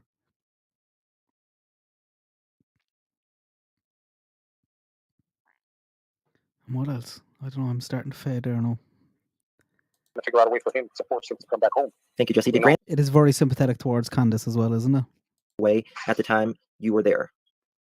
She had him on top of her, in her camper, on top of her table. She had him where? On top of her table in her camper. On top of her table in her camper. Yeah, she always had a phone a couple of you know? She was always snapping on things like that. Can you describe the inside of the camper? Okay, sure. So when you walk in, the doors to the left-hand side, it has a screen door, a white door. When you open it up, the first thing you look at is her refrigerator, and then the kitchen area. As you enter, there's the door to the left-hand side. When you Them hidden away at the time you were there. she had them on top of her, in her camper, on top of her table. She had him where? On top of her table in her camper. On top of her table in her camper. Yeah, she always had a phone a couple of you know? She was always snapping on things like that. Can you describe the inside of the camper? Okay, sure. So when you walk in, the doors to the left-hand side, it has a screen door, a white door. When you open it up, the first thing you look at is her refrigerator, and then the kitchen area. As you enter, there's the door to the left-hand side. When you open that up, that is actually the bathroom area, which she had turned into a storage because she didn't have a water heater there. The fridge was in the front. The microwave is just above the stove. To the right-hand side, as you keep looking to the right, it turned into an open area where they sat a full-size bed, and the table was just before the bed, and it was enough for 3 people to sit. So that was basically the size of that camper. Yeah. Well, that says a lot right there. That's what I said. I know things, describe places like the interior of that home. I could tell you every nook, every cranny. I could even tell you about the holes that they drilled on the floor. So when they turned on the pellet stove downstairs, the wood stove, the heat would rise through the floor, so the upper part of the house would get warm. They drew Donnie, they put a hole in the floor? Donnie literally drilled 1-inch hole, circular holes throughout the house. Ernie, so that the heat- hold on one second. Just 1 second, Jose. Ernie, you better turn it off right now. I'm just telling you. Nobody streams it for 48 hours. You can get struck. It's up to you. I've been very good to you. But I'm just saying. Okay, go ahead, Jose. Sorry. Yeah, so he had drilled holes on the floor so that the heat will go from the cellar up into the upper part of the house, so it will warm up when it got cold. Mm-hmm. Yeah, they had a few holes all over the place, but it was scattered through the whole house. No. Boston actress says, any info on the shed? Which shed? They had 3 of them. Yeah. One of them was Donnie's work shed. But that's typically where the copperhead was found. Every time we saw it, it was around that area. Then they had another shed that was about 50, 60 feet more down. That was another shed. That's where the boys' 4-wheelers were. Their little motorbikes that they had, that Donnie had bought them. That's where their 4-wheelers were stored at. And then the last shed was next to the one building I told you about that could have been transformed into a home, and they could have rented it out. But instead, they just basically used it for junk storage. Okay.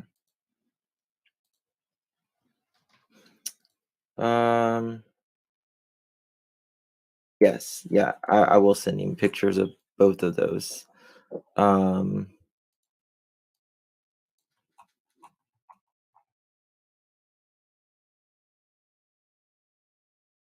Susan.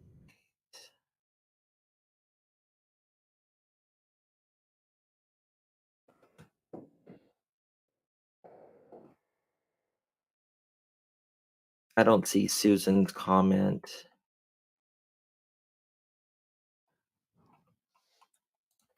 Okay.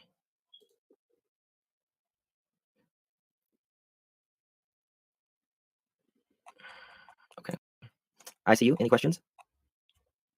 No, sir. Okay. When did Summer play? When did Summer play hide and go seek? Did she like to play hide and go seek? All the time. That was one of her favorite games that she played with her brothers. We were over this at the start. Did one of the sheds have a basement in it, like a? Yeah, that's the far shed that I told you about. That there's a path that led down the woods. Yes. it Okay, did. that's the one. Okay.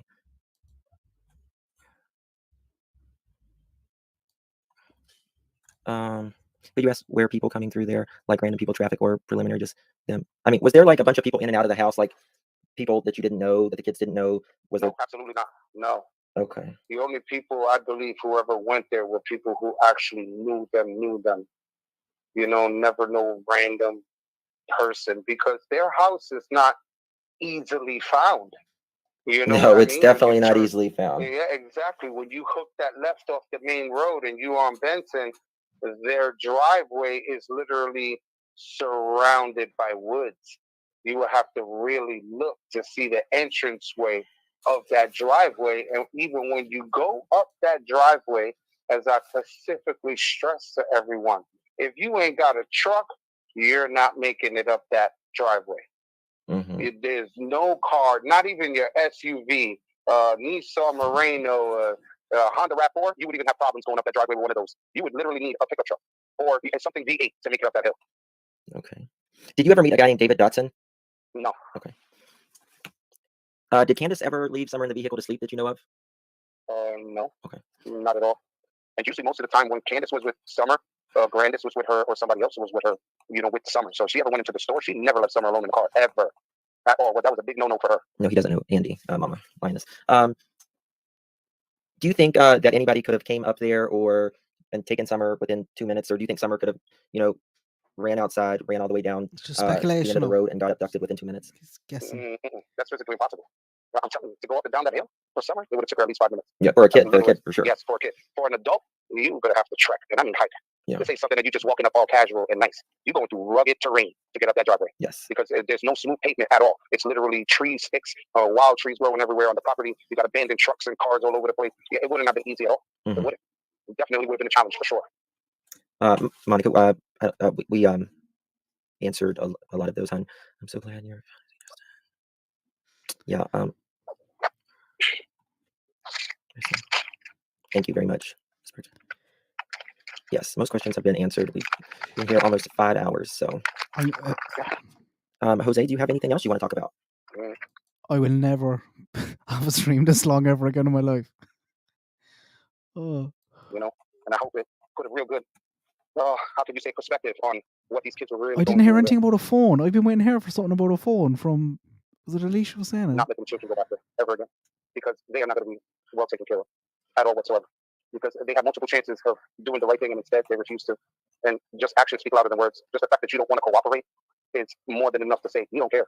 Because a parent that loves their child, they're going to fight tooth and nail for their child. Yeah. They're going to reach to the far extent of the world to find their child. Absolutely. They're not just going to sit at home and drink and live stream with people and laugh like nothing ever happened 8 months while your child is still missing. No, that's impossible. You know what I'm saying? How can you even sleep knowing that your child is not there? You know that your child is literally taken from your home. If your child is taken from your home, do you actually think I would feel comfortable sleeping in the house knowing that my child was taken from there? Absolutely not. It would be torture. I agree. I would feel unsafe in that home. I would not trust that home anymore. I would question everything. No, he was not. No, he wasn't. Okay. Does Candace have anything wrong with her that makes her facial expressions off? No, only when she's drunk. Liquor does a lot. What you see in her right now was what she would look like when she decided to drink. Yes. You know? Yep. Exactly. Like those videos I was watching, it's like I said, the Candace that I left, that I remembered, that's not her. It really isn't. That's a totally different woman. It really is. Yeah. You know? And things like this, yeah, they Thank could you, definitely change. They could definitely change people, you know, situations like this. Definitely. And that I wouldn't put past. But what raises my suspicion is you shouldn't be on live streaming laughing and giggling when your child is out there missing. That's not a laughing matter at all.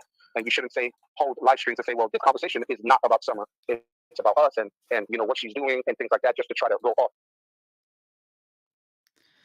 How does he know all that if he's only watching YouTube for 1 day and he was sent Chris McDonough's videos? So that she can try to heal. No one's going to heal knowing that you don't know what happened to your child. You know, when children go missing, you never heal from that until you know what happened to them and their bodies are returned and they're laid to rest. That's when you find some kind of closure. And even then it's difficult. But if you're still in the hunt for your child and you're live streaming the way you are and laughing like that. That's Well, you know what's Uh, interesting is she will live stream with online, but she won't do an interview for the local news. exactly my point. Yeah, Exactly. I sent that to you. Let's see here. Exactly my point, and that's what bothers me And- about this whole situation in itself. How is it you could go and talk with someone on a video and you won't help law enforcement? These are the people trying to help find your child. You know, I get they're sketchy at times, but if they're literally breaking the back to you for any little tip, you should be helping them tooth and nail. You know. I agree. Annie Oakley, Jose, you are doing what God sent you to do. No one is to blame outside of whoever is involved. Thank you. Hold on 1 second, Jose. Okay, man, I have a question now. Okay, go for it. Do you know if Candace liked Don's mother? If I knew Candace, what? If Candace got along with Don's mother? I think she did actually. Did Candace get along with Don's mom? Yeah. Yeah, I think they did. Okay, Bobby I Cat. think she was basically the one who was like trying to stay in contact with them, especially when Donnie was in Utah. She would always call his sister or his parents, to check up on Donnie when Donnie would pick up the phone. And she's there trying to contact him, and she would contact the family and be like, "I can't find him. I don't know where he is. He doesn't pick up the phone." And they would be like, "Okay, we'll go and check." But it was like I said, Don and his dad. Oh no, his father hated him. Thank you, Bobby Cat. Thank you so much, Bobby Cat. Do you happen to have any of old recordings or anything? No, I do not. I figured you did. Go through with your situation right now. I didn't think you would. Annie Oakley says, "You're doing a God sent. No one is to blame." Okay, I read that. Okay. Let's see here. Yeah, talking about his parents, the parents in Utah. Did what do you know? What if you do answer? If you don't, that's fine. Do you know what Don's relationship was with his parents? I know his dad hated his guts. Really? Oh yes, he did. Oh, they clashed so bad. They had arguments, and they would clash. His father just hated him. I never knew what it was, but there was something there that dad and he didn't like each other. Now that I'm thinking about it, that raised questions too. What the hell did Donnie do to dad? The dad is so pissed off the way he is not to forgive his son and talk to his son. Because my kids have done bad things to me, but still, I forgave them. They are my children. I love them very much, and eventually, with God's help, I'll get to talk to them again. That's what I wish for. As a dad. But for him to go all these years hating his son and to wind up being He said just before the fall was when he left. Did you see the video of that brief video of Summer? Not the picture. We sent you the picture, but did you go see the video of Summer laying on the milk jugs? Yes. Okay. Does that sound like Grandis's voice? Yes, it is. Okay, it's okay. That's what I was about to tell you that too. Okay. Thank you, Magnolia She Blossoms. has a distinct voice, I thought it was her. To me, it sounded very Midwestern. Raspy. Yeah, raspy. Yeah. Yeah, raspy. That's Grandis's voice for sure. Yeah. Let's go to get out of a few conspiracy theories over the way. Okay.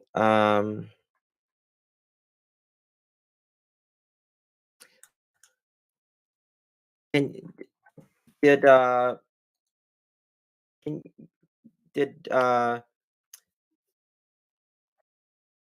Dawn, or not Dawn, but did Candace and Grandis or whoever, somebody, I can't remember who you told you about the rendezvous that was going on in Don's family with his, his sisters, that one?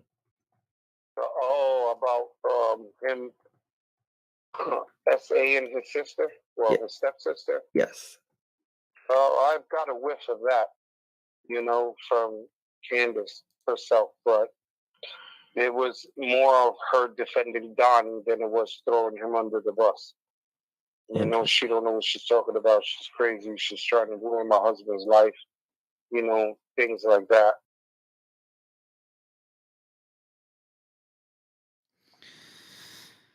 Hang on, didn't that only come out? That's not out that long. He said he didn't talk to him in 2 years. Am I missing something there? But why? Sun's coming in. It's puzzling. Why would she do this? The daughter wants it missing, and she finally has the courage to step forward. This is what I mean. I digress with this, but this is what I mean when I say you cannot understand what goes through people's minds until you are the victim yourself. Only a victim can realize what a victim is feeling. And this is what I mean. This woman waited 30 years, to even come out and speak, say something. That's 30 years. Think about that. That should make us sit back and have to look at this whole case and whole scenario in a different angle, because we're looking at it as sane people. We're looking at it as people with good conscience, strong health, in the mind. But you can't always look at it like that. You have to look at it as if they're the victim themselves. How would you feel? Would you be embarrassed? Would you hide it? Are you insecure? You know, things like that. It's scary to speak about things like that. And I'm only telling you that because I'm a victim, you know? I'm literally a victim of being molested when I was younger. I'm a victim of being raped. I know that feeling. You know, that's something I had to carry for over 28 years of my life. And it's not easy to come forward and speak about these things because you feel disgusted about yourself. You feel you're not worth anything at all to nobody. You know, even though you're young and you don't know what's going on, as you become an adult, you start to question your value in society. You know, and this is what people don't realize. So, you know, to hear, you know, sarcastic, you know, questions like, oh, how you couldn't say nothing and you was there and you just disappeared. Are you a victim? Has this happened to you? Do you know the experience? Do you know what it feels like? Do you know the nightmares every single night of reliving that? You know, I'll give you a personal example. And this is how I know I'm mentally strong now. I'll give you a good example from my life. Do you know what it's like to wake up in the middle of the night gasping for air because you think that a 10-inch dick is being shoved down your throat while they're coming in you? Do you know what that feels like? For the person who asked me that question, do you know what it feels like to be held down by 6 other men while another man is ramming you from behind? One of the feces comes out. I'm sorry, I'm just going to skip over that because because it's not because sorry. obviously you want to be a person that doesn't. You know, you have to act something like that because you never experienced that kind of pain, that kind of loneliness. And this is why I give it up to Donnie's stepsister for coming forward because it's hard. It really is hard to come forward to admit that you were dominated in that way and treated like you were trash. You know, and dismissed as you were nothing. I know what that's like. I know that feeling. I experienced it. And still to this day, I have nightmares of things like that. Okay. All I can do is get on my knees and pray to God to soothe me, to heal me. I'm not playing it down in any way. I'm just people. You were something. You are. You know, don't think you less of a man. All I'm here is for is information on Summer Wilds and the facts from that case. God's not going to give you something you can't handle. You know, That's if you're alive, it's because He wants you alive. There's a purpose that you're here. Not everyone knows what it is. Some find it sooner than others. But when you realize it, the signs are being thrown at you, that it's time for you to speak up because you're no longer weak, you're strong because you can talk about it. And maybe the words that you speak can inspire someone else to stand up and say, I'm worth it. I'm no longer going to let this dominate my life anymore. This does not define who I am as a person. I am me, and I'm going to keep fighting. And that's what I say to the listeners. That's how you got to think of it. You can no longer think of it in your perspective, out of your own opinions, because you're not the victim. When you are the victim, it's when you realize what they've been going through. Second to none said, Jose, you are a phoenix, rising from the ashes. And I believe, you know, even going through my mental things, even me trying to, you know, off myself, as you can say. I can tell you 2 times that I tried that guaranteed, without a shadow of a doubt, doctor said, I definitely should be dead. I should be dead. And God kept me alive. And I always wondered why. And I'm going to build myself back up through these years, you know, constantly telling myself in the mirror, it's going to be a good day. I am somebody. I'm going to do this, reading the Bible. You know, I'm not perfect. Nobody is. No, everyone has problems, you know, but the more and more I kept going and then finding out what's going on with Summer, here's my chance to redeem myself. Here's my chance to fight for someone who cannot speak at all, who's literally in a cloud right now. And if what I speak can help her, I'm going to let it out completely. Because if no one wants to fight for her, I will. And I'm not going to hold nothing back because that girl needs it. Yes. Thank you, Karen. Did Candace ever medicate Summer to calm her down? No. Not that Never. Okay. Oh, no, absolutely not. Okay. Alex Erickson. Okay. Alex? Sherry, thank you so much. I didn't even... This was completely winging it to stream. You've been here for pretty much most of it. Thanks. You can turn it off now. Or you can be sharp. Whatever you want to do. 48 hours, guys. That's all I ask is just 48 hours.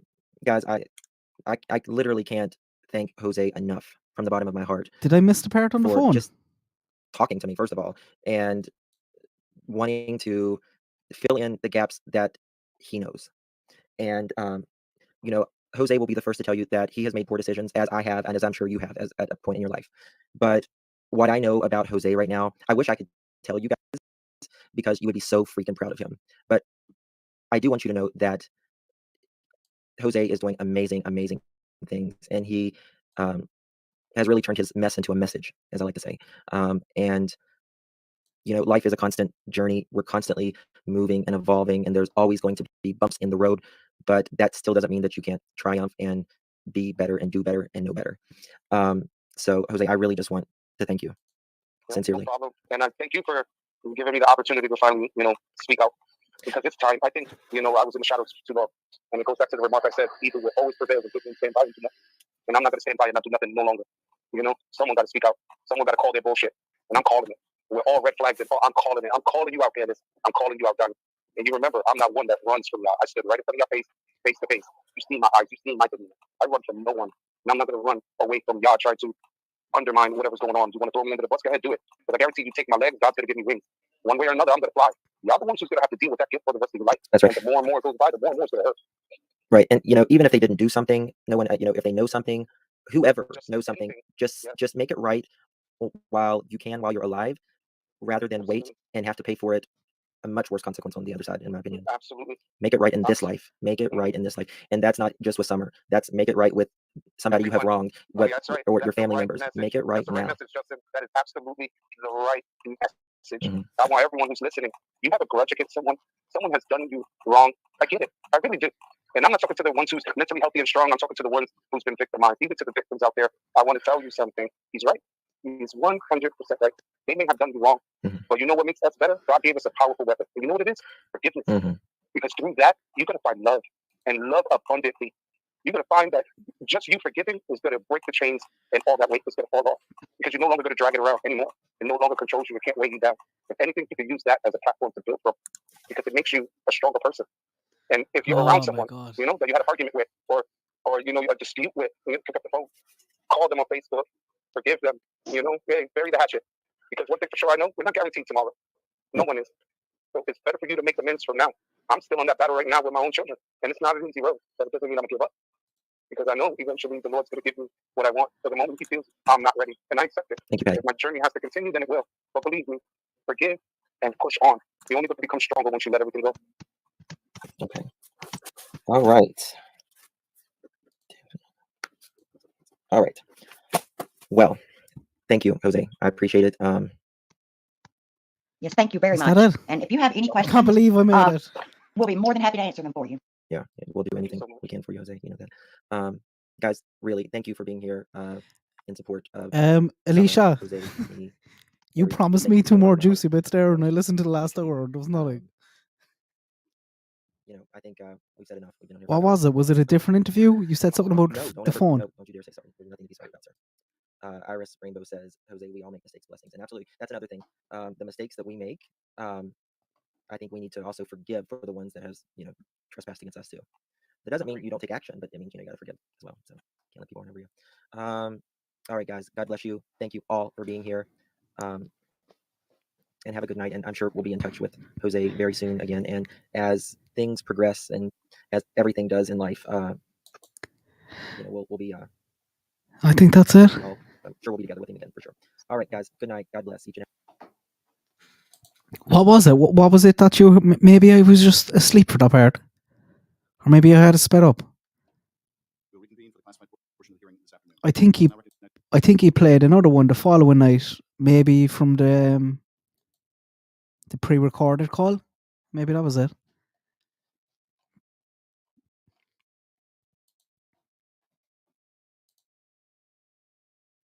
I'm absolutely exhausted.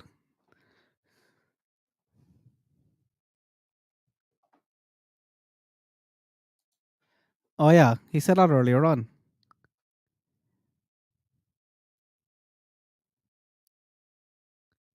He's saying like he went to Thailand, and do you know what? I'll actually write that down inside her as well, because he did say that.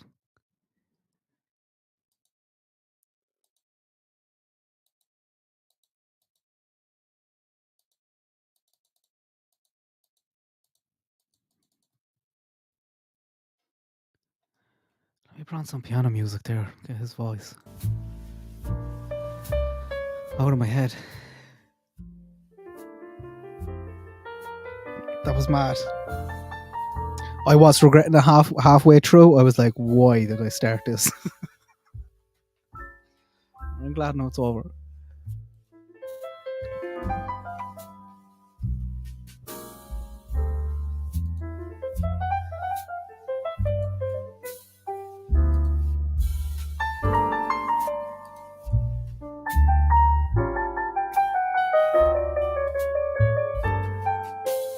Maybe he was in Thailand, was he?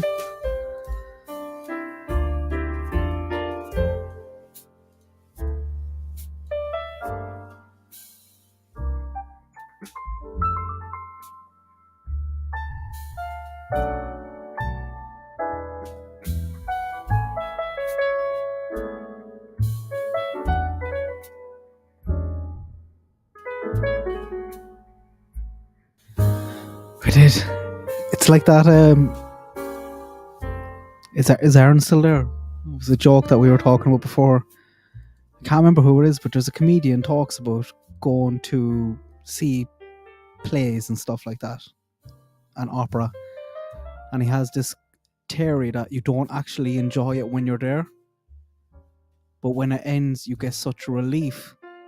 You confuse that joy for enjoying the show, and I think that was a bit like that. I'm like, oh, it wasn't that bad, because it's over, and I'm like, ooh.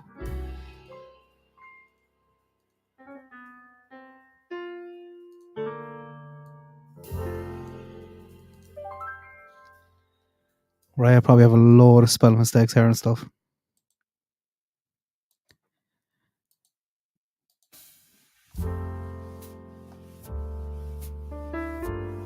How would I answer the poll? What do you...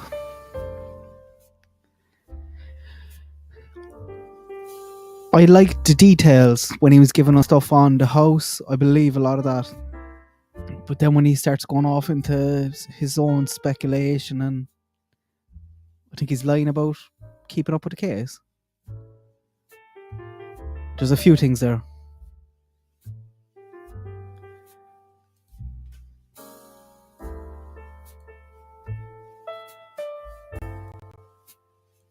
I don't know, is he playing into some YouTube videos as well? You know, just talking about the... Well, thank God he said about the bullet holes, because we knew there was bullet holes there, but I thought they came after someone went missing. But they were there before.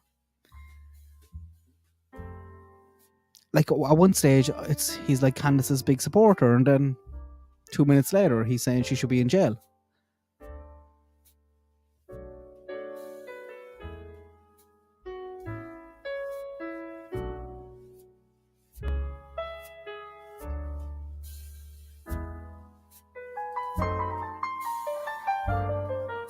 He could have. 5 gin, thank you so much.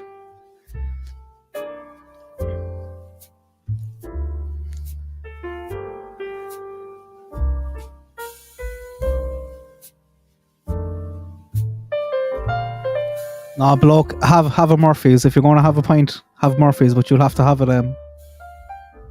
You'll have to know where to get it. I'm not sure your taste buds are ready for stout anyway. You might need another few years.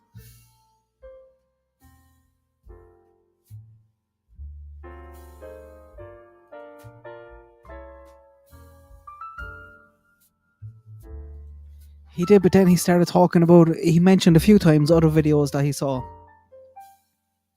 And he keeps mentioning Candace's live streams, so he obviously saw them. And a lot of them would have been taken down, so if he's watching them, it would be on someone like my channel, or some other clip channel.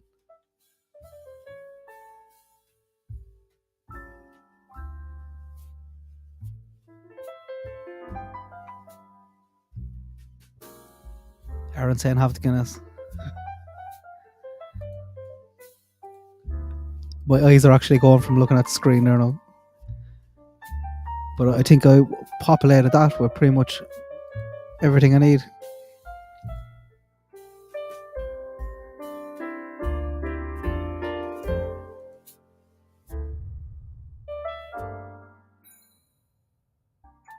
What was the drink? Murphy's I was talking about, Laurie. It's basically a better version of Guinness. Everything you heard about Guinness is a lie. Don't get me wrong. I like a good pint of Guinness, but Murphy's is just better.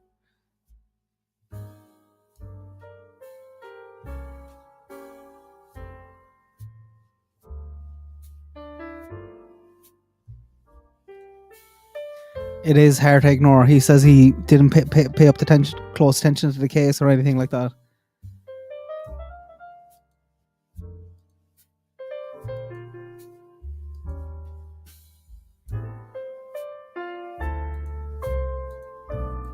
I think we'll be hearing a lot more from him, but I'm not sure what much he can tell us, or what else can he tell us that he wouldn't get a chance to say there in 5 hours, you know? And if he does start coming up with some other something big, I would just question whether that's true and why he wasn't said here. Like if he starts coming out now being like, oh, I suddenly remembered, you're like, oh, come on. How many times have we seen that happening with people? It was nice to get a few details like this on Summer though. Some of this stuff actually about her personality. We learn more from him than we ever did from Don and Candace.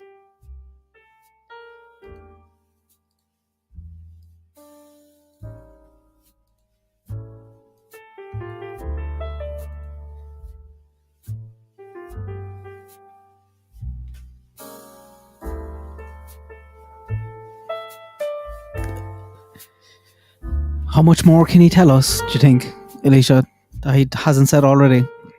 Like if you're willing to go on your first time ever talking and talk about SA like that, I don't think there's much you're holding back.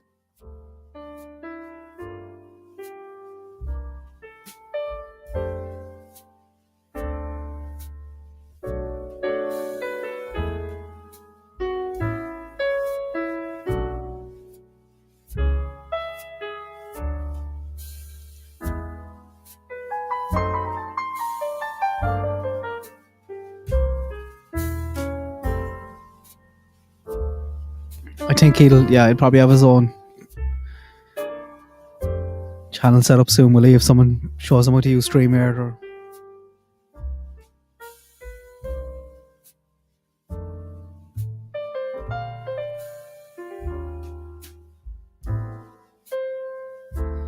He did, and even if you were sent a video the night before, if I know someone by one name, before they heard to suddenly switch to Grandis.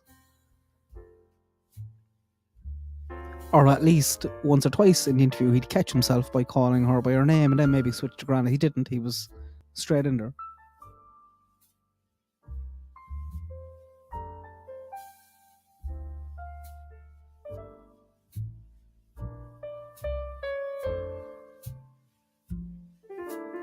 I hope not.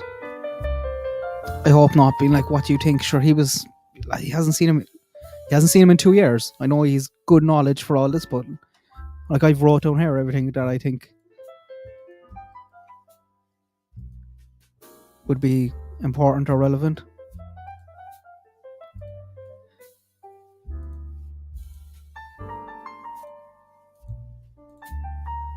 I'll get tired of a very fast feast doing 4 or 5 hour streams. I don't think I'd listen to him. Just try and get the highlights that come out. And no doubt Chris will suss him out as well and have him on. And then probably go back over that interview, analysing it. I'm a bit tired now, so...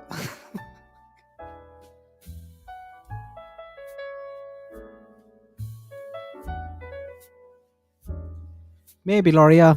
Maybe.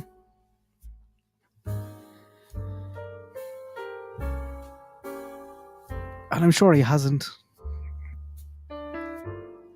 had it easy, but when you're in the Wells house, away from your own kids, just make you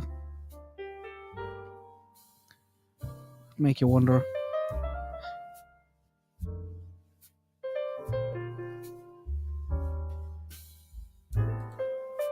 He seemed very confident, GC, of having the receipts. He was very quick to say, I'll give you my credit card and all the receipts of the stuff that I bought and the food that I bought and stuff like that.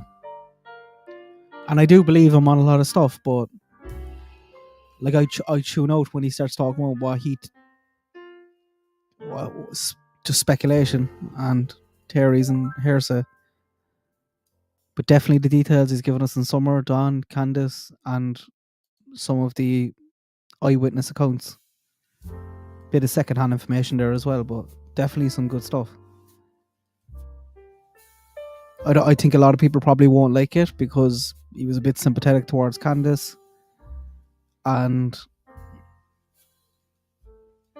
he talks about Summer wandering a lot. She was missing for an hour once, he said, when no one went looking for her.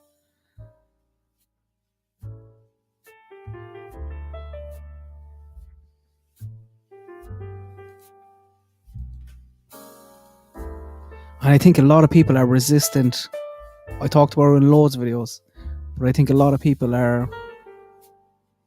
they really don't want it to be Summer wandered away and was picked up, because in their head it might feel like Candace is kind of off the hook then, or they've gone too hard on Candace and they might feel like they were being harsh. But look, she still obviously wasn't watching her, and there's a reason why the boys were taken.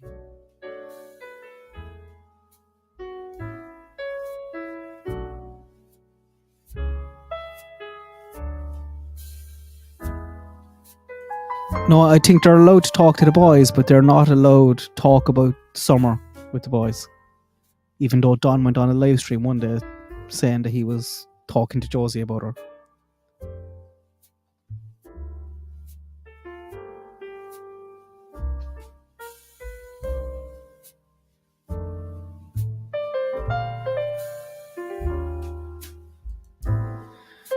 He is Anna, but if he lived there for 6 months, I'm sure he has some sort of an idea what Candace is, unless he's just making complete excuses for her. But he talks very good about Ali. Says Ali was buying the kids food, spent $300, I think he said, was it?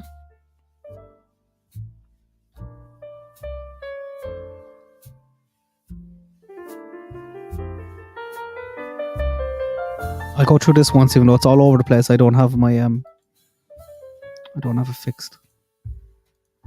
So Don, very different than the man on camera behind closed doors. Said he switches, never went to church.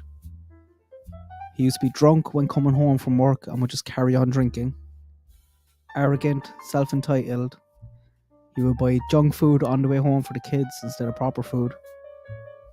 And he admitted to having an affair a few times, blamed drink. Candace was downstairs and Don was having sex with a woman upstairs. A married pill popper, drug user lady that lived half a mile down the road. Lovely. A violent man. See, this part now makes me question him as well, because if he is on YouTube or in the algorithm, or if they were talking about this the night before, I'm not sure. Is it Justin? I think Justin is his name. Wouldn't be reacting to this if he's saying Don drove a red truck with ladders in the back. That's very specific, and that's very much the red truck that they were looking for a while. They were looking for a red truck with ladders in the back.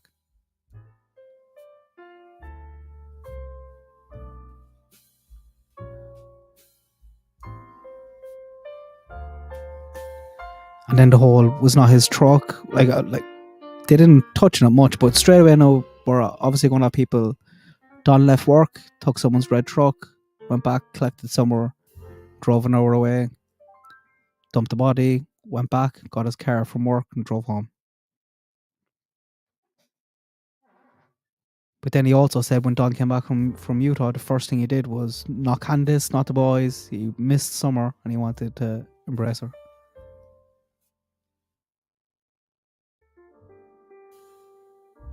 Candace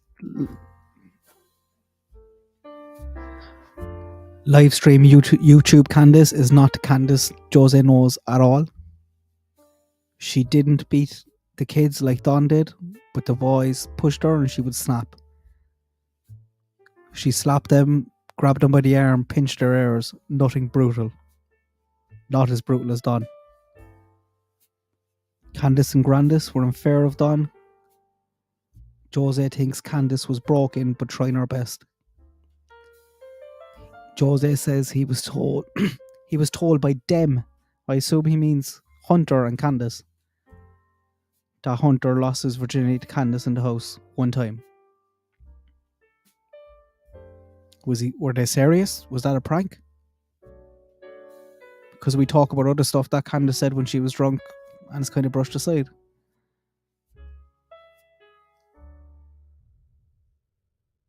Candace used to play pranks on the kids.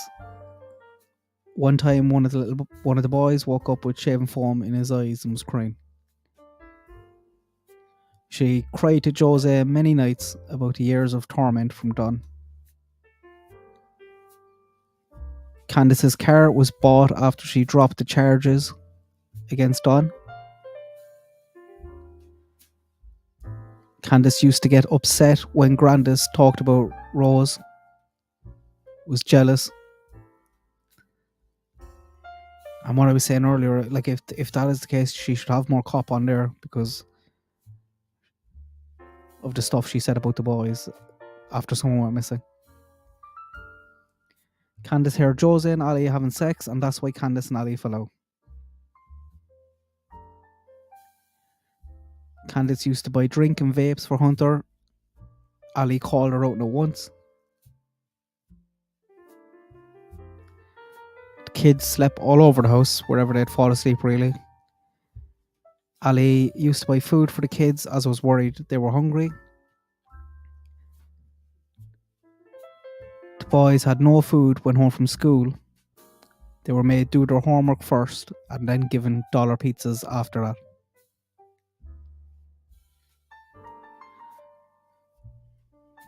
Jose cooked, cleaned. Candace and Grandis were shocked as they've never seen a man do that before. The house has been completely changed around. There was a sofa in front of the basement door, and the lock in the basement door was broke. That's why the sofa was there. Snakes in the yards, beehives, house and lawn were in terrible condition. The house was an absolute mess. Roaches, spelled odd. No door on the toilet. Beds and mattresses everywhere.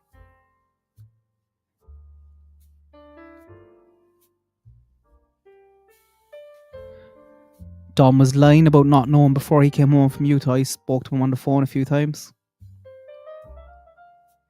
Don came back, was good for a few days, got some work and got some money and spent it all in drink. Then things kicked off. Kids slept all over the house. Don and Candace would be hammered upstairs.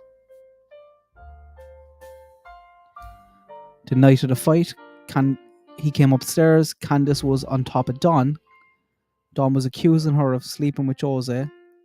Don kicks Jose out, tries to kick him out. He refuses to get into a fight. Jose calls Don out for being a bad father, for having women over to the house, and Don throws a beer bottle at him. Grandis stepped in, tried to stop. Police called. Don drove away, came back. Police there.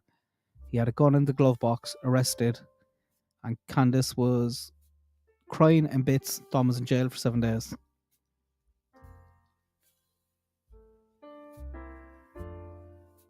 Don admitted to having an affair a few times.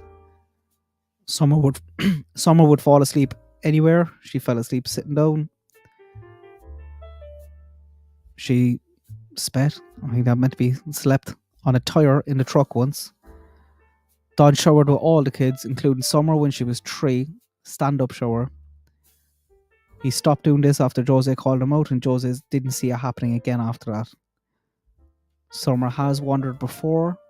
She would have no t-shirt on, no shoes. They found her behind a house down the road. Don found her once down the end of the driveway. He beat her on the backside as he was walking back up home. He said Summer has a history of wandering away.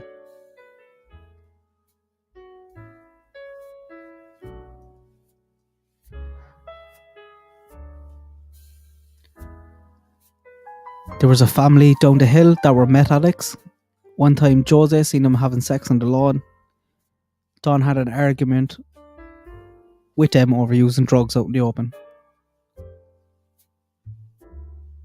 Only once did he see Don ever hit Summer or raise his hand, and that was that time that she wandered down to the end of the road.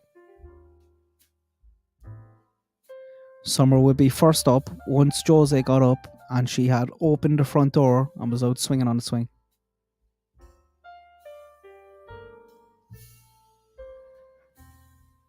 Candace said during a fight that Don's sister had to go and get him from Mexico.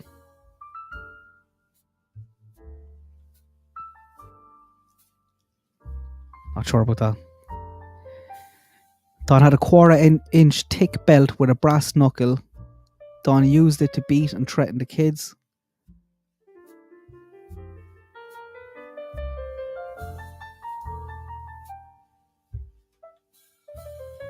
He didn't see him hit him with the belt. He just saw him take him out and threaten him with it, but he did see him hit him with his hands. And he said he seen the fear in the boys' faces when Don would take the belt out. Many times Summer walked from the house to Grandis's trailer without anyone watching. She wandered... Oh, that's from the wander part, the next line. I must have put that in. She wandered more than 2 times and was missing for an hour. The dogs were wild. They were vicious as strangers, and they went for Jose when he was first there. Hunter got Summer a kitten. Summer loved the kitten. Don came back, hated the kitten, didn't want a cat in the house, threw the kitten out to the wild gods. I said there should be dogs. Summer was up in a heap, roaring, cried herself to sleep that night. Obviously traumatized.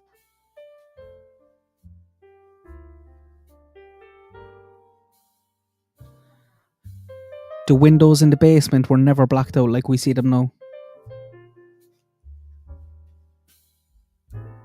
And he remembers Don specifically moving a chair down in the basement to take wood in. A snake had killed 2 cats.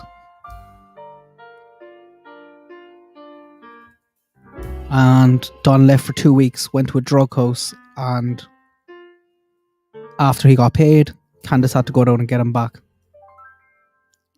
And that's what Candace told him.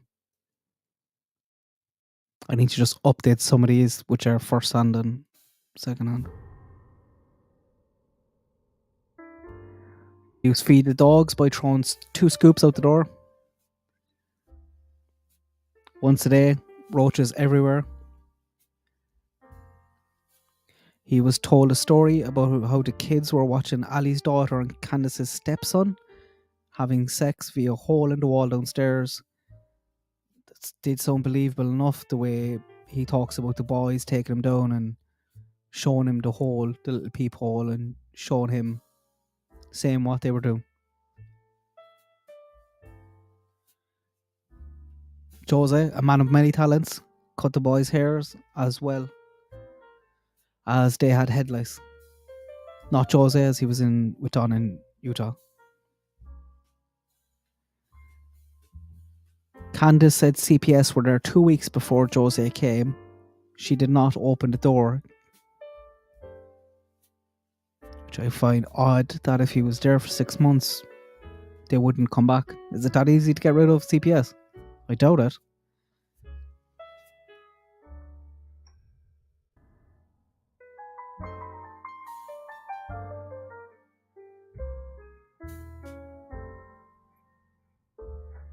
Hunter helped him cut the grass and watched him cook.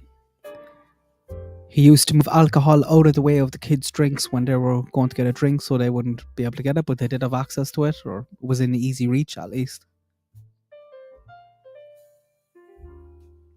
Candace only ever cooked once or twice for the kids when he was there, 6 months. That copperhead snake was down by Don's work shed. Candace said when she was drunk that she killed her sister. They didn't take it seriously. It didn't seem like she meant it.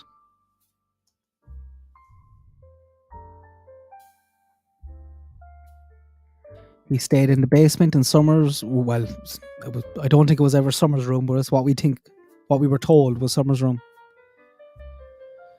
Went to South Carolina. Candace dropped him, or Grandis dropped him. I have Candace down there. That should be Grandis. Said his phone was in the ocean 3,000 miles away. Don and Jose got in a fight 1 week after he came back. Don didn't like Jose. Jose was showing Don up for being a slob? ? He got a job, worked in a factory. Grandis dropped and collected him. That's mad, isn't it? Just a stranger coming along and all of a sudden he's rented a room in your house. He's cooking food for your kids. You were dropping him to work, collecting him from work.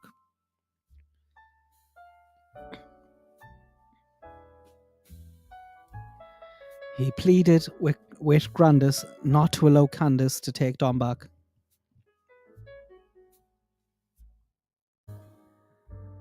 Had a mental breakdown and moved to Tennessee. Rented room off Candace, who he met via Ali, got on very well for 6 months, said he came in February and left before the fall. And Dom wasn't there. Dom was in Utah with Jose.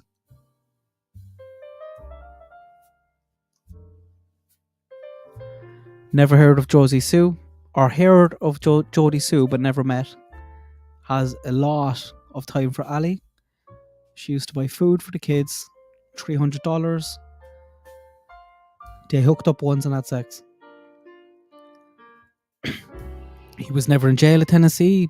They kept saying that a few times. It's been 2 years, he said, since he spoke to Ali or Candace. It says it was Grandis's voice in the Snapchat video. Went off the grid completely when he left. Says Hunter's dad, Andrew, is a liar.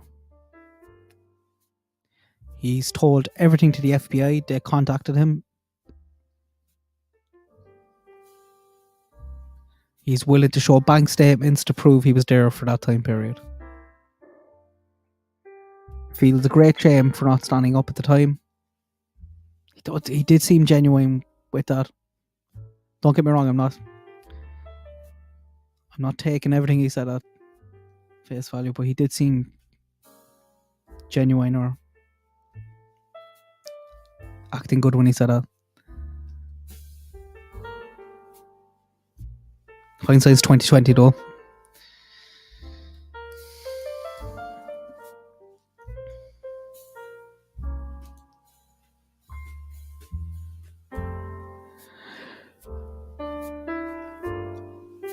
That's it.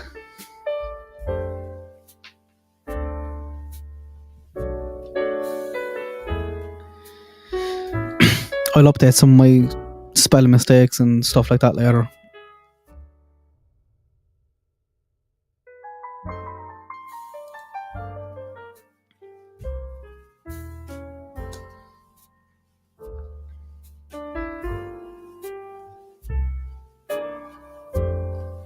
And I am going to love you and leave you because it has been over 5 hours. Thanks to everyone who stuck with it or people who popped in, popped out. I really appreciate it. Thanks for keeping me company because I had to watch this anyway. So it was good to do it with a few people.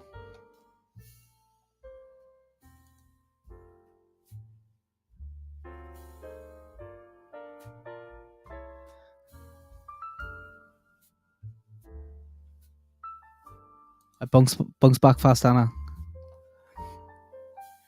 I'll be in bed now in about half an hour. I never even got to drink my cup of tea that I made 5 hours ago. It's still half full in front of me, freezing.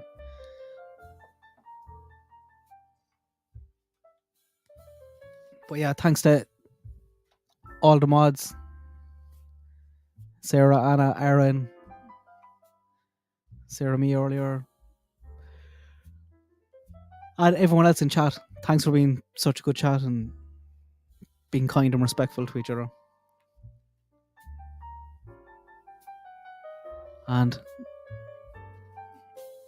have a lovely weekend. Have a lovely Friday night. Good luck. God bless. Please like the stream on your way out. Talk to you later.